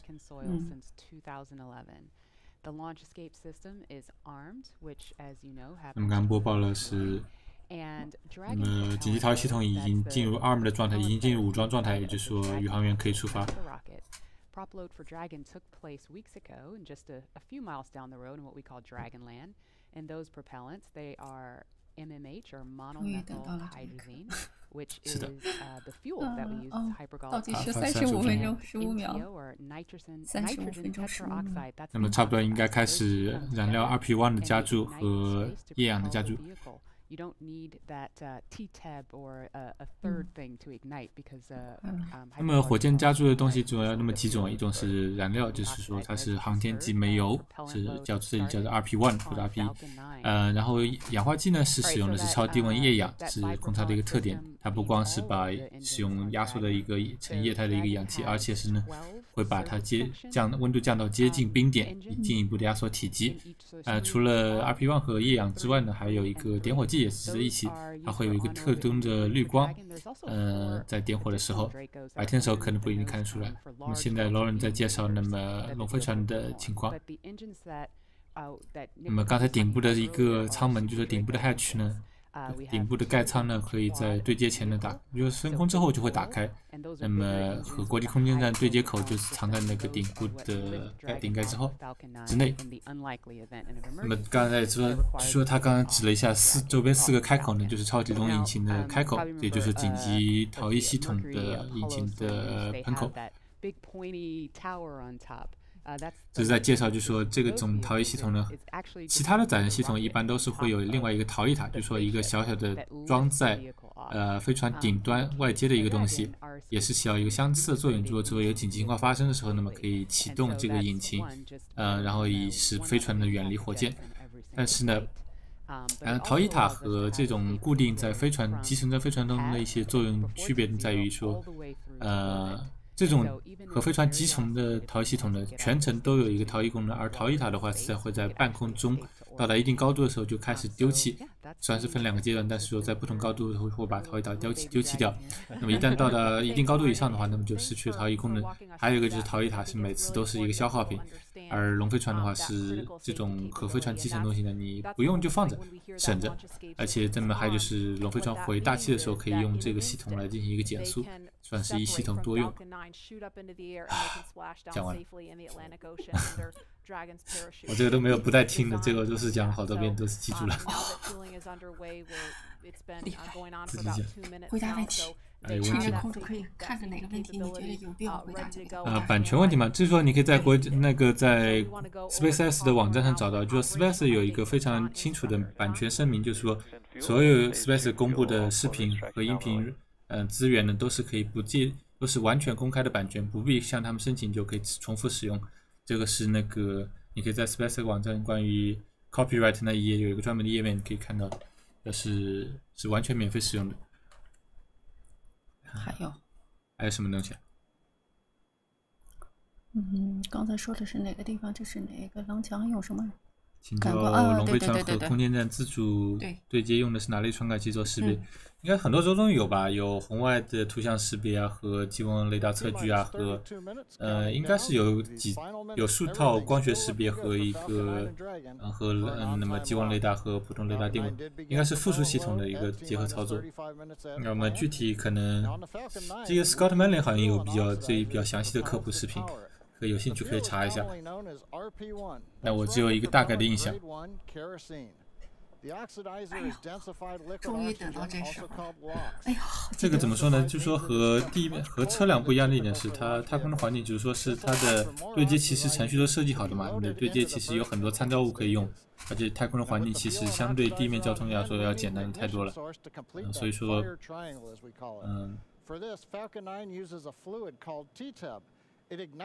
我们现在听囧叔在说，囧叔在讲一些猎鹰火箭的基本内容，包括除了就是说液氧和煤磷。那么刚才我也在随着囧叔继续帮我说了，就除了燃料 RP1 和液氧以外，他们还有一个特征点火机叫 T-Tap， 点火的时候会有一种特征的绿光。在白天的时候不一定能够看得很清楚，但是在1、2级分离，2级重新点火的时候，从1级看往2级的进程当中会看得很清楚。待会儿。那么在介绍猎鹰火箭的基本构造，这个我也能自己讲。那么我们可以看一下我们这里看到现场画面啊。那么这整一个呢70米高的这是猎鹰火箭的火箭，整个火箭大概是70米高。那么从下面2/3，从黑色这个部分到底下的部分呢，就是一级火箭。对，1级火箭底部呢装了有9个梅林1D 引擎，所以这是为什么称之为猎鹰9号的原因。那么从这个部分到这个部分为止呢是火箭的2级，下面呢这里这个黑色的部分中间呢装有一个真空优化的梅林引擎，是作为2级的推进引擎。然后呢从顶部从这个地方到这里呢就是龙飞船，上半部分呢为客舱，下半部分为非加压的货舱。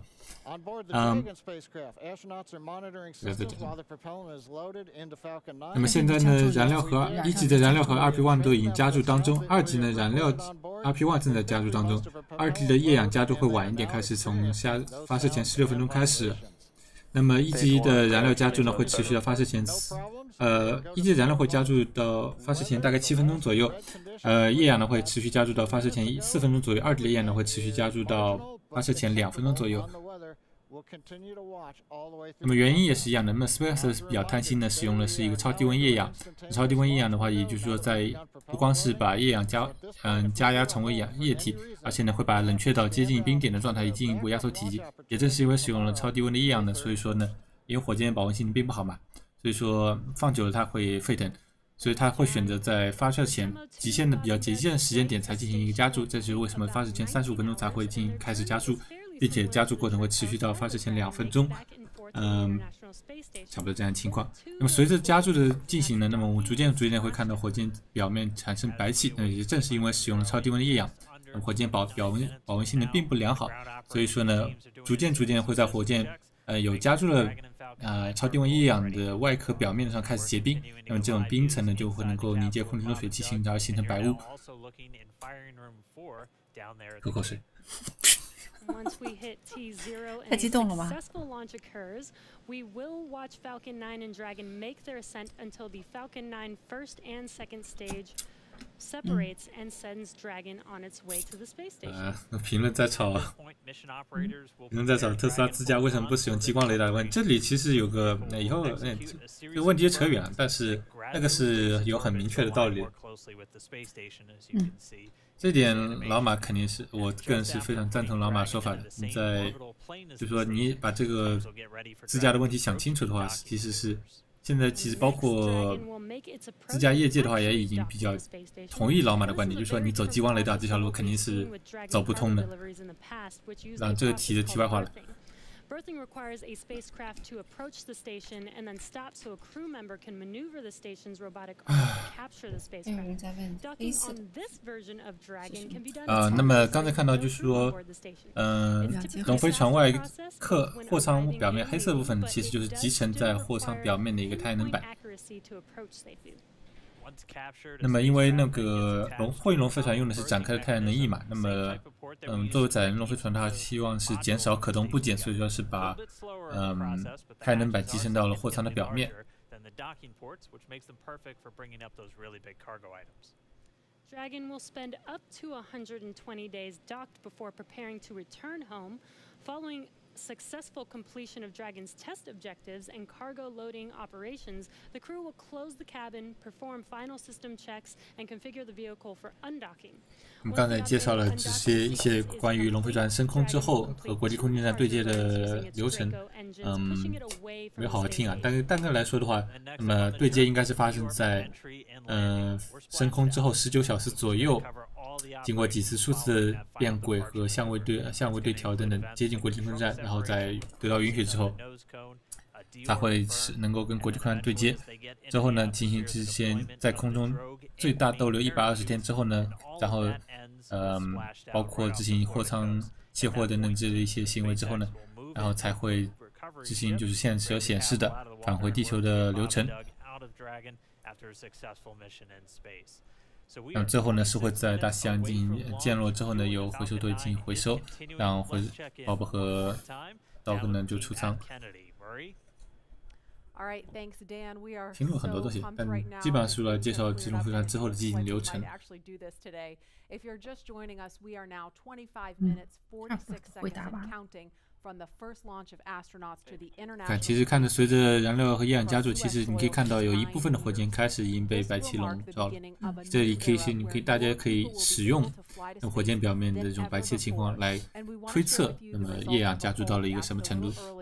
If you could go to the moon, it's not where the astronauts are going today, they're going to the space station, but if you could go to the moon, would you rather visit the South Pole, where no one has been before, or the Apollo 11 landing site?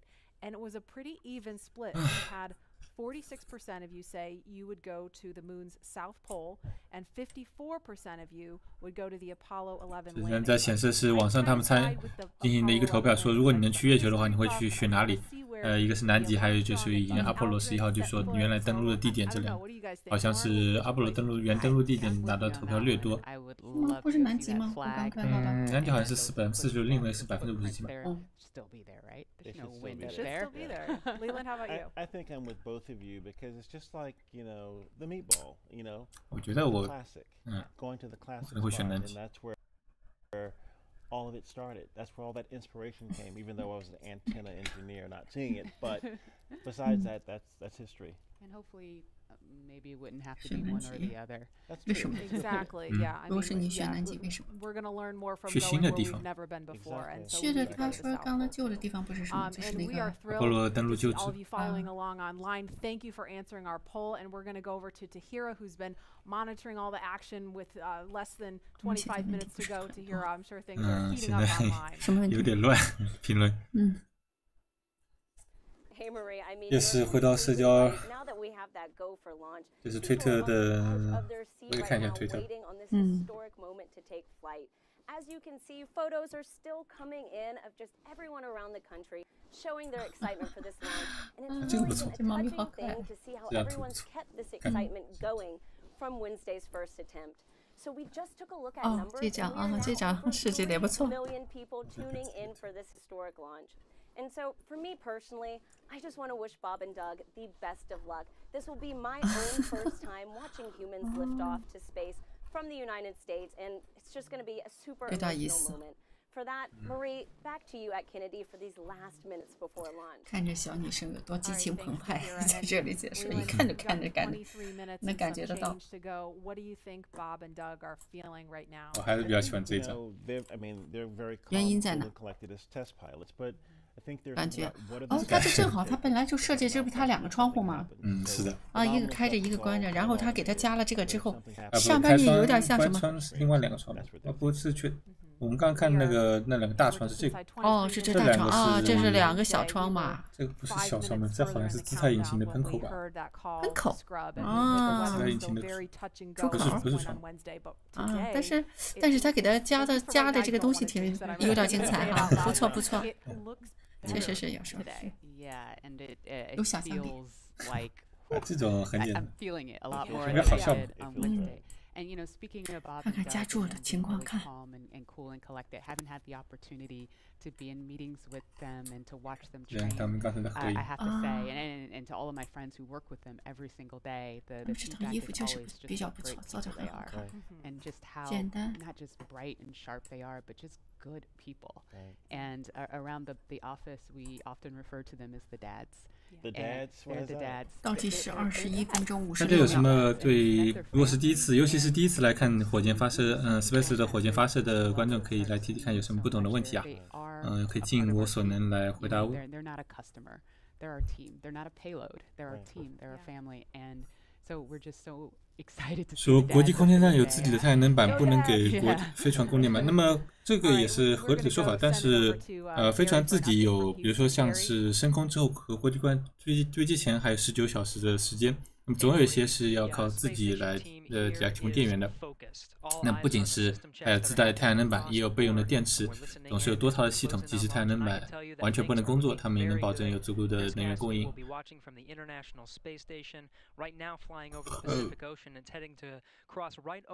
还有什么问题？颜色吗？对，所有的火箭基本上漆成白色的缘故之一，也是以尽量的反射太阳能光，然后吸引更好的相对来说保持那个燃料和液氧的温度嘛。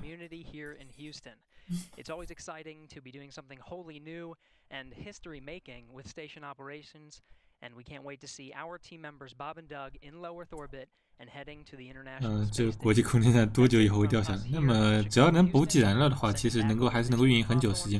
国际空间站能运营多久，这主要还是看就是说他们决定用它多久。他们如果一直决定用下去的话，还是能够用相当长的时间。22 minutes 45 seconds after the hour. 现在是多少？发射前20分。达到这个1级的那个，而且2级的那个，你看吗？这是那个它即将进行2级的液氧加注了。那么在2级的液氧加注之前，它需要把那个2级液氧加注的管道进行一个预冷却，所以它先放一部分液氧，就是支架塔放一部分出来，来进行一个预冷却。也就意味着2级的加注要开始了。原来它加注速度真的非常快，它得有多粗的管子往里，就是这就是吗？往里加注那个燃料啊，对吧？很快啊！刚开始因为它从这儿往上加，我觉得是，所以应该是加注到大概这个位置。我觉得速度好快，所以应该是说它的那个管子那个是比较粗的，这给它的压力也大。加注其实还是一个蛮复杂的物理过程。但是速度很快，比我想象中要快得多。其实就是如果你仔细说的话，其实它加注的物理科学其实还是比较复杂的。就说因为有几个方面嘛，一个是燃料和液氧本身是在吸热的，所以有一部分会沸腾，所以你在加注同时也要排出一部分。同时你加注的话，那么也是对已经加入进去的那部分气体进行一个压缩做功嘛。所以这里也会带入一部分热量，所以说你也要相应的排出一部分。所以其实边加注边排出的一个比较复杂的一个物理动态过程。我刚才喷的有点多啊，感觉。这怎么又在这里带节奏呢？为了啥呀？什么节奏？这不是感觉在说扣什么扣一？感觉很悬的扣一。感觉很悬的扣一。估计好像悬的可能性应该不大，现在都倒计时还有18分钟呢。天气吧，主要就是。对吧？现在好像还行，现在我觉得上空的天气是有关系。有点现在云彩非常少。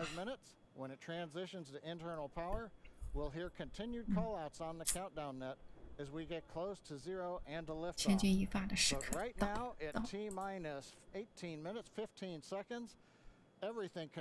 预冷却引擎。这是18分钟。这不重要。在这里讲，2级开始。现在就是2级的液氧加注。2级的液氧开始加注了嘛。那么接下来的几个动作嘛，一个是刚才也提到过，就是说是，燃料的加注很快就要完成，大概是发射前7分钟左右，1级的燃料就会加注完毕。待会儿2级的燃料也会在差不多时间点加注完毕。2级的液氧都会持续进行到分别发射前4分钟和2分钟。那发射前5分钟左右的时候，那么火箭会转入内部电源。还有就是发射前7分钟的时候，火箭6.9号的引擎会进行预冷却动作。发射前1分钟，那么火箭在线电脑完全接管所有的控制权，进入 Startup Mode。发射前45秒的时候，发射指挥会给出最终的放行确认。发射前3秒点火。那么发射前 T0 的时候，那么发射台原本扣住火箭的装置呢会释放火箭，让火箭升空。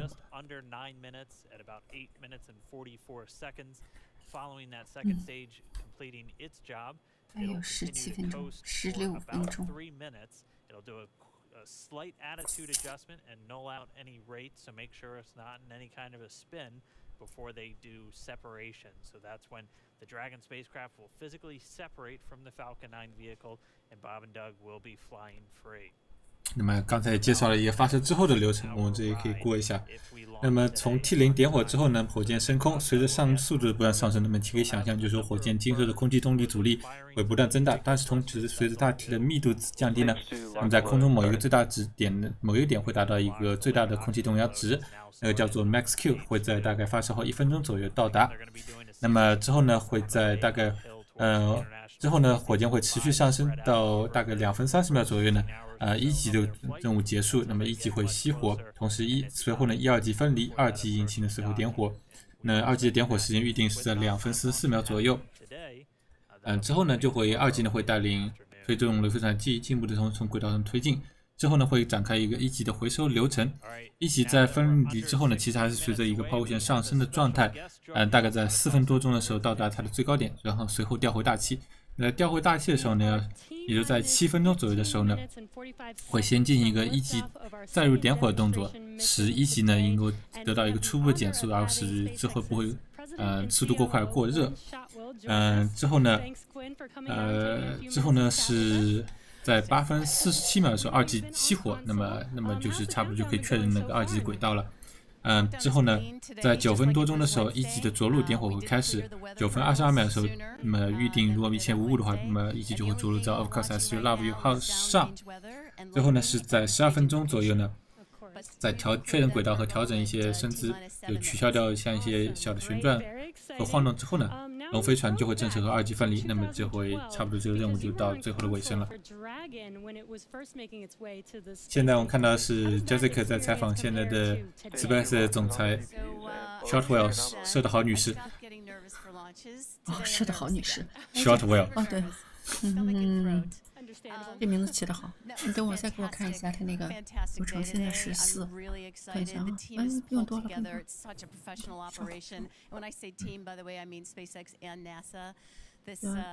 一直在加注到倒数7分钟啊，现在是加注，在7分钟，再等待7分钟，就开始预冷却引擎嘛。这只有小动作。对啊，那就是在等待啊，就等吧。现在你可以看到加注其实已经进行了不少的阶段了。现在还有大概你可以看到是这一节还没有加注完。对啊，是啊。它加注到越后了面的其实越慢。对。它应该是从这个下边往上加注。不清楚。这个不清楚。我不清楚是哪个。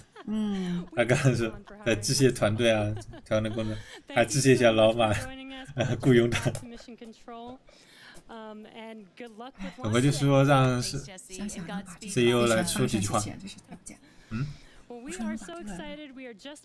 这个已经比上次的倒计时进行多了，现在天气好像还是好的。对呀，主要是这些技术，你想哪个细节都是非常重要。对呀，都很关键的，都不简单，我觉得就是。你自己说有点兴奋起来啊！对。飞船整流罩，这个呢，就龙飞船是没有整流罩，只有一个最上方的鼻锥，然后鼻锥呢是和飞船连在一起是不会扔掉的，包括在载入的时候都会保留这个鼻锥，所以就没有这种龙飞船的发射没有整流罩一说。这现在咱们聊的这个速度这么快，现在这个有点多评论，有评论的什么呀？大概看看。有一些聊政治的东西，然后吵起来。哦，这个还吵啊，在这里。那个先暂时的不要吵了，先看看怎么发射吧。对。哦，看。对，你看2级的，对2级的液氧加注到已经到这儿了，能看见。加了没多少。下面部分其实是燃料，这个上面部分才是液氧加注部分。所以你看这个部分呢，以下的部分基本上你都不大会看到白气。后来，从这儿往上才是液氧的部分，这才加了没多少。而且其实有一定的延迟嘛，就是说你加进去之后，过一会儿才会表面结冰，然后出这个水汽。其实1级还是蛮错了，加的蛮多了已经。Only a little over 12 minutes away. Just a reminder for everybody, it's about a 9-minute ride uphill. We'll have some dueling boxes going on as that first stage is going to be coming home while the second stage is carrying Bob and Doug into orbit. But obviously, we'll be keeping an eye on our astronauts the whole way. 我觉得我要拉黑一批。什么意思？在哪里？我也看。大家聊那个发射。太远了，我觉得我肯定要稍微拉黑。为什么要举报防火墙？什么意思啊？我没看到。不要管。不管那套，我看一下。发时间11分钟半。And those correspond to the different abort zones that Bob and Doug are in during their flight uphill. There's 1A and 1B, which signify that they're on the first stage. Those carry them from there in the Cape all the way up to about the very top of North Carolina. And then we'll have 2A through 2E or 2 Echo. And that will be on the second stage, and that goes from North Carolina all the way up to about the tip of Newfoundland. So in the northern Atlantic, and then there is a zone of the northern Atlantic that we're 他介绍一个非常详细的介绍一个非常的那个紧急降落区，这个好技术线，没有给图的话，大家能听得懂吗？我如果是昨天没有看过 Scott Manley 介绍他的紧急降落期的一个视频的话，我是听不懂他这一段的。比如他有几个。大概有三个主要的，比如说出现紧急情况的时候，龙飞船的紧急逃逸降落区嘛，一个是在墨西哥湾，还有一个是在大西洋靠近那个发射场的部分，还有一个是比较远一点的地方，且都是要接近北冰洋的那一段一个长条，还有就是说中间有一段空白段落，就是说龙飞船选择不会在大西洋的正中间进行降落，因为回收很困难嘛。就如果说你到那个附近的时候，你就会选择要么减速，要么加速，就说保持在前一个降落区，或者加速到后一个降落区。后一个降落区呢是在靠近欧洲的地方，也是在大西洋，就是大西洋另一侧。如果说过了那个降落区之后的话，那么就说你可允许的降落区其实就要到陆地上了嘛，就不太行了。但是那个时候呢，其实它离轨道已经比较接近了，就是说到那个阶段之后呢，它的选择就是紧急逃逸到轨道。而不是说是选择一个这样降落到反正是这几种方案，他们多多少少他们也会自己控制。没有他们的控制域，都是自动的。就是你到哪个阶段之后，你的降落区就会自动匹配到哪一个，就是说它会说，然后降落区可能会有几个符号标注在这边标识，它这里又不给图，所以其实很难听得懂他在讲什么，但大概是那个意思。SpaceX core, so again that voice that's going to be talking to Bob and Doug throughout their mission. Right here in Hawthorne, just 龙飞船的上连的是什么？在问。说的是这个吧？我有点觉得，对吧？这个我觉着好像，那么现在还是龙飞船和地面还是有一定的连接吧？对啊。这个是具体什么用的？我不是很清楚，是通讯还是说可能是气体交换之类的情况？但是到过的时候，大概是发射前3分钟左右都会脱离吧。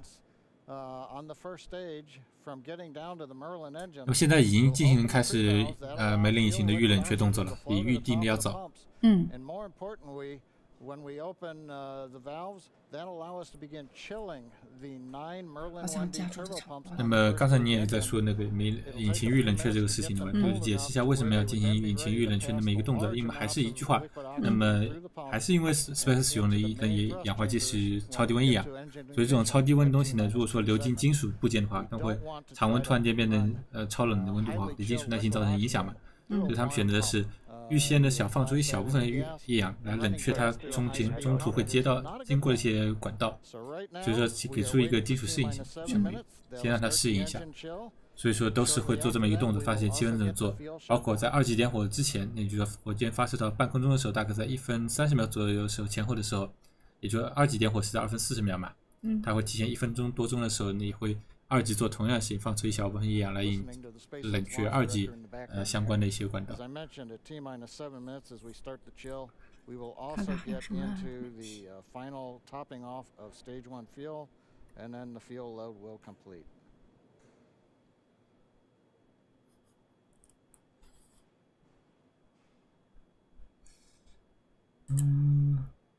我们封几个吧。哪几个？凭感觉吧。反正言辞比较过分的就去了。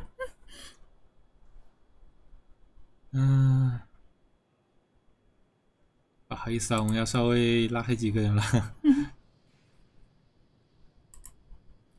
我因为没看到他们怎么吵起来的，因为什么，所以不知道该是哪一个。所以我可能会稍有一些稍微有一些膝盖中枪的就不好意思，我们首先要把评论区安静下来。来个。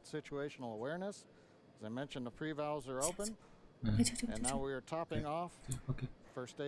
要不现在试吧，我也不敢确定，过会儿要是需要的时候可以再放出来，对吧？行吧，就这样了，基本上没有什么，大家都在等待呢。好吧，我们拉黑了3-4个人啊，希望大家这样就好了。大家稍微关注发射本身吧。已经进了。也不知道进的是否正确，因为现在是我们再报一下我们那个。看到的那个我们回到发射本身，发射前6分钟左右。对，6分钟04秒。刚才看了，这已经加注完了吧？到7分钟的时候就开始下一步了。没有加注没有完全，加注要我比较清楚，就是 RP1 呢，1级的 RP1 应该加注完了，2级听一下。那对说一样，我记忆是一样。看，激动了，就等到那一刻，很紧张。那么就说1级和2级的燃料 RP1 都已经加注完毕了，液氧都在继续加当中。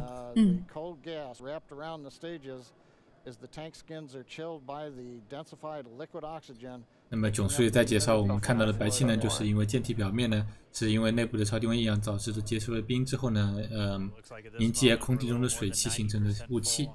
Oxidizer on the first stage, ticking up towards that 80% mark on the second stage. We'll be counting down all the way till about 2 or 3 minutes, as John and I just said, until everything is loaded in Falcon 9. 那么1级的液氧快加注完毕了，2级液氧大概是80%左右的加注完成率。Dragon has transitioned to configure for terminal count. 那么龙飞船已经进入内部电源。现在应该是那么支架塔机械臂即将打开。大家可以看到，就是说在支架，其实在就是说龙飞船下方，在2级顶部龙飞船下方左右，其实有一个支架臂是抓住了火箭舰身的嘛，待会儿应该就会打开这个支架。OK， 那么应该是支架臂打开的。那么机械臂应该正在打开当中，正要打开。之后呢，整个支架呢会向后撤回一个很小的角度，大概的为能发射清空道路。你看机械臂打开了，正在打开。正在打开，对，缓慢的打开了，对。打开之后呢，那么机架臂就会向后撤回一个小角度，来为火箭升空清除道路，但不会完全倒下，只要岔开一个小角度就足够了。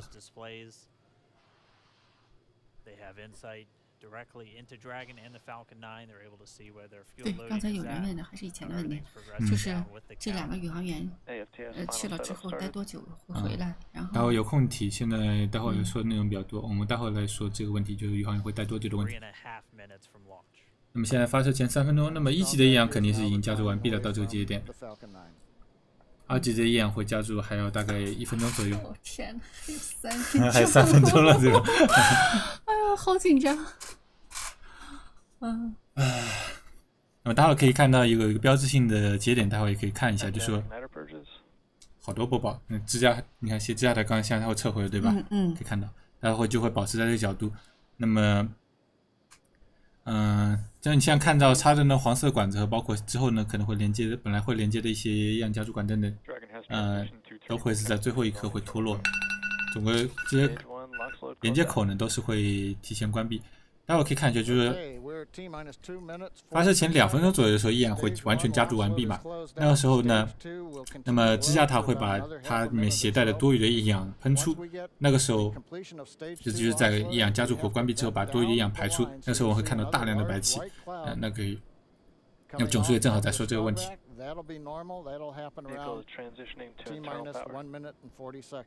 对，说是在发射前大概1分40多秒的时候。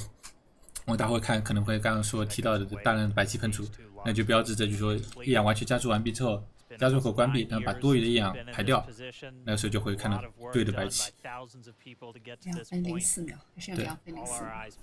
哇，这什么？这什么？这什么情况？下雨啊？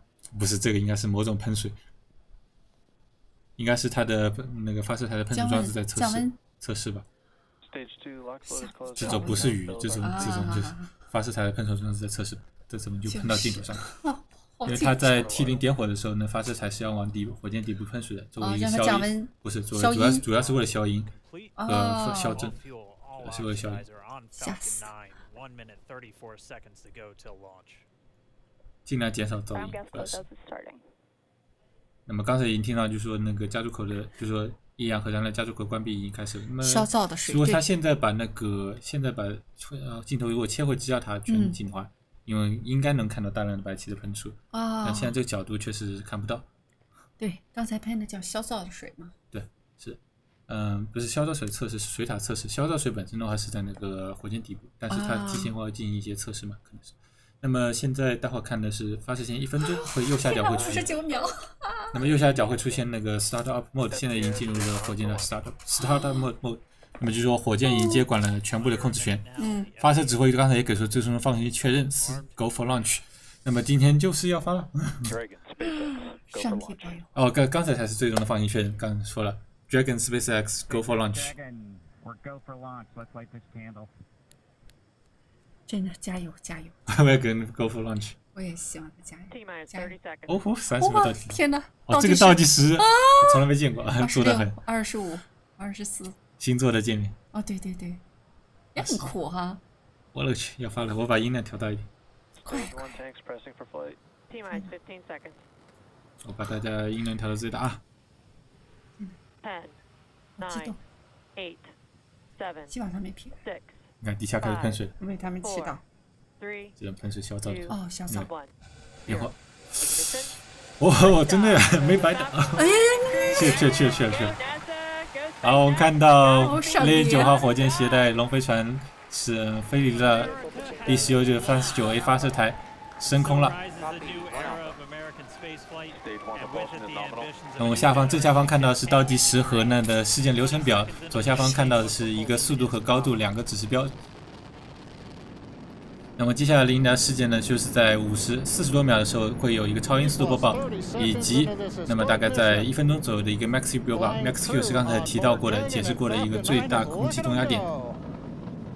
那么首先应该是在刚刚听到的是播报的一个引擎工作的引擎推进器的良好。那么超音速应该马上就要有。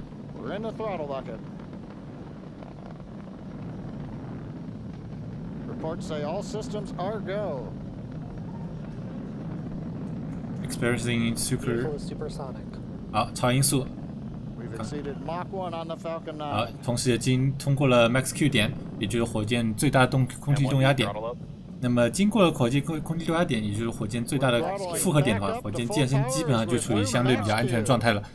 那么接下来的事件就是在2分30秒左右的一级熄火和1、2级的分离以及2级的点火。大家可以看到，就是说在那个通过了 Max Q 之后呢，其实大气的密度呢就开始骤然降低了，大气压强呢也开始降低，所以我们可以看到尾焰的扩散会在随着这个高度上升呢，会变得越来越明显。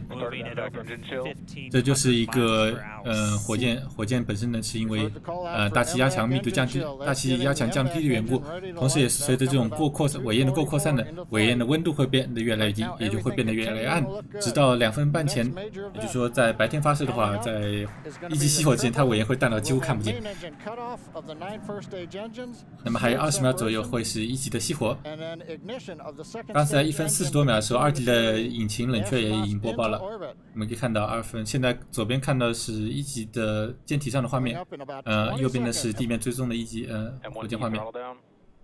那么1级节流，那么很快就要进入1级的熄火。好，现在左边的画面转向到了1、2级内部连接处的画面，现在是那边看到是1级看向2级的画面。那么一级可以看到熄火，地面追踪画面确认了第1级的熄火，1、2级分离随后开始。好，1、2级分离确认。分离了。那么现在看到的是左边是1级看向2级的画面，右边看到的是2级的画面，可以看到2级的点火，左边的画面中可以看到特征的绿光一闪。那么2级的点火也确认了。大家可以2级点火的时候可以看到它的一个像是塑料环的东西脱落，这也是一个正常现象。那个塑料环的作用呢是在1、2级连接处的时候，处于为2级中罩的一个固定和防震的一个小橡胶环嘛，反正脱落是一个正常现象。你左边也可以看到1、2级宇航员的一个内部的现场画面。那么2级是播报了引擎的工作良好状态。那么接下来是一个比较平稳的一段时间。主要可以看一下从来没见过的就是宇航员在飞船内部的画面。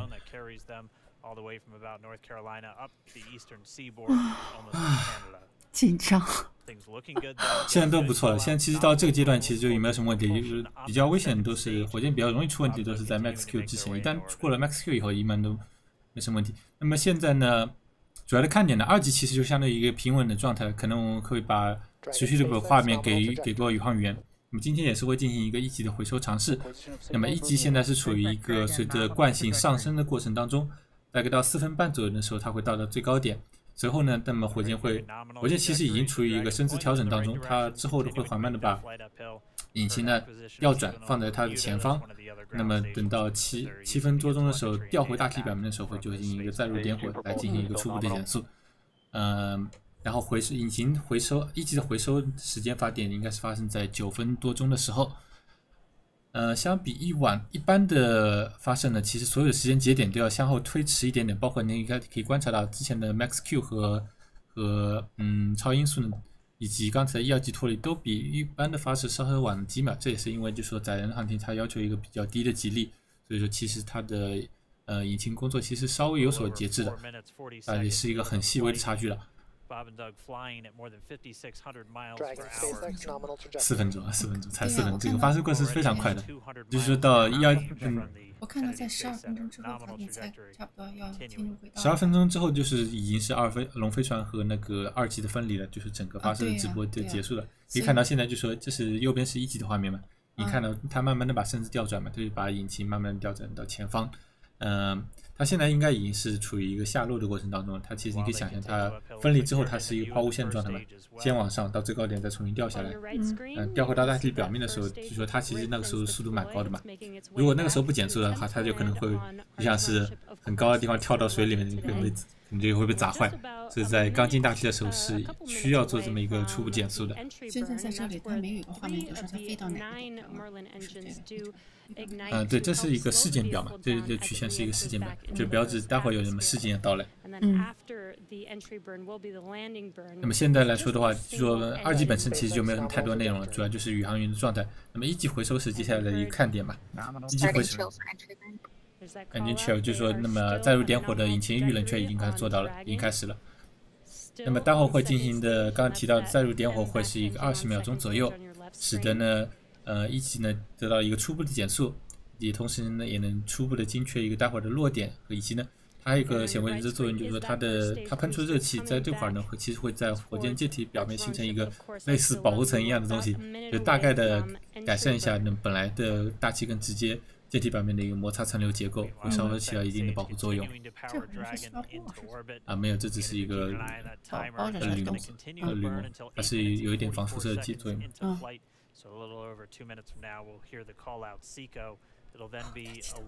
那么2级的这次点火会持续到8分47秒左右，就还会有将近2分钟左右的点火。那么一旦到的那个2级熄火之后呢，2级和龙飞船就会进入一个失重的状态，待会我们应该就可以看到那个小恐龙就会在船舱里面飘起来了。那么好像在喷，这是什么？这样打开的呢是我们看到的是这个叫做山格舵，像是鱼鳍一样的作用。它的作用呢是在进入大气之后呢，来维持火箭的身姿，是让它能够定向的。它在动了，刚才动了一下，又动了一下。载入点火开始了。对。那么是现在我们看到是右边画面当中1级的载入点火，持续大约20秒钟，来初步的让火箭达到一个减速。对。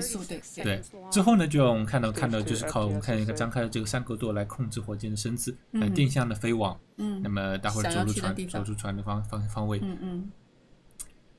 那么待会儿可能在1级的载入点火结束之后呢，可能会丢失一段时间的信号，这也是正常的。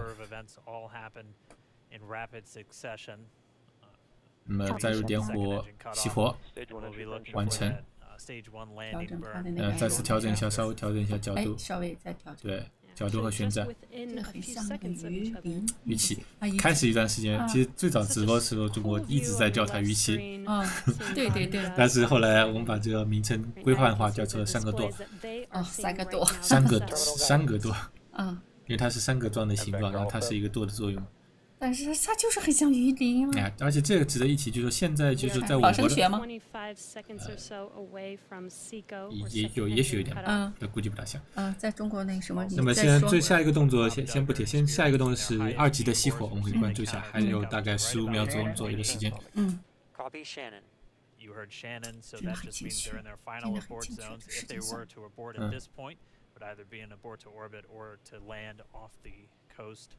其实到了这个时间点，如果说出现紧急逃逸的话，那只是会向轨道逃逸。出现了 C 口，画面confirm engine shutdown， 确认了2级的熄火。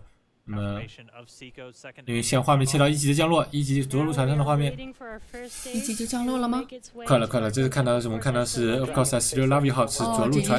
一直在等着那个回收了。然后你可以看到，可以感觉到它的震动。What you're seeing on your screen is a live view of our drone ship, where our first stage will be coming down. 丢失信号。Looks like we lost that live view. 有了。没有，就说在着陆的时候，因为那么着陆船本身完成了，什么画面都没有。是不是已经完成了？这样，因为是海降的画面，所以没有看到。它只是降落到这个平台上吗？对，是这样。太准了吧！就在这个圈里画的吗？对。天，太厉害了！我以为它得落到海里，然后再想办法去打捞。没有，那样的话火箭就泡水了，那就用起来就不好用了。那问题现在，我觉得这个技术，我不敢想象。太厉害了。这是刚才呢，是因为一个海降呢会主要是因为呢着陆船本身因为会受到尾焰的剧烈晃动，所以会失去和尾间的连接，所以经常在海降的时候我们看不到这个画面。也可以看到2级画面，2比1熄火仪有一段时间都冷掉了。飘起来了！不是，我刚才有个问题，它降落的话，你想想它在空中没有姿势吗？它然后就是准确的就降落在那个地方。对，它引擎的风口是可以调整，没有。那个东西砸的一个大平板上，所以说它不会砸个坑啊？不会，就是所以通过引擎反推减速嘛，所以它引擎要最终点火，就是说像起飞一样，起飞本来是加速的，它用引擎通过引擎把减速到0，降落了。那么海降画面你没有看到完整，但是可以有实际话可以看陆降画面会比较完整的一个画面。但是对我们来说，其实已经看得司空见惯了。我真的是觉得非常的震撼，人生第一次这样看那个什么这种降落，我想与我想象中的完全不一样。是吧？怎么可能？我总是想，怎么可能就在那个定点的地方，就在那地方降落？这是反推降落的好处之一。降落伞的话，鬼知道会飘到哪去。所以我说这些科学家是，我有时候觉得他们真的很神。其实你看现在的宇航员状态其实已经比较放松了。对对对。其实已经进入宇航轨道就已经在轨道上，然后也已经是失重状态，而且已经相对比较安全了。对，因为那小恐龙都飘起来了。而且还有心情去飘了一些小恐龙，但小恐龙没有一个好的镜头角度。没法给他应该把那小恐龙也给他当时绑在他那个座位上。它是绑着的，肯定是绑着的，不能乱飘的。但是它会能够有一个飘的范围嘛。对对。现在要等的就是说，它确认轨道良好和进行一个小幅的那个身姿调整之后呢，会在12分钟左右的时候是龙飞船和二级没有分离吗？就很快就要分离，还有10几秒钟，10几秒钟就是2级和龙飞船的分离。那么应该就是那么。他这个脚是给他也是绑在那上啊，但是那个谁的那个 Bob 那个Doug 的那个脚，你看已经他自己松掉了啊，松掉了，他2个脚在飘着。完成。这是分离了吧？对。2级。对，现在看一下是2级，看向龙飞船底部的画面。现在看到了确认了龙飞船的分离。好，任务完成。那么到这里的为止的话，那么基本上今天的发射基本上是全部结束。最后还有一个小事件，但我们不会看到画面的，就是鼻锥的打开。前方鼻锥打开之后呢，能够使它的各种通过追星仪等等定位系统进入工作状态。那个我们不会有画面，所以说直播主要内容其实我们已经全部看完了。我有个问题啊，就这个角度能看到这个飞船往前飞走了，它的摄像机装在什么地方可以看到的？好像二级上面，2级头上还装了个摄像机。它装了好多个摄像机。我知道啊，那个摄像机得是什么样的质量？你想2级的，我觉得一燃烧起来肯定这么高的热量。在顶上啊，在底。那也隔热效果也是特别好。那就在太空中飘了就可以进入轨道呗。待会还有自己的引擎去做一些调整。那这2级也会就是和1级一样掉落到那个指定的地方。2级。等一下，发射指挥在对所有的那个队伍团队做一些致谢和感谢这次任务。任务就完了。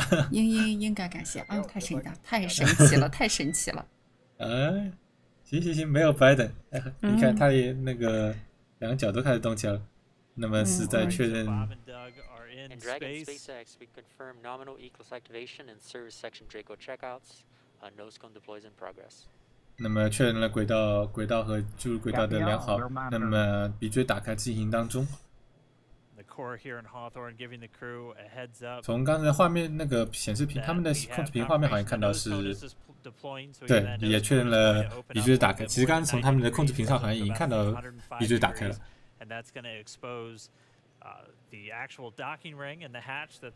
那么打开鼻锥以后呢，那么和国际空间站对接环，和一些追踪仪器等等都会被暴露出来，然后进入工作状态。其实一旦到了这种轨道上，没有多少大气的地环境下，你就不再需要前面一个圆锥状的保护装置，可以把这种突出的形状给暴露出来了。大家觉得怎么样？撒花吗？各种撒花评论。撒花必须撒花。刚才问了以后，它那个自动的会慢慢调整它的角度什么的。对，应该是。对，接下来就进入龙飞船的自己的一个的工作状态了，还会调整身子角度啊，进行一些变轨啊等等，逐渐的和国际空间站迫近。那么大概是在距现在为止19小时左右，大概就是会完成和国际空间站对接。你看，那2位宇航员把头罩都打开了，手套也开始松开了，他们似乎也应该有点什么东西进行庆贺。他们要进入放松状态，开始吃东西了，估计。天哪！他们现在是可以在舱内走动了，甚至上厕所也可以。可以放松了，真的，他们也很紧张。3天前紧张了一次，今天终于发射成功了，他们应该是放松一些了。也还不错，总的来说，这个天气还是反向操作毒奶成功啊！我就说我还只能毒奶不成功。怎么样？我赢了吧？你就应该赢。天哪！从来没赢。我赢了。是的。似乎应该庆贺。来吧，就以这个叫什么？我是茉莉蜜茶，你是奶茶，干杯！哦，这个不行，没发现已经被我的电脑热风给吹得热乎乎。竟然一放那边呢。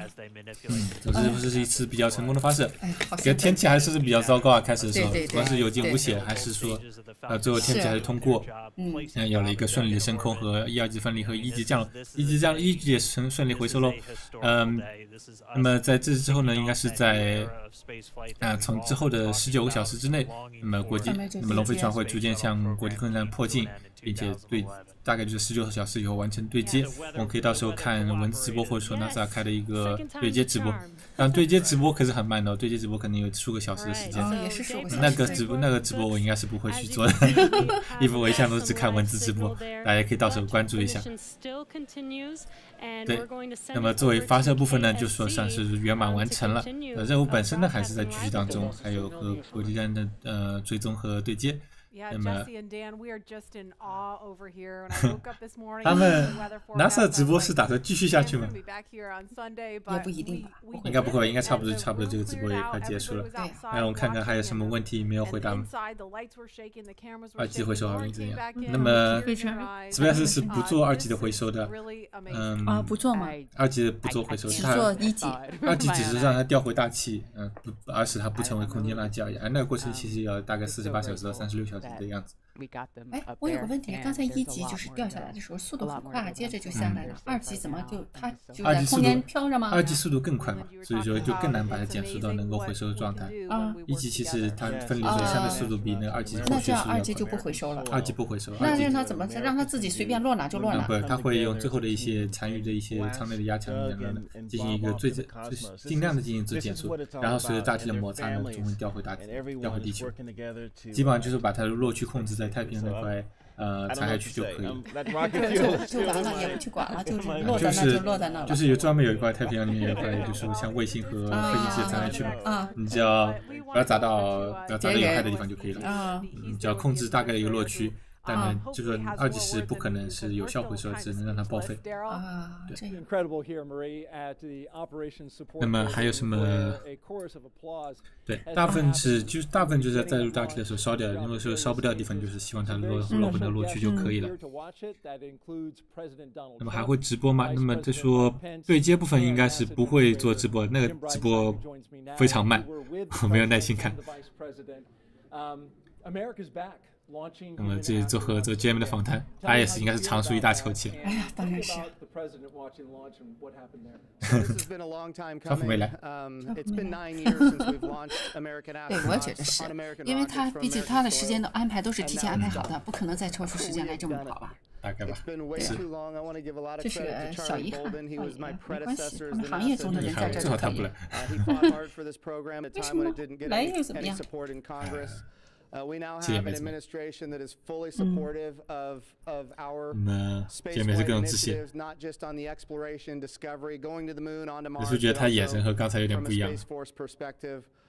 我感觉好像他有点感性的，有点激动的，有点，我有点湿对吧？对。他之前眼神是有点紧张的，他之前我觉得是有紧张，也有那种坚毅的那种表情但是现在好像他有点。我没听到他说话，就说哽咽的，有点眼睛泛湿、泛泪光。语言是蛮平稳的。真的太好，真的。感谢团队啊，真的。那绝对是要感谢团队的成就啊，真的。对。这个工作是一个人是做不了，一定要是一个好的团队在一起。还行。其实就像我们在这儿看哈，都觉得这如此的兴奋，更别说他们身处其中的人了。每天都是这些工作。这工作做得怎么样？现在就是出来一个答案嘛，对吧？真的很激动，也是说激动。他是 relieving， 终于可以松一口气了。他还要继续看。对接完成进入国际空间站，他才可以好好去睡觉。对。因为这是事关人命，是在人的。是的。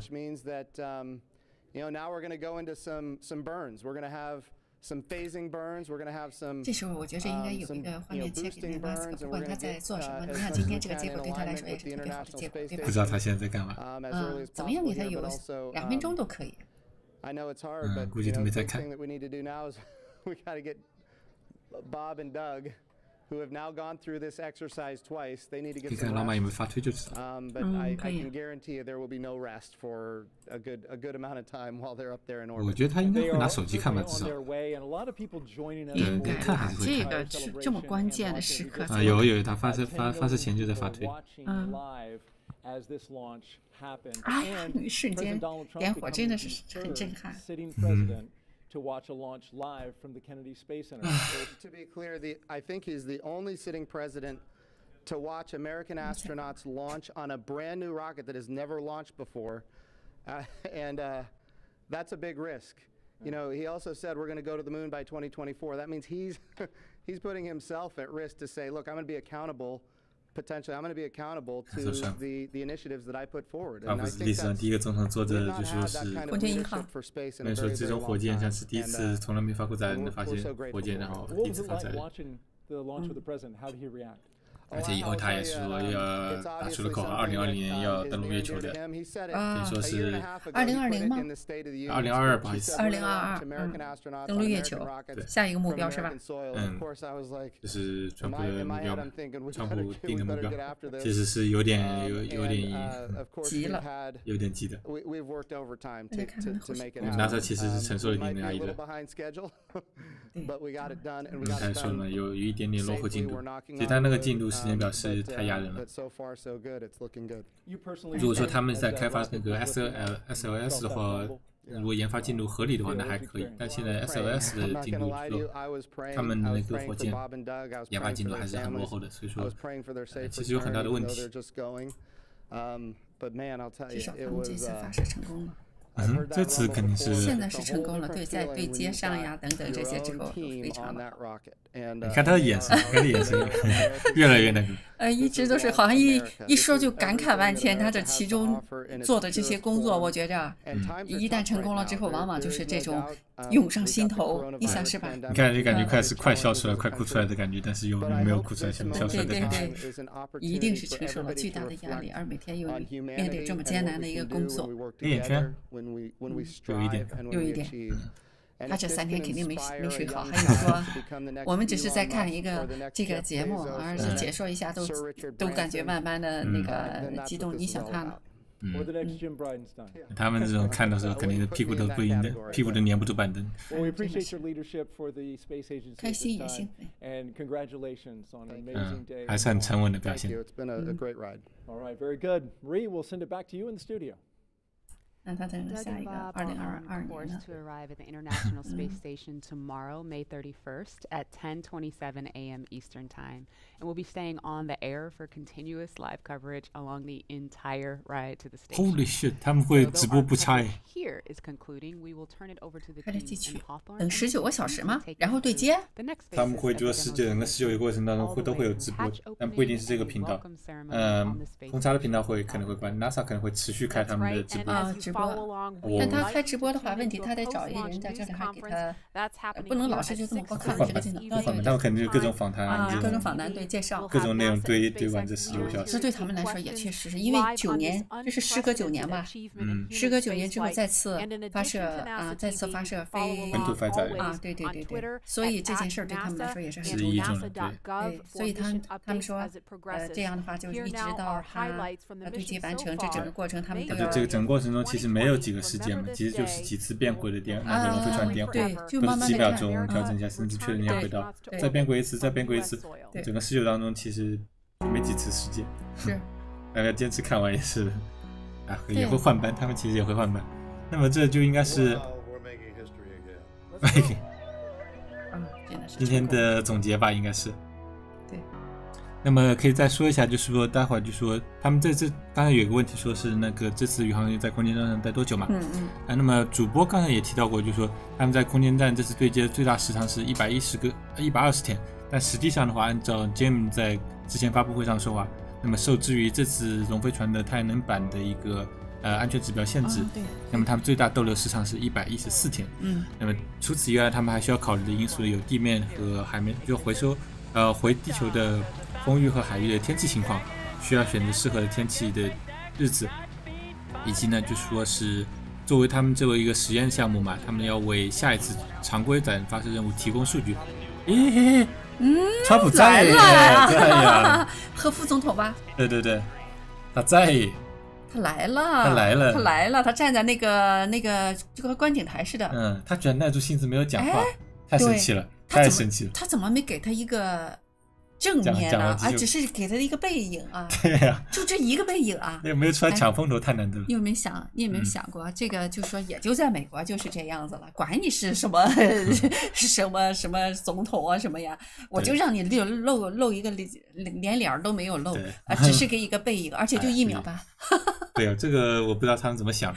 对，反正就说而且也没有讲话呀。对，这个我很惊讶，他居然耐住性子没有讲话。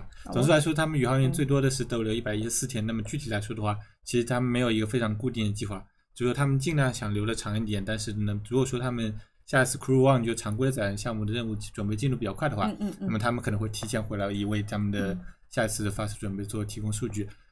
但这个可能性是非常小的。我总觉得 NASA 做这种事情，做载人的项目，他们不会比他们预定的时间要快，只可能比他们预定时间慢。他们预定下次的 Crew One 的发射时间现在预定是8月30号，但也可以直接翻译成说最早就是那个时候了。所以说大概这就是说他们会在国际空间上逗留多久的日子，大概就可以你看是100多天前后的样子，估计来说，具体来说是有相当的可变性。那么这次发射就到这里了。大家还有什么？我刚才还看到有一个人就问他们回来的时候是否会把空间站的人带回来捎回来。不会，应该就是这2枚航天员回来。这次因为就是作为实验的这个本身的实验的有始有终吧，不会把其他的宇航带回来，只是这2名测试员的来回。所以就是这样了。先别急，看看还有什么问题。既然这一会儿也不差这可以给出3分稍微会看一下。我也可以看看有什么问题。对，再看一下有什么问题，还有谁想提问？发射完成了，已经你们来，这个刚上线，刚来的，错过了这一个发射。没关系，你再上那个网站上去看啊，回放。我现在看回放。6, 5, 4, 3。还有什么？太快了，字儿又小。也不少的。那么这就是回看今天的一次09号的升空。太激动人心哇！太棒了！真的要感谢他。我还是第一次看载人，说实话，我第一次看载人现场直播。不对，我之前看过联盟号的发射，应该不是。我应该是第一次看到载人。应该这是我第2次看载人。等等，咱们中国的那发射火箭都不是载人。有啊。有。其实你说一下，其实这是自美国、俄罗斯、中国以外的另一家。如果你要把它算成另一家，就私人公司或者载人的。这家对，这家是私人公司。对。但是之前只有3个国家队的。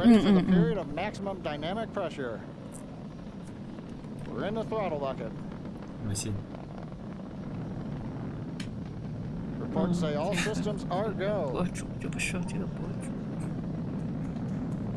看看还有什么问题。载人龙计划是不是重复使用？那么龙飞船的话，那么载人版的龙飞船在使用过1次载人之后呢，之后就会转为货用。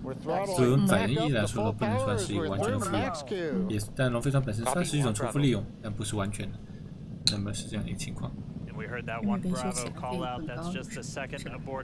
说呢？可靠性的角度来看吧，就是说它是有顾虑，不会让它重新把旧的飞船重新用上载人。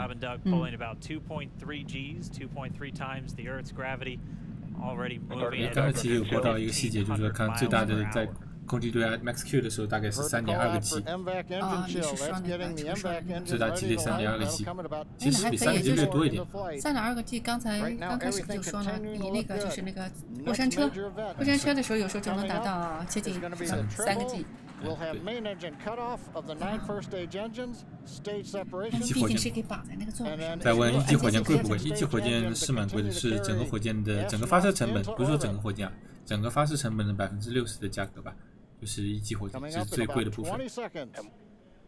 M1D throttle down。那么现在看到是一级的熄火和1、2级的分离。右边其实还看出一级的熄火很明显，明明我眼都看不到，但是一级熄火一瞬间，哦，它绿光是吧？没有看到绿光了。啊，分离了吧？对，掉下去了，就是走了呗。没有在，就是分离嘛，这个现在是相对的画面。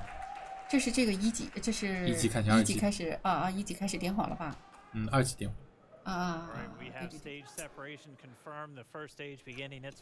行，把这回看完，那今天直播就算圆满结束了。还不错。真没想到，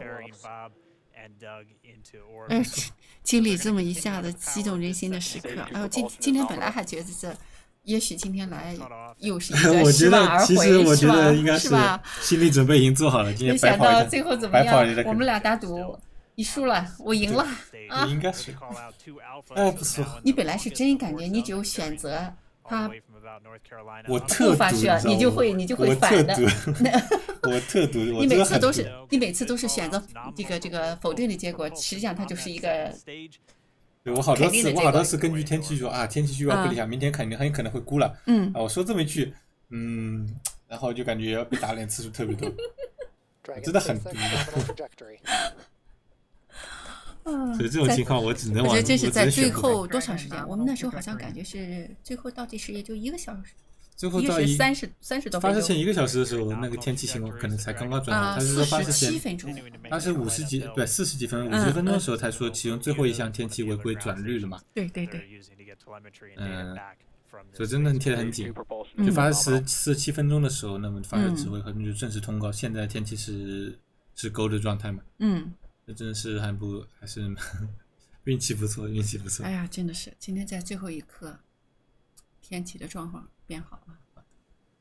对，那我们就基本上是看到这里，我稍微把这里快进一点。还有什么？快进到看看他们这些网友还有什么问题或者想聊点什么我们可以给他点时间。没关系，因为这次的话只有一个1级的载入点火。我就说它像那个鱼鳞嘛，很像，非常像，有点像，确实有点像。因为它这个很像，它这个空洞直接就空洞。对呀，但是它做的这个形状都是这样，怎么半圆在一起？不是半圆，这只是在我这个画面上来看，它其实是完全的那个条状，但是它那个每一片下面是一个半圆的结构。对呀，每一片它其实有小半圆，所以在从这个角度看上去好像是有点鱼鳞状的感觉。对。1级的熄火结束，载入点火结束。宇航员特单点动都不动。这个直接给他看。对，这个需要了。这个。拉错了，这个。OK。我取消。我刚才那个你拉的是一个那么这次1级的着陆画面呢，依然没有看到。其实待会可以看一下，就是说你可以看，就是待会可以大概的看到镜头有点抖动。就这里，刚刚抖了一点点。就抖这一下，它就落下了。哎，就这一下，对啊，就这一下嘛，没看到。经常这样。太神了，这是。你可以看到这里宇航员其实已经进入放松状态了。你看，接着开始的时候他已经落在那儿了。而且你知道什么？我想象中就是你看他下边这几个哈，他落下来的时候，你想那冲击力多大呀？当然你说的是他已经降到0了，然后平稳的下来。我想是什么？咣一下子咱也要么就把这个砸烂，要不把他这个给砸碎。对呀。所以这都是科学家给做的嘛。我想不出来。好，那么差不多就看这里，然后还有一个你看，其实他们已经开始松开安全带，没有松开安全带。他们是最终那些没松开，其他的好像我看着这个有些该松的，它是松的。你看这个环状其实已经是失重状态了，就看一下小恐龙，哎，这是小恐龙，小恐龙，它是本来拴着的，我觉得是他用手怎么碰它一下，或者怎么弄它一下，应该还是拴着的，对吧？弄它一下，跳起来。好吧，那么就差不多看到这里，最后就还有一个龙飞船的分离嘛。